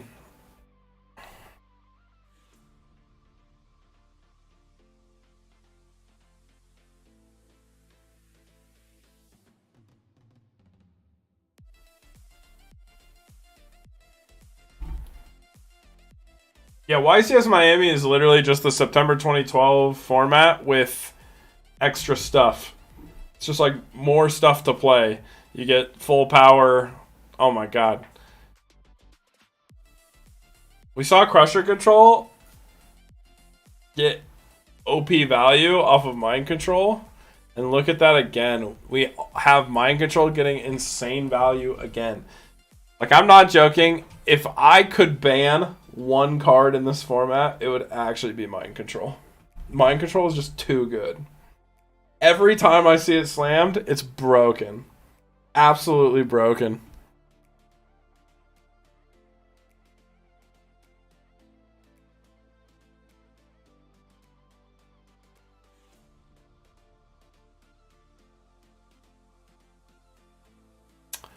Both Torrentials are out of this game here.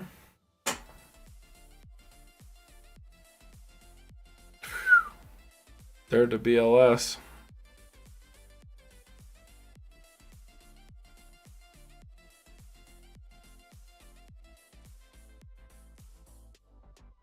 So I put 3 Darks in grave too.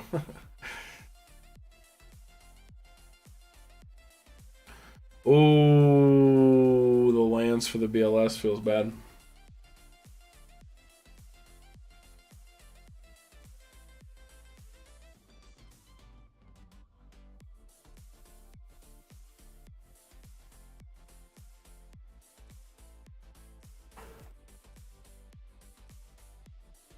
But I would definitely rank Valor as one of the best cards in Tangu Plant format as well.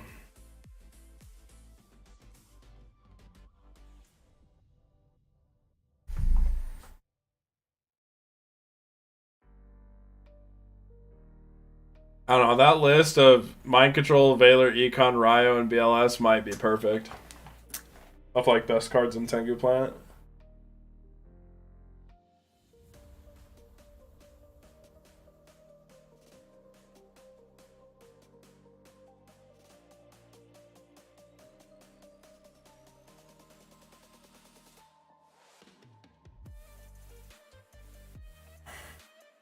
Yeah.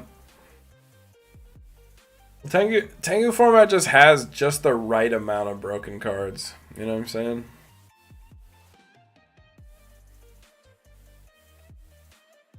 And the other thing I like about Tengu is literally every single card in the game, even Mind Control, has counterplay. Mind Control's counterplay is strictly Lance, which is why it's really broken. But like BLS as a card Valor really kind of neuters it, and if you can out it on the next turn, which most decks have capabilities to do so, it's not really a problem.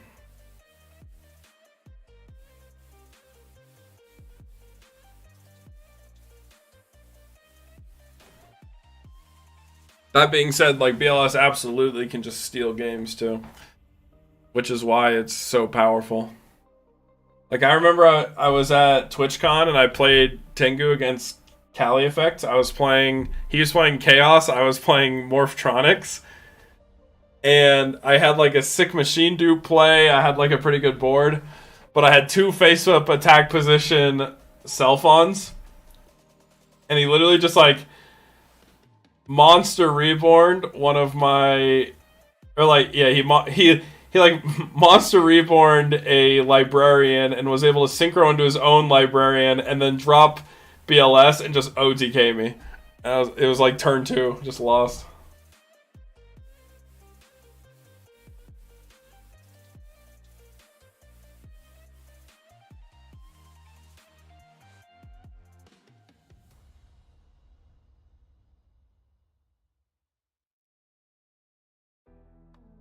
True, mind control is also broken because it outs BLS. Can't. Also outs Chaos Orc. But like, especially with Chaos Orc at like 3 in this format,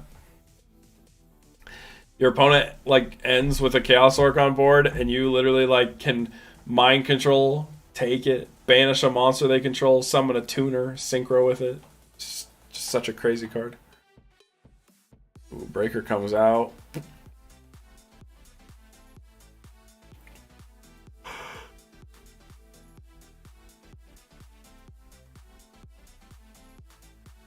The Fermunda King, killing the Zephyros.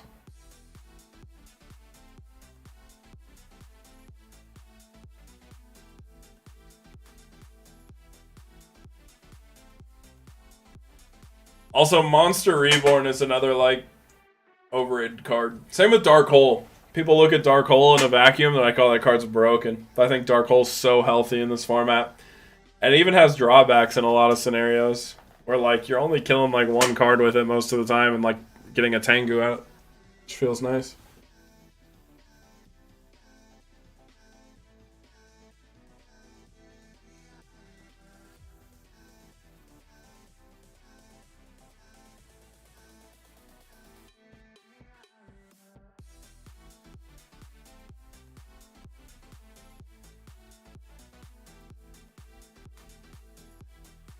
Wait, that's Gale. Why did he send the Zephyros to the grave if he was bouncing Gale for Zephyros effect?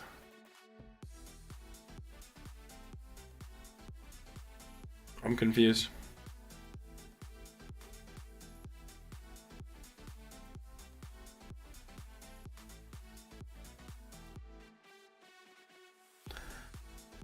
What do I think? I just think, like, a lot of people will, like, look at Reborn and be like, oh, that's, like, a problem, or it's, like, sacky, but I think it's, like, good. But I don't think it's, like, holy shit. You know what I'm saying? It's just, like, one of those cards that's just, like, fine. It's, like, an acceptable one of. It's, like, really broken in some scenarios. Other times, it's, like, it's okay. It's really good late game.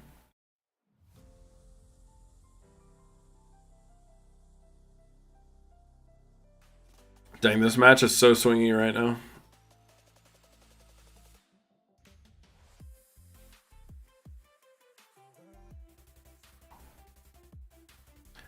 Like, honestly, I think, like, the best use of Monster Reborn in most cases is, like, as a punish to a warning. So, like, I'm happy it's in the format. Like, if you normal a Tengu, they warning it, and you can just reborn your Tengu, that feels pretty good. And it's, like, a nice punish to them just, like, recklessly using warning. You know?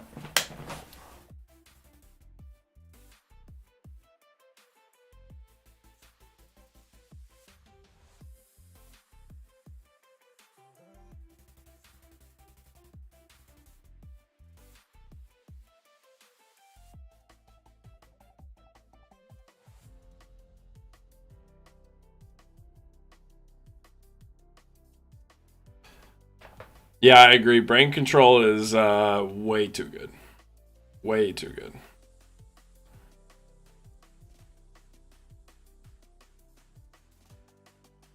Oh, that's just set Valor feels kind of bad. Wait, why'd he set it if he had Call the Haunted?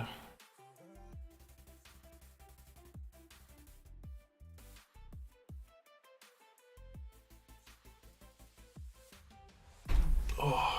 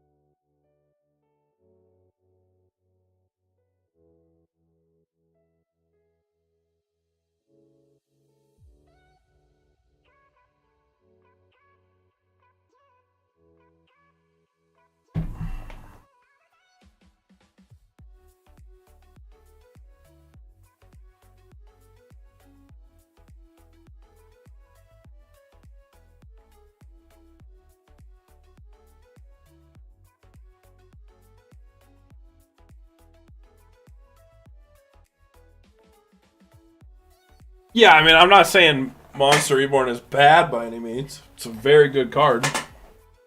You know what I'm saying? It's just like, I just don't see it as like a problem card.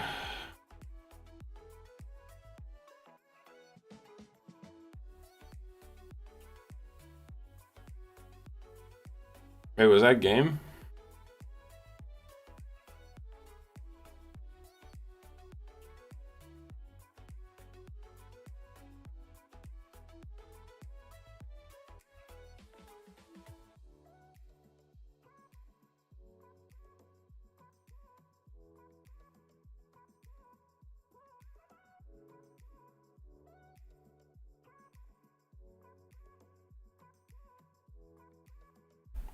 But I'm also...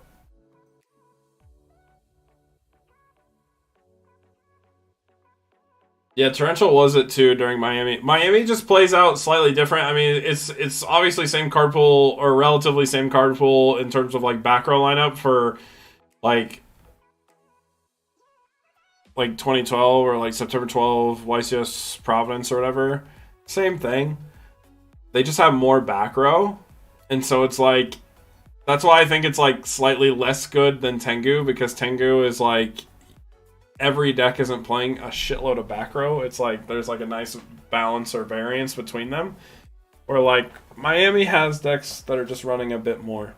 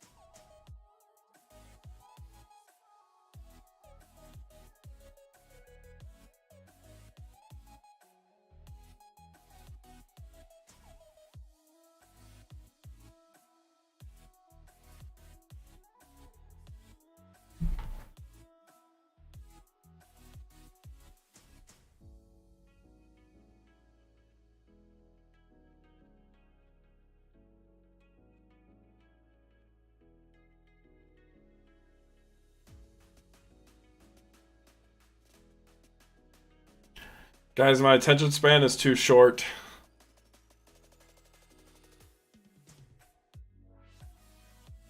Did Dark Sander manage to win that? Like, are we going game 3?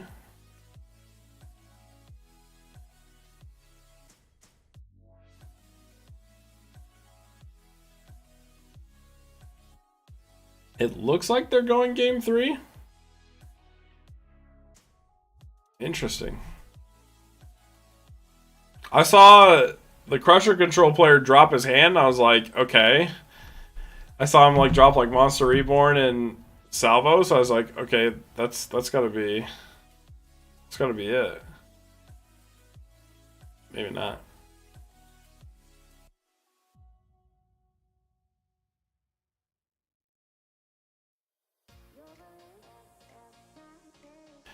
I mean, we don't have the phone on the table anymore for life points, which is a little sad.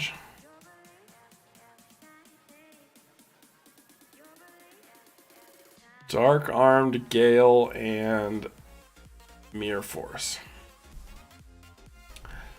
Do you just take the Dark Arm for big pressure?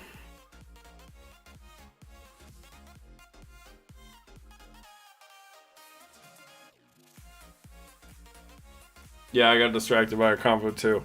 But honestly, it's helpful because at the end of the day, I'm just trying to stay awake.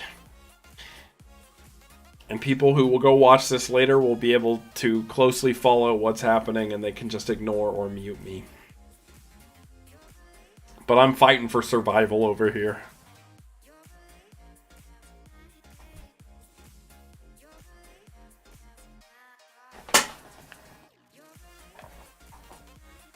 No, Lavalo Chain wasn't out.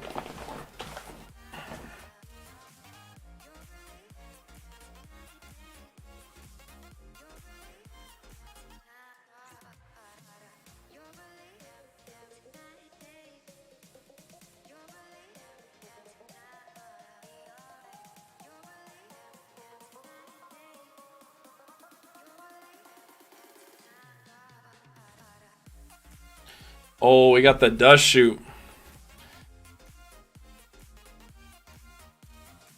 Dark Hole, Warning, Thunder King, Crusher, Duality, and Bottomless.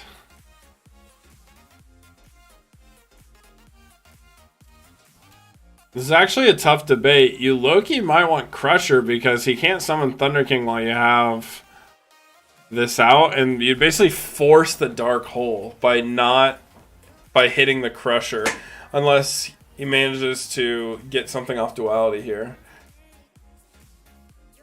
But Crusher has 2k defense, I'm pretty sure. Yes, it does. So if you don't take Crusher, he's just going to set the Crusher, and then you can't out it. So I actually think, interesting. I actually think Crusher was the correct call.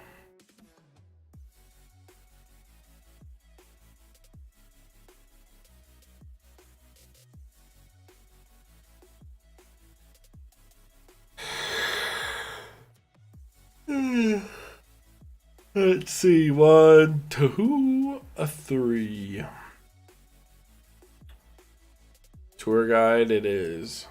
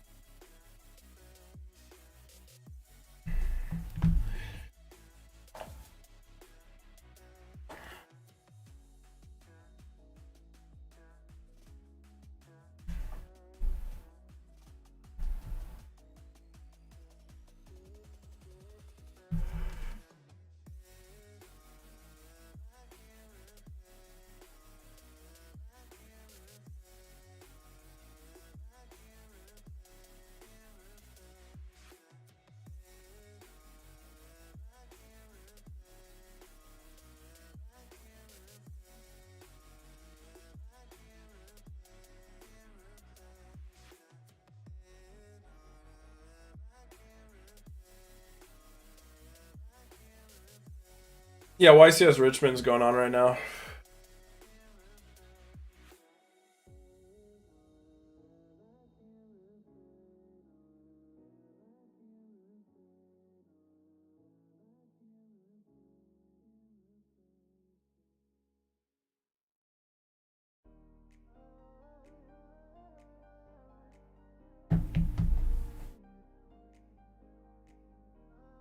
mean, I think all the decks in the format are fun.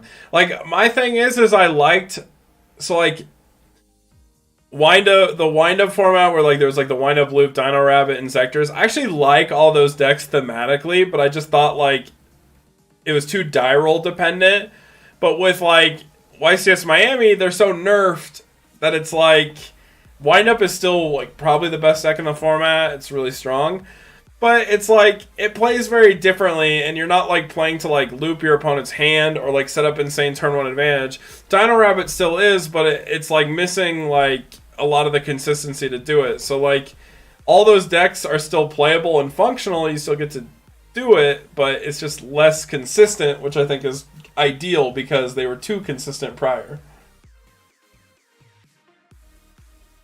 I honestly think Fire Fist has always been overrated. But it's good and fine. I mean, honestly, like going back and replaying the format a bit, one of my favorite decks is Hieratics. I think Hieratics is so fun.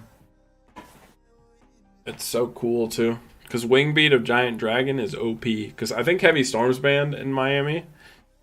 But you can just like catch people off guard with Wingbeat.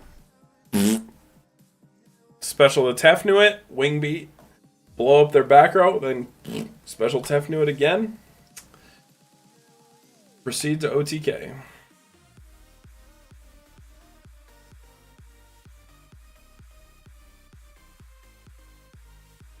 Yeah, I mean, Karakuri's just as good in Tengu. But yeah, Karakuri's 100% playable in Miami. Yeah, September 2012 was the ban list for Miami.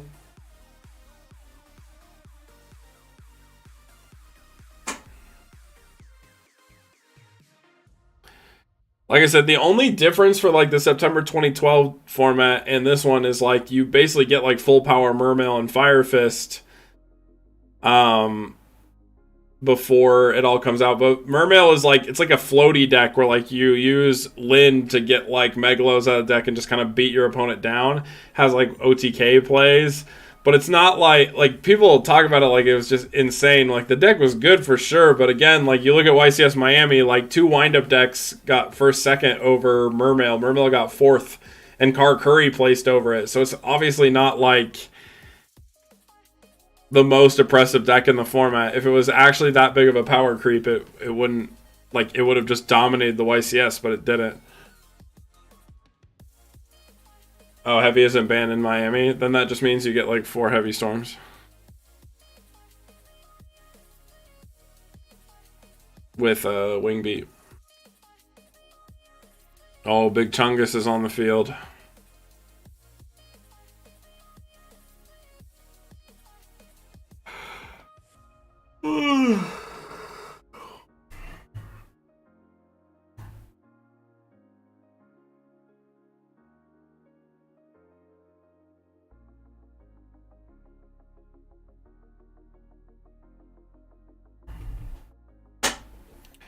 Oh, there's a cheeky MSC draw.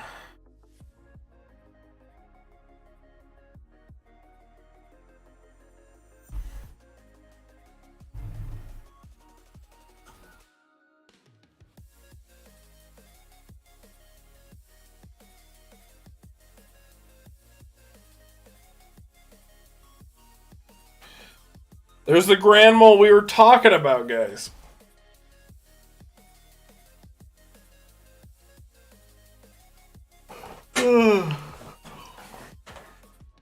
Miss Valley Thunderlord is too OP.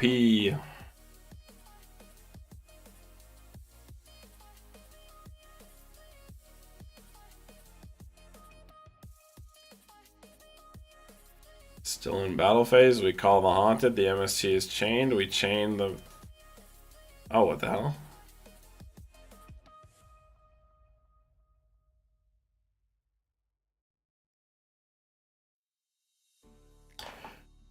I guess he bounced the set card, but you should just hold, because if he MSTs, you just chain to bounce.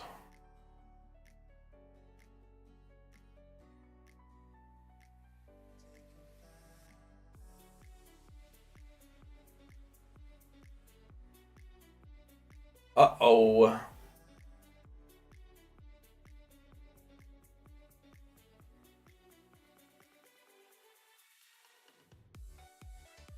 Oh. Ooh. We got the awkward handshake. It's alright, I'm guilty of them too. Hey, Falcon Punch advances to the finals. Yeah, they banned Global, but I think Spore was still legal.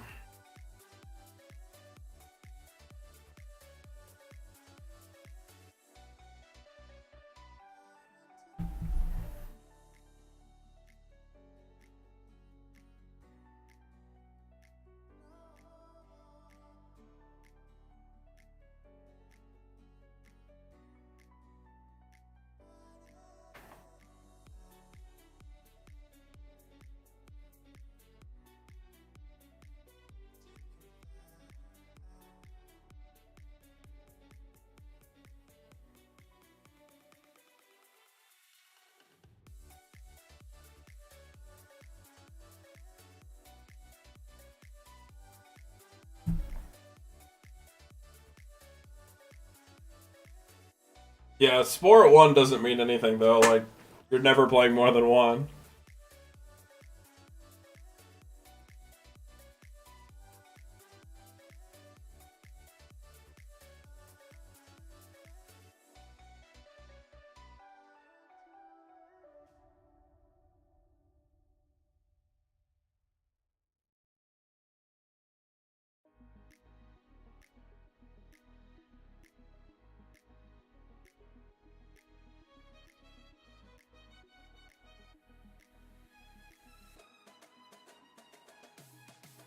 What are your thoughts on instant fusion? In what?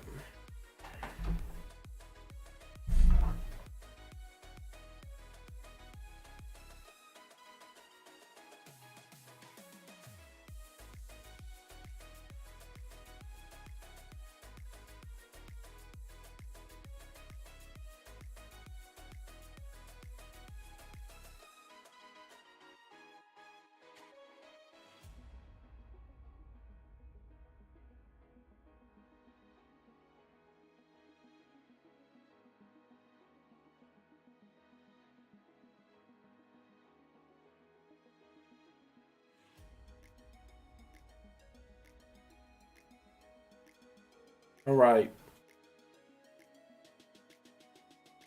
In Tengu, so, like, for example, in my car curry list, I ran a single copy of Instant Fusion. I ran it as a one of. And the only reason why I ran it is because combo-wise, it's like punishing to Veilers. Like, let's say you normal summon a Kamoichi, and you want to normal summon, they Veiler the Kamoichi so you can't. Then you activate Instant Fusion, it can be really, really powerful to punishing them on that, because then you can like go into a level 8, then get another Kamoichi, and then still do your additional normal summon. So it's like really good, but it's also the most max-seeable card in Karakuri, so it's sketchy to run. Like, the issue with it is you can chain Maxi to the instant fusion, and then you have to synchro with it, so you're guaranteeing your opponent at least a draw 2, which feels pretty bad. So I think instant fusion is good, but like I said, I'll use it in Karakuri, but I always side it out in going into game 2 because it's like too risky. Assuming my opponent puts in Maxis in the side.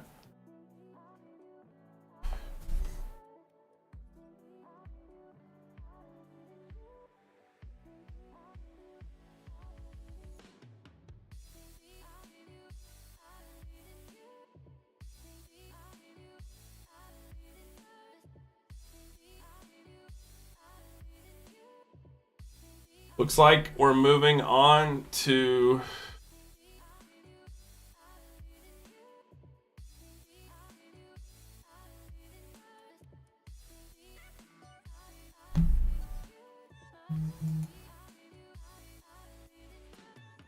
have I ever tried to make Chaos Aliens work? No, I haven't done it.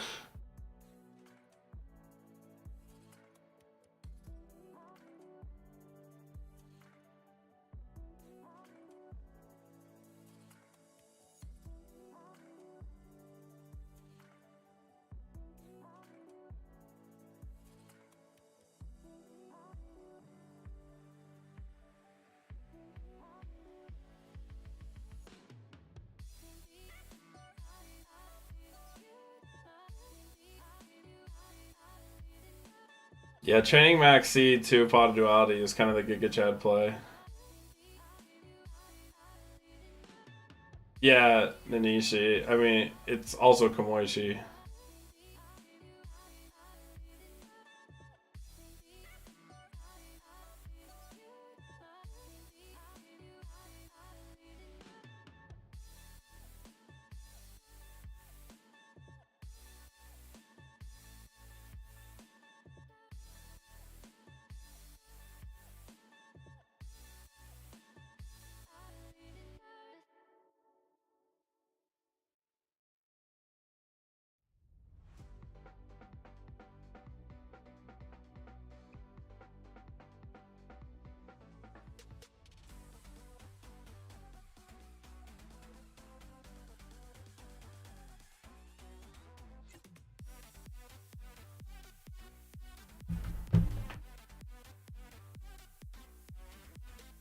True.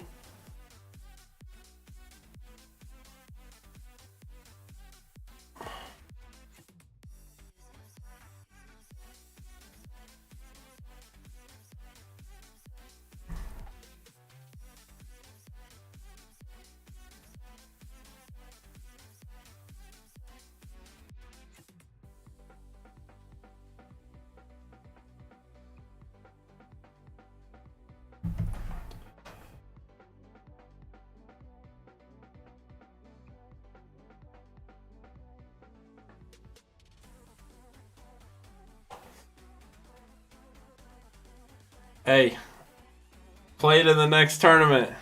Next weekend is my Worlds qualifier. Qualify for Worlds with Alien Chaos.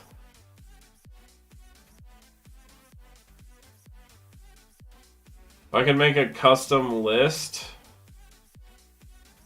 like, are you talking like a custom format? What round are we in? I believe we're in finals. I'm pretty sure.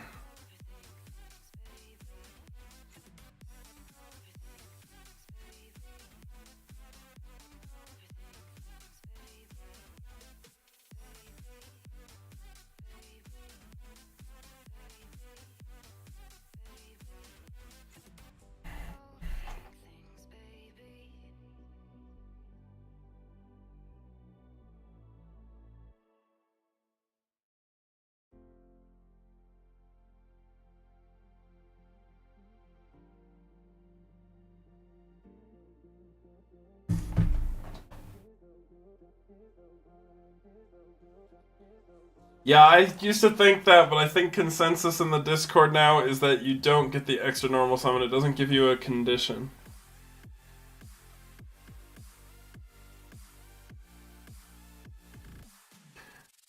Top 8, we didn't cut. There was only 15 people, so they cut to top 4 for this tournament. So, top 4 was Tangu Plants, Car Curry, Crusher Control, and Falcon Punch. And I believe we're in finals, which should be Tengu Plants versus Falcon Punch. Assuming this is finals and not they didn't just like wait to play out the second top 4 match, which I hope they didn't because I really want to go to sleep.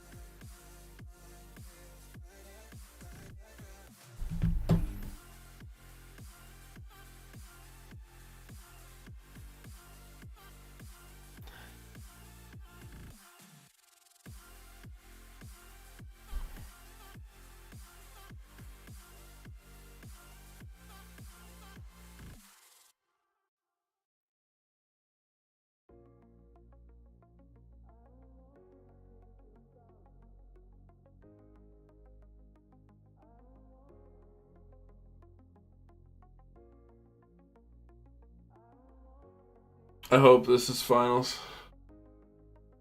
As soon as the game's done, I'm gone, guys. Sleep time. Dark 5 to Upstart Goblin was a thing. Okay, I remember back in wind-up format, I was playing wind-ups, and I just remember this was like a meme at my locals. I was playing against some random kid, and I just remember distinctly, like, I had a wind-up rabbit on the field, and he just, like, rips his top deck, crosses his eyes, and just slams smashing ground on the field and says, "Smash." And I just chained my wind-up rabbit. What's your opinion on max ready decks? Hey, if you can do it, by all means. I would do it if I still could, but I cashed out. And in fact, I think I picked the best time in the entire world to cash out. I'm so glad I did what I did. Literally, I cash out, all the cards I sell, like 90% of them just get reprinted in really nice rarities and other like sets for dirt cheap. It's like I sold my ulti Stardust and I get quarter century Stardust for like $5. Feels good. Feels good. Sell it at its peak of like, they're like $200 or something like that. Some absurd price.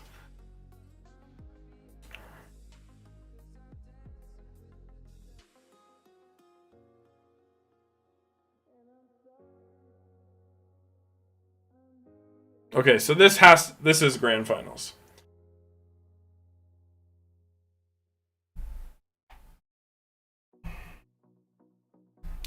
Well, I got rid of my stuff because I needed to. Like, I needed to pay off debt, and I wasn't, like, it was just a good decision for me. But also, if you don't need to sell, like if you're chilling financially, then don't sell. You know, the cards, old cards like this go up a lot. I don't know what the impact of, like, for example, the 25th anniversary set, I don't know what impact that has on the secondary market, because they technically reprinted Tour Guide as an ulti in that set. But, I mean, the original OTS ulti that you literally see on the screen right now, I think that one looks way better than the one that got printed.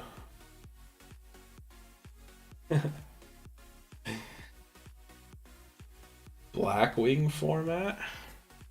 It's more than just Blackwing, okay? There's frogs.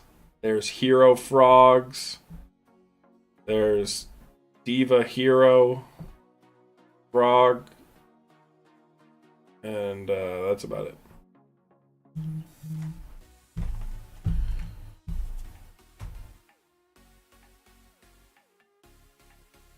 Yeah, Joe has a bunch of high rarity stuff.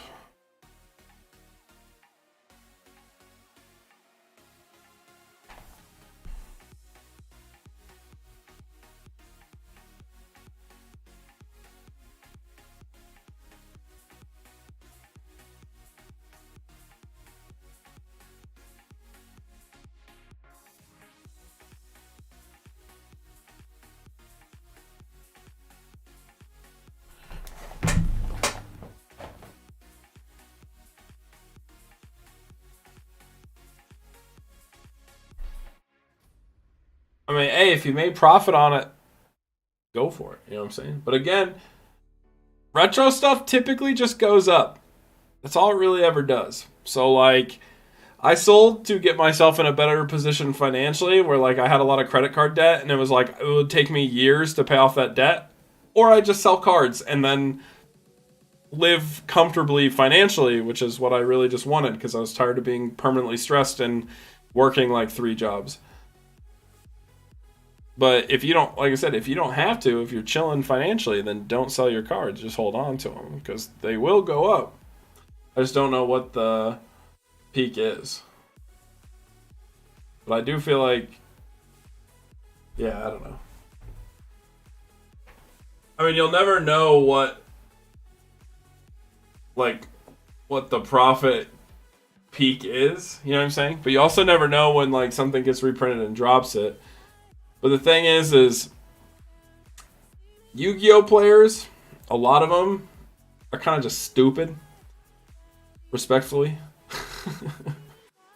And what they'll do is they'll spend a shitload of money just to like flex that they have money. So no matter how expensive a card gets, someone will buy it because they just like to flex money. So you just got to keep that in mind.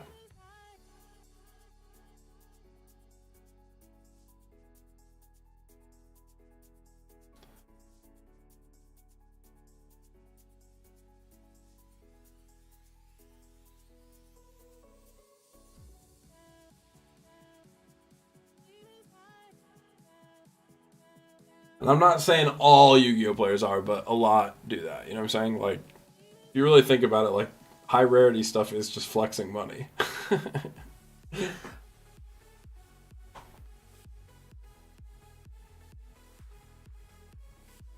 Can't buy Yu-Gi-Oh cards in your country. What country is that?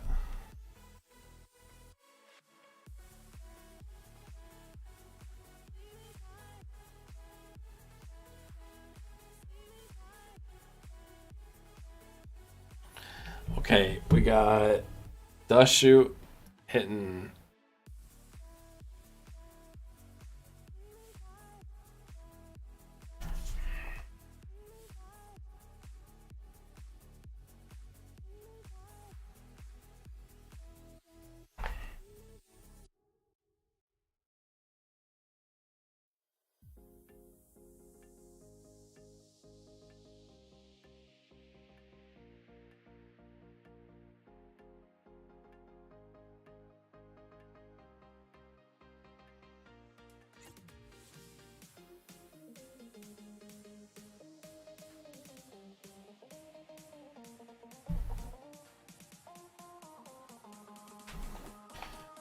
What's the matchup? Oh, here, I'll fix it.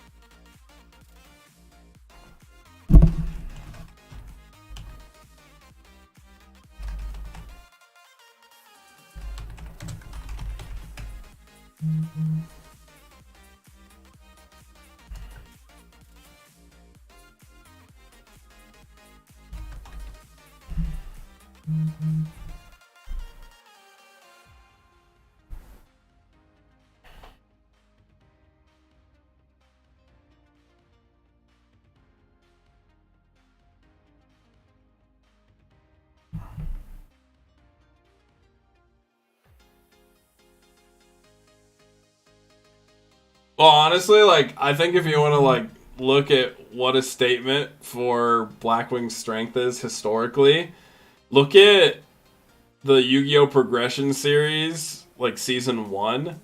Simo had full power Blackwings, and he just didn't lose a game for, like, so much that they had to start making rules to try to get rid of, or, like, to nerf Blackwings or make them less played.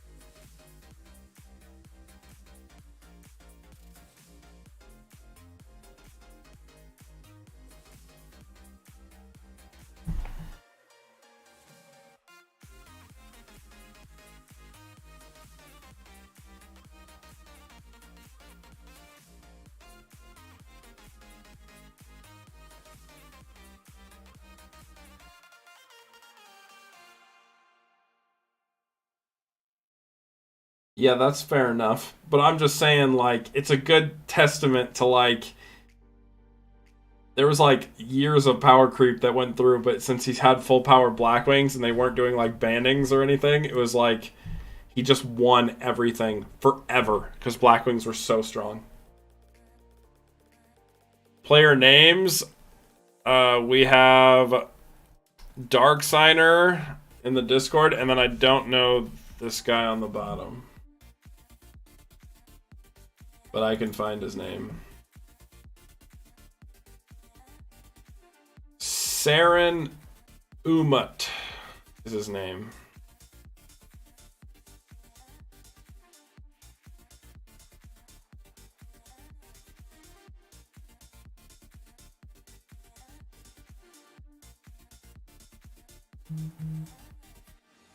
Or Umut Saren is his name, actually. If I'm saying that right.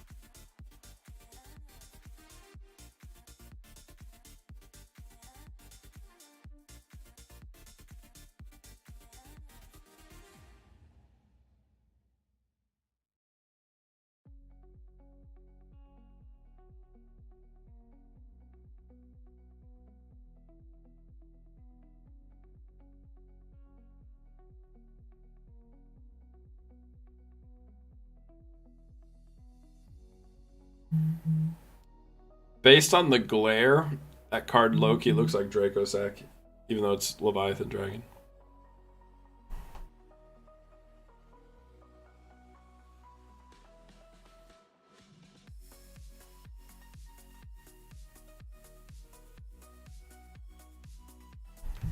It's kind of hard to misplay with Blackwings. I don't remember.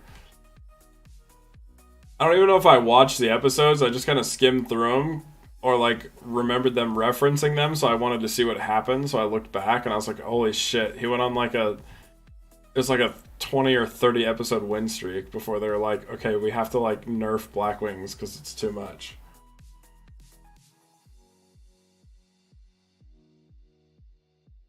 Falcon Punch do go burr.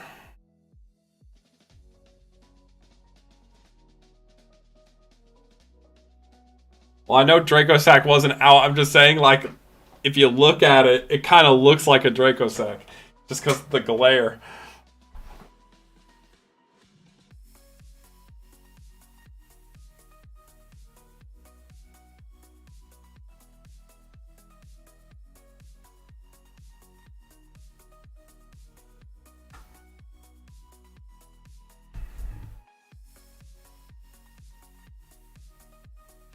But yeah, I mean, like, Edison Blackwings is like damn near full power and has, because it's like 2 Whirlwind and has Oppression. Ugh. Like, I think Damage Step Hand Traps are the most broken cards, some of the most broken cards in the game. Like, it's why I hate Heroes so much in Tengu, because they can run Honest. And Honest is just a one of. But, like, Triple Kalute is disgusting. It's like you have to just assume you can't attack over, but like the only way you can find out is if you attack. It's just so weird. Or you just have to like preemptively book a moon on attack declaration and hope you can like maintain board control, but like ugh. I'm like happy I don't play Edison so I don't have to coin flip those games. I don't think Blackwings are terrible in 2011. They're fine. Like, we still have Triple Icarus, and, like, you get Zephyros, which, like, no other Blackwing, like, era had Zephyros, which is cool.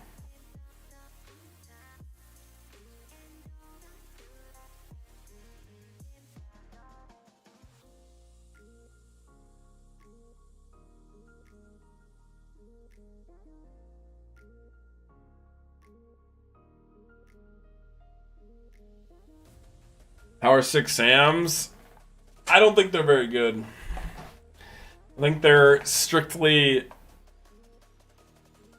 just like, they're kind of like X-Sabers, but bad, in my opinion. Like, I feel like I get the same effect you get from 6 Samurais in the sense that you can make like Nat Beast, Barkion. Obviously you can't make Xian and X-Sabers, but it's like, you stop spells and traps with your synchros, right? Except X-Sabers have a Sangan that can search multiple times in an end phase, and 6 Samurai require 2 cards to do anything, and those cards just, like, the outcome is like the same, but you minus. Probably.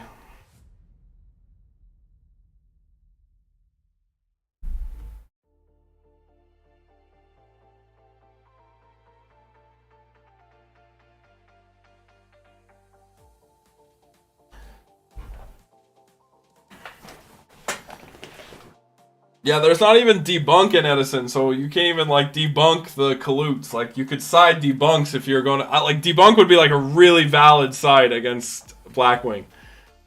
Because, like, you could play around Kalute with it, and it would be really nice. But you can't even do that.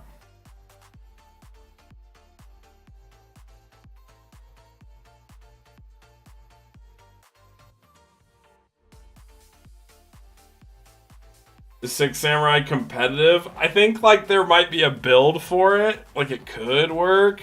It's just really, really hard. Really hard. Because 6 Samurai has a lot of problems. Needs 2 cards to do anything. You want to go off turn 1, so you need consistency to do that. But you also need defenses. Like, the deck really needs things like Valor, because a tour guide outs your best board. You also, like, for example, like, me and Grapha talked about how you need Valor. You also need, like, Fiendish Chain, but you also are playing for combo. It just feels so weird. Debunk at 1 in Dragoon isn't that bad. It could work. If you're having hand trap problems...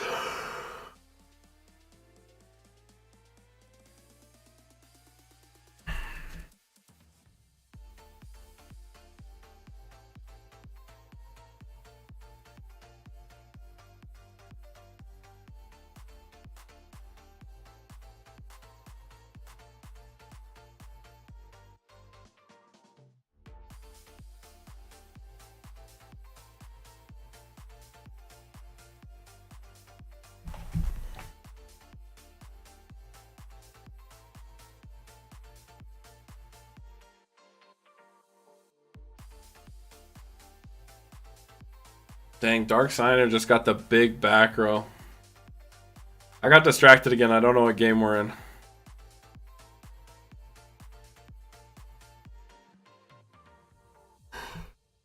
I'm just trying to stay alive.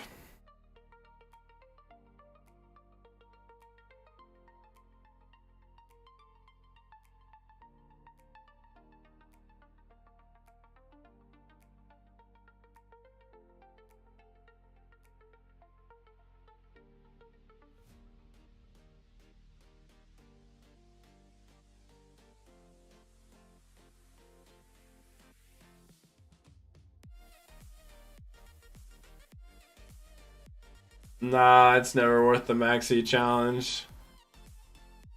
Like, Dragoon special summon like 4 times for that Stardust Dragon. Because it's normal, then you special, synchro, special again, synchro. That's a lot.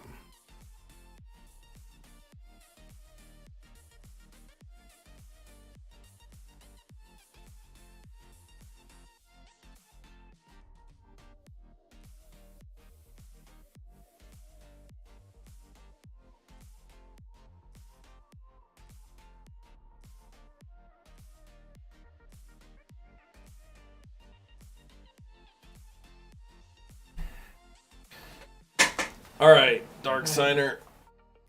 You guys help me out. What game are we in? Is this game 2? Or game 1?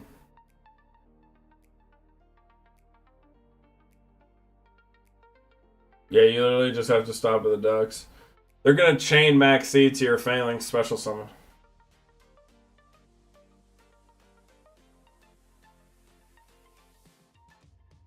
Yeah, Dragoonie gets hurt by him, but that's why, like, for example, the Fraser Smith build ran a lot of back row. Because, like, if you have to stop or they interrupt you, fine. The biggest thing is, like, you just have so much raw consistency that you can force it every turn, and eventually, like, I think it's bold to assume your opponent is going to have, like, Maxi, Crow, and Valor in their hand, or, like, 3 of, you know what I'm saying? Like, they have to have a response every single time. And it's basically like once you get going, you're going to get going pretty strongly.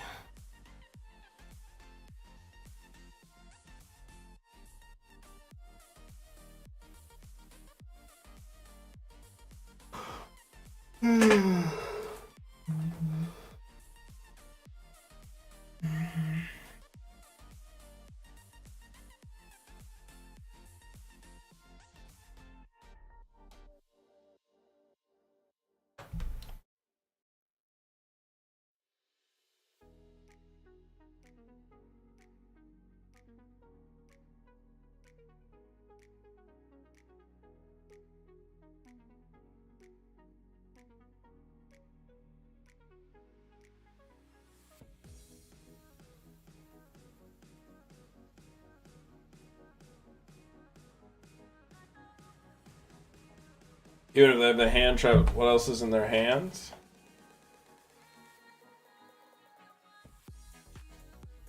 Yeah, see, but like that's the thing. It's like you have to think about over the course of a game, if every turn you can pitch to search, how probable is it that they are going to have a Valor for every single time?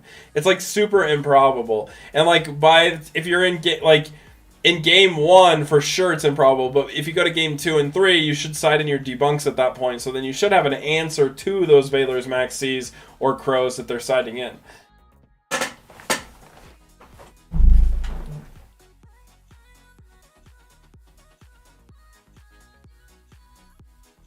Oh, wait, that Dark Hole is interesting.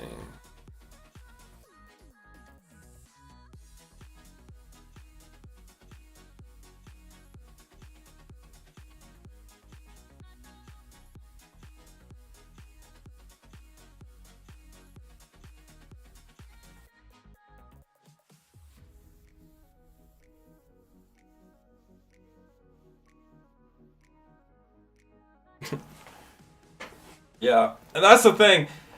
That's where, like, I feel like a lot of players talk in terms of, like, improbable scenarios, right?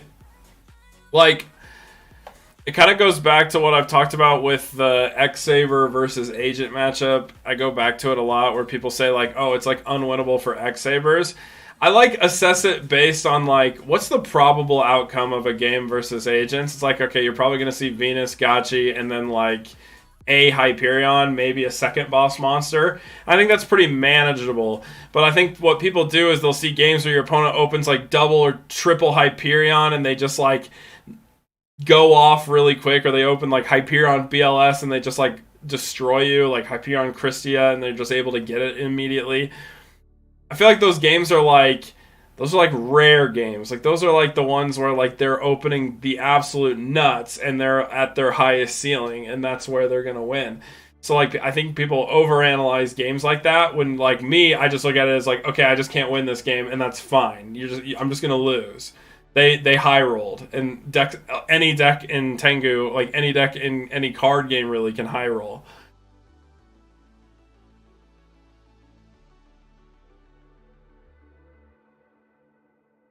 Why do I play Ryo and Dragoonity? I don't play Ryo and Dragoonity. But I don't really play much Dragoonity either, in general.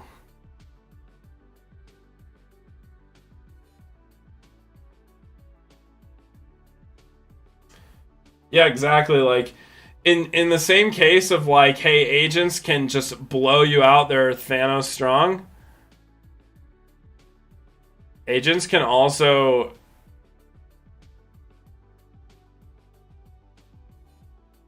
Wait, was that it? Like, agents can also just brick. Because they run 3 Shine Ball. So it's just as likely your opponent, you're an agent player and you play against them, they open like Monster Reborn, double MST, double Shine Ball, and they just have no play. And you're like, okay, I'm just going to win really fast, and there's nothing you can do about it.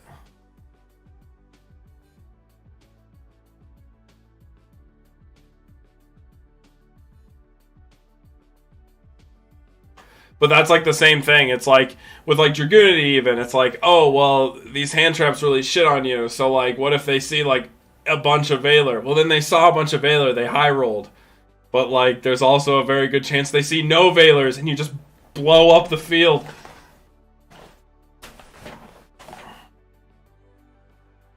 Ryo outs your own deck. I mean, yes and no. The thing about Ryo is, versus every single deck, if you have Ryo on the field, even if it's like gatekeeping you from searching, like with, like, say you have like triple Rhoda in your hand, which isn't even possible, but as an example, if you have Ryo on the field and your opponent isn't outing that Ryo, you're already winning the game. So you don't care. So like, you don't need to extend it further.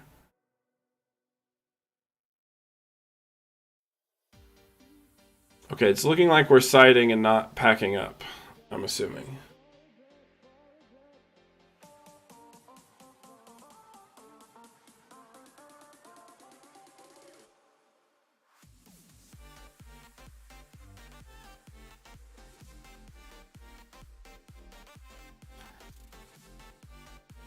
Yeah, exactly. And then the other thing about this format is I think there's like objectively correct ways to build decks, or like really important tech cards and stuff like that that people just hard undervalue or for some reason see as like wrong or bad. I don't really understand it. Like X-Sabers, in my opinion, is like the best case study because I just see so many people make takes about its matchups and stuff, and then I'll like look at their builds they're playing in tournaments and I'm like, holy shit, these lists are dog shit. Like, no wonder you're losing. You're building the deck just incorrectly, and then you're getting upset that you're losing, and it's like, I don't know how to help you.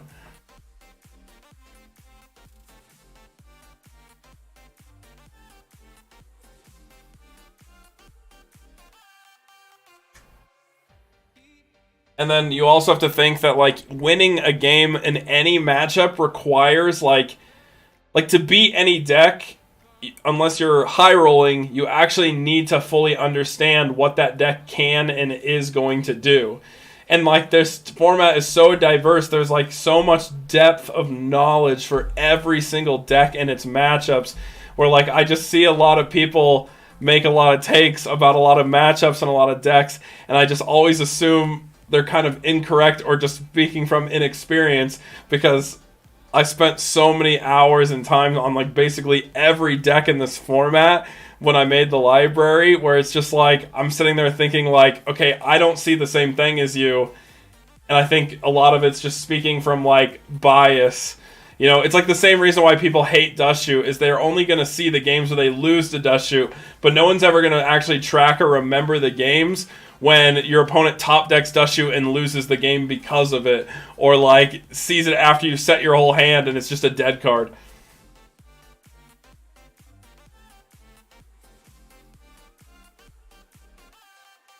Hero Beat still struggles versus Ryo. They still struggle versus it. Like, if they don't have an alias, or if they don't have a hero, they just auto lose, or like they can like lose to Ryo because they run such a small monster count. They actually rely on the emergency calls.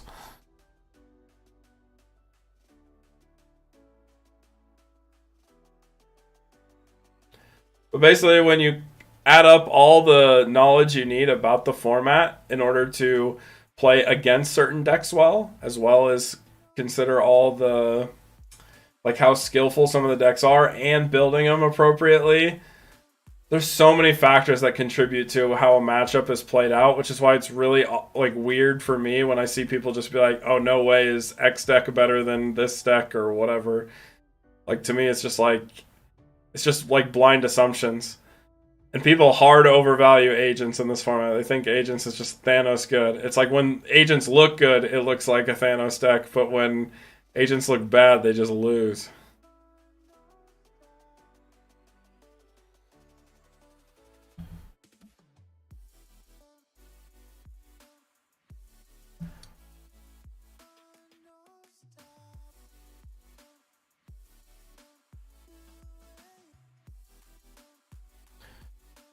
Like, looking at this tournament here, we had Photo Shooty and Halfar both on Agents. Both have topped plenty of Tengu tournaments. Both are very good players. And I don't think their records were too phenomenal. Which to me would demonstrate that, like, maybe Agents aren't as good as people think.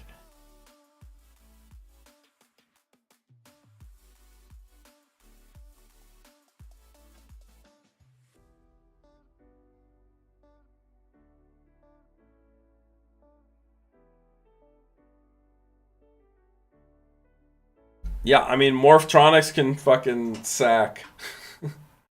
When Morphtronics go off, they look insane. When they brick, they look dog shit. It applies to every deck. Ooh, that opening hand doesn't look very good. I think I saw the double Tengu. Ew! We're maxing the tour guide? It's illegal. He probably has double maxi or something.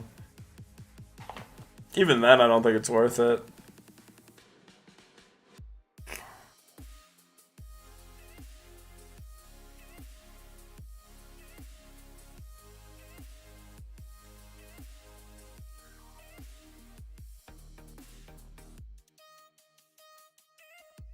Yeah, exactly.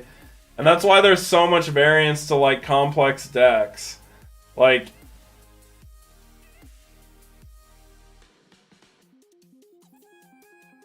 I always kind of look at it in terms of, like, theoretical, like, what makes sense to me.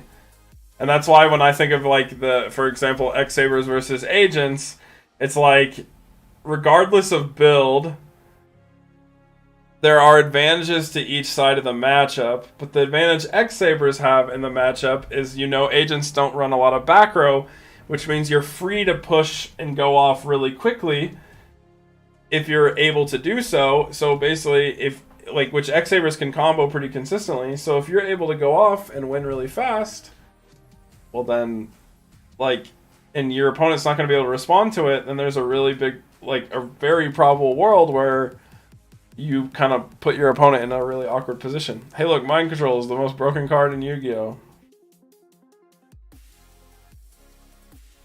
And it's just probable that you could win, even though there is a possibility you still lose, or that, something happens. It's not impossible, but it's just based on the fact that X-Sabers have insanely powerful combos and high ceilings, to me means that, the matchup can't just be hard losing if you know your opponent doesn't have back row and you're just able to go off.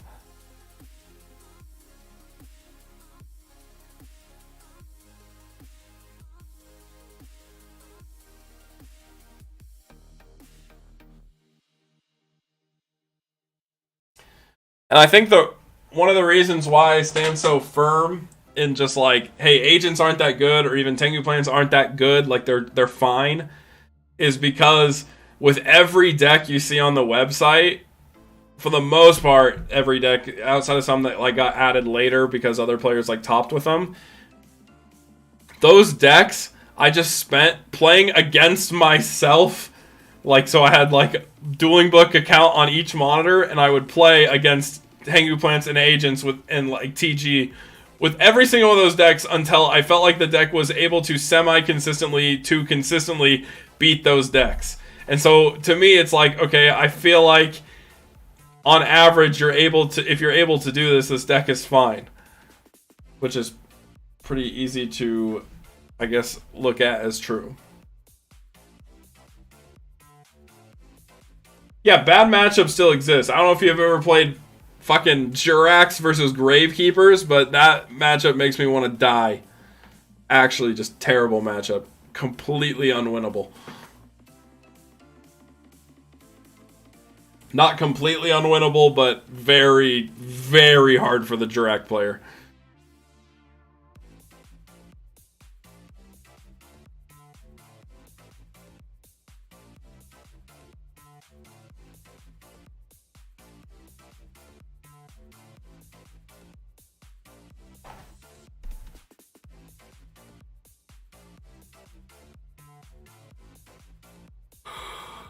Me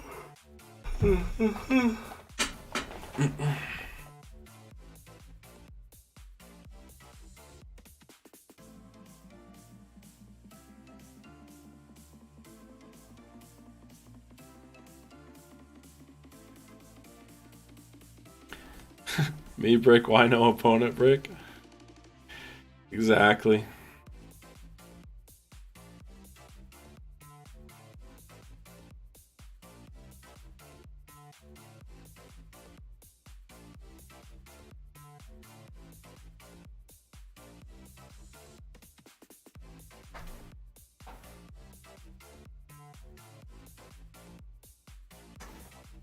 Yeah, and I wouldn't mind doing it, but again, it's like, it's still so tough because there's so many factors to it, right? Like, because like the biggest case that I see made, like this has to apply to strictly game ones, right? Because siding has so many variables, right? Siding has infinite variables, so like you have to just only play out game one. And so, like, in a vacuum, it's like game one with X-Sabers with Decree main versus Agents. It's like very hard losing for X-Sabers is the case that's being made. And my case is like, I don't think it's that losing. Like, I think it's playable and like fine. It's hard-ish, but it's still fine. You know, like you can still combo off and win really quickly. Because again, your opponent's not on back row. But at the same time, there's other things that go into, okay, if we're only looking at game ones, then your opponent can't play differently once they know you're on X-Sabers. They can't play with information. Which round are we watching? We are watching Grand Finals.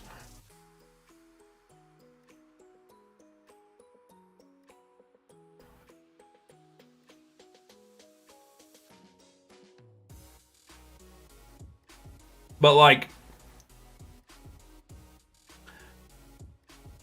oh, you.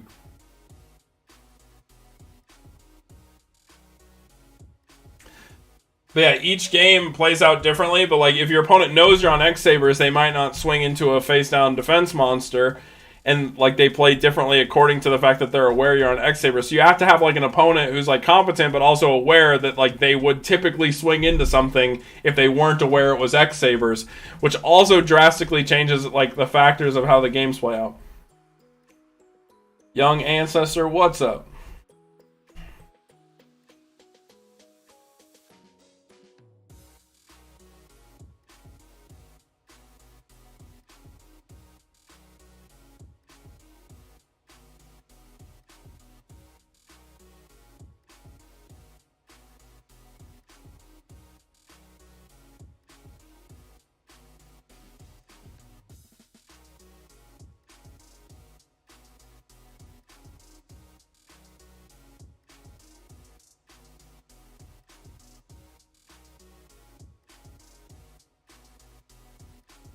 And then you can even, I guess, take that a step further and be like, let's say I did play 20 matches versus Agents with X-Sabers in game ones with all those factors being applied.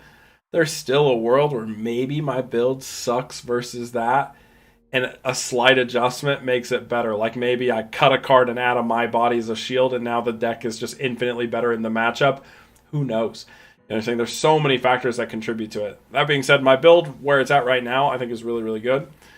And I think it'd be fine into the deck, and I don't think it'd be like a huge struggle, but it just kind of depends.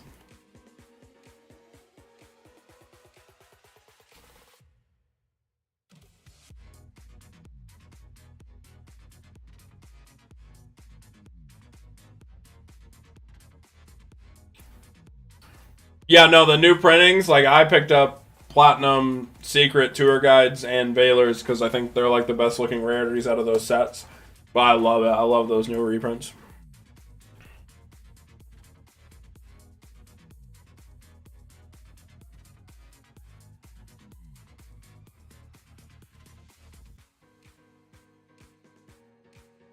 But that's also why it's like tough for me, because it's like a lot of factors go into this about like builds and everything. And matchup knowledge, all this stuff is really important.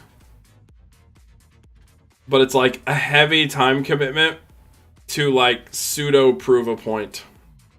It's like, it's more of like, I feel like people should just understand the logic I'm presenting, and I shouldn't have to sit there and like play 20 games of Yu-Gi-Oh to be like, hey, this matchup isn't that bad. Because I'm not even disagreeing with the fact that, hey, it's not favorable, but it's certainly not terrible.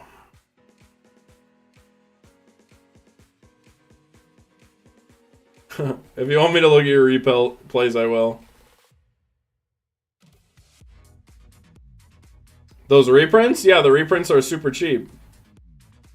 Like, the Platinum Secrets are, like, really low. Like, I think Valor's at, like, $10 and Tour Guide's at, like, $3 a piece for Platinum Secrets.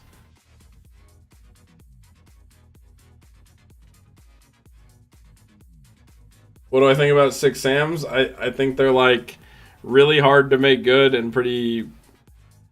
overall pretty bad.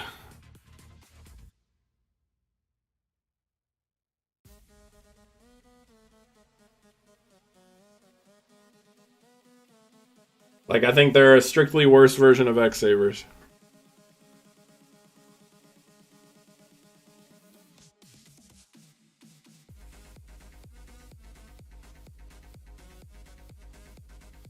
R.I.P. How did we get this double... I must have missed something. The double Leviathan board? Maybe it was... Oh, wait. I guess... I'm pretty sure... Dark Center plays too.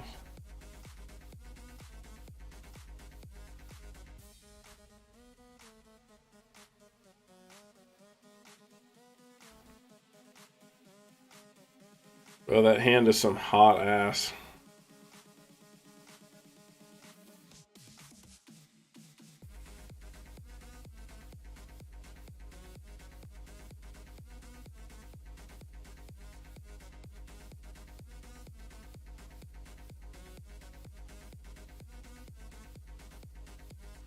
Fabled is hard to pull off, but I did see like there's like been builds messing with Phantom Sky Blaster to like set up really quick and easy Trishes, and I think those builds are cool and potentially really good. So I don't know if it's like super troll, but it's kind of troll.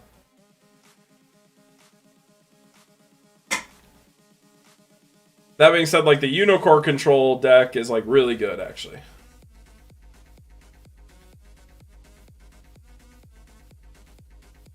A 5-card combo sounds good.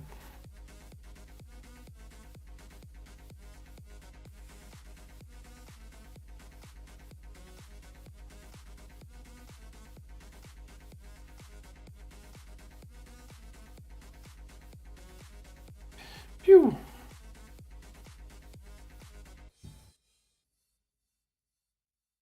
Oof, that feels about as bad as it gets.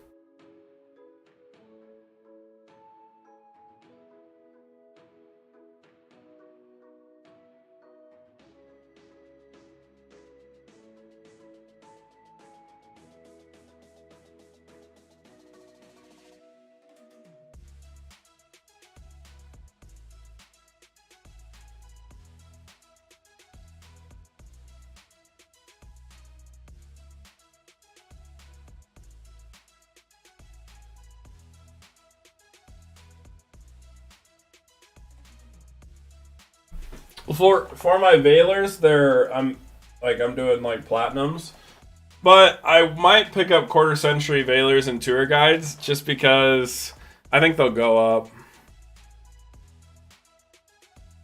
It's like an investment for the future, but I still think I'd use the platinums over them because I like that secret rare consistency in my decks right now. Pretty much all of my, like, since I sold out, cashed out, and then bought new cards, I just swapped from ultis of everything to secrets of everything, and it looks really clean.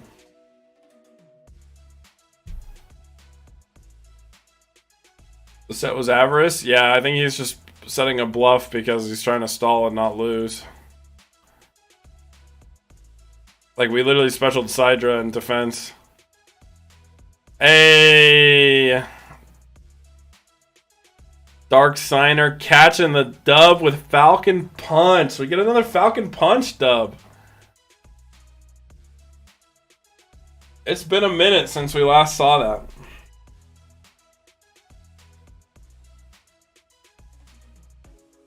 Do I pay attention to the market much?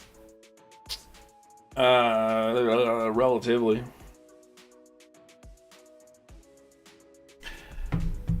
But this tournament is over. And I am very sleepy, guys. So I'm going to take this opportunity to real quick remind you guys that next weekend, Tangu Plant Worlds qualifier in my Discord. The link is in the description of this stream right now. If you want to join the Discord, get in there so you can come participate in Tangu Plant Worlds. And as a reminder, we also have a code in there for 30% off advanced. If you click that link, the affiliate link for... Oh, what the hell? You click that affiliate link for advanced. If you buy product from them, it will put money towards the Tangu Plant World's prize pool, which is really sick. By supporting Advanced, you are supporting Tangu Plant, which is super cool. So make sure you guys give that a shot and try that out. Yes, I will be streaming the tournament next weekend as well, so we should be good to go for that. But yeah, that's going to wrap it up for the stream. I need to go to sleep. So definitely check out Advance if you want to support the Tangu Plant Worlds, and make sure I see you guys next weekend. But other than that, guys, make sure you guys have a great time doing today. I am hopping off.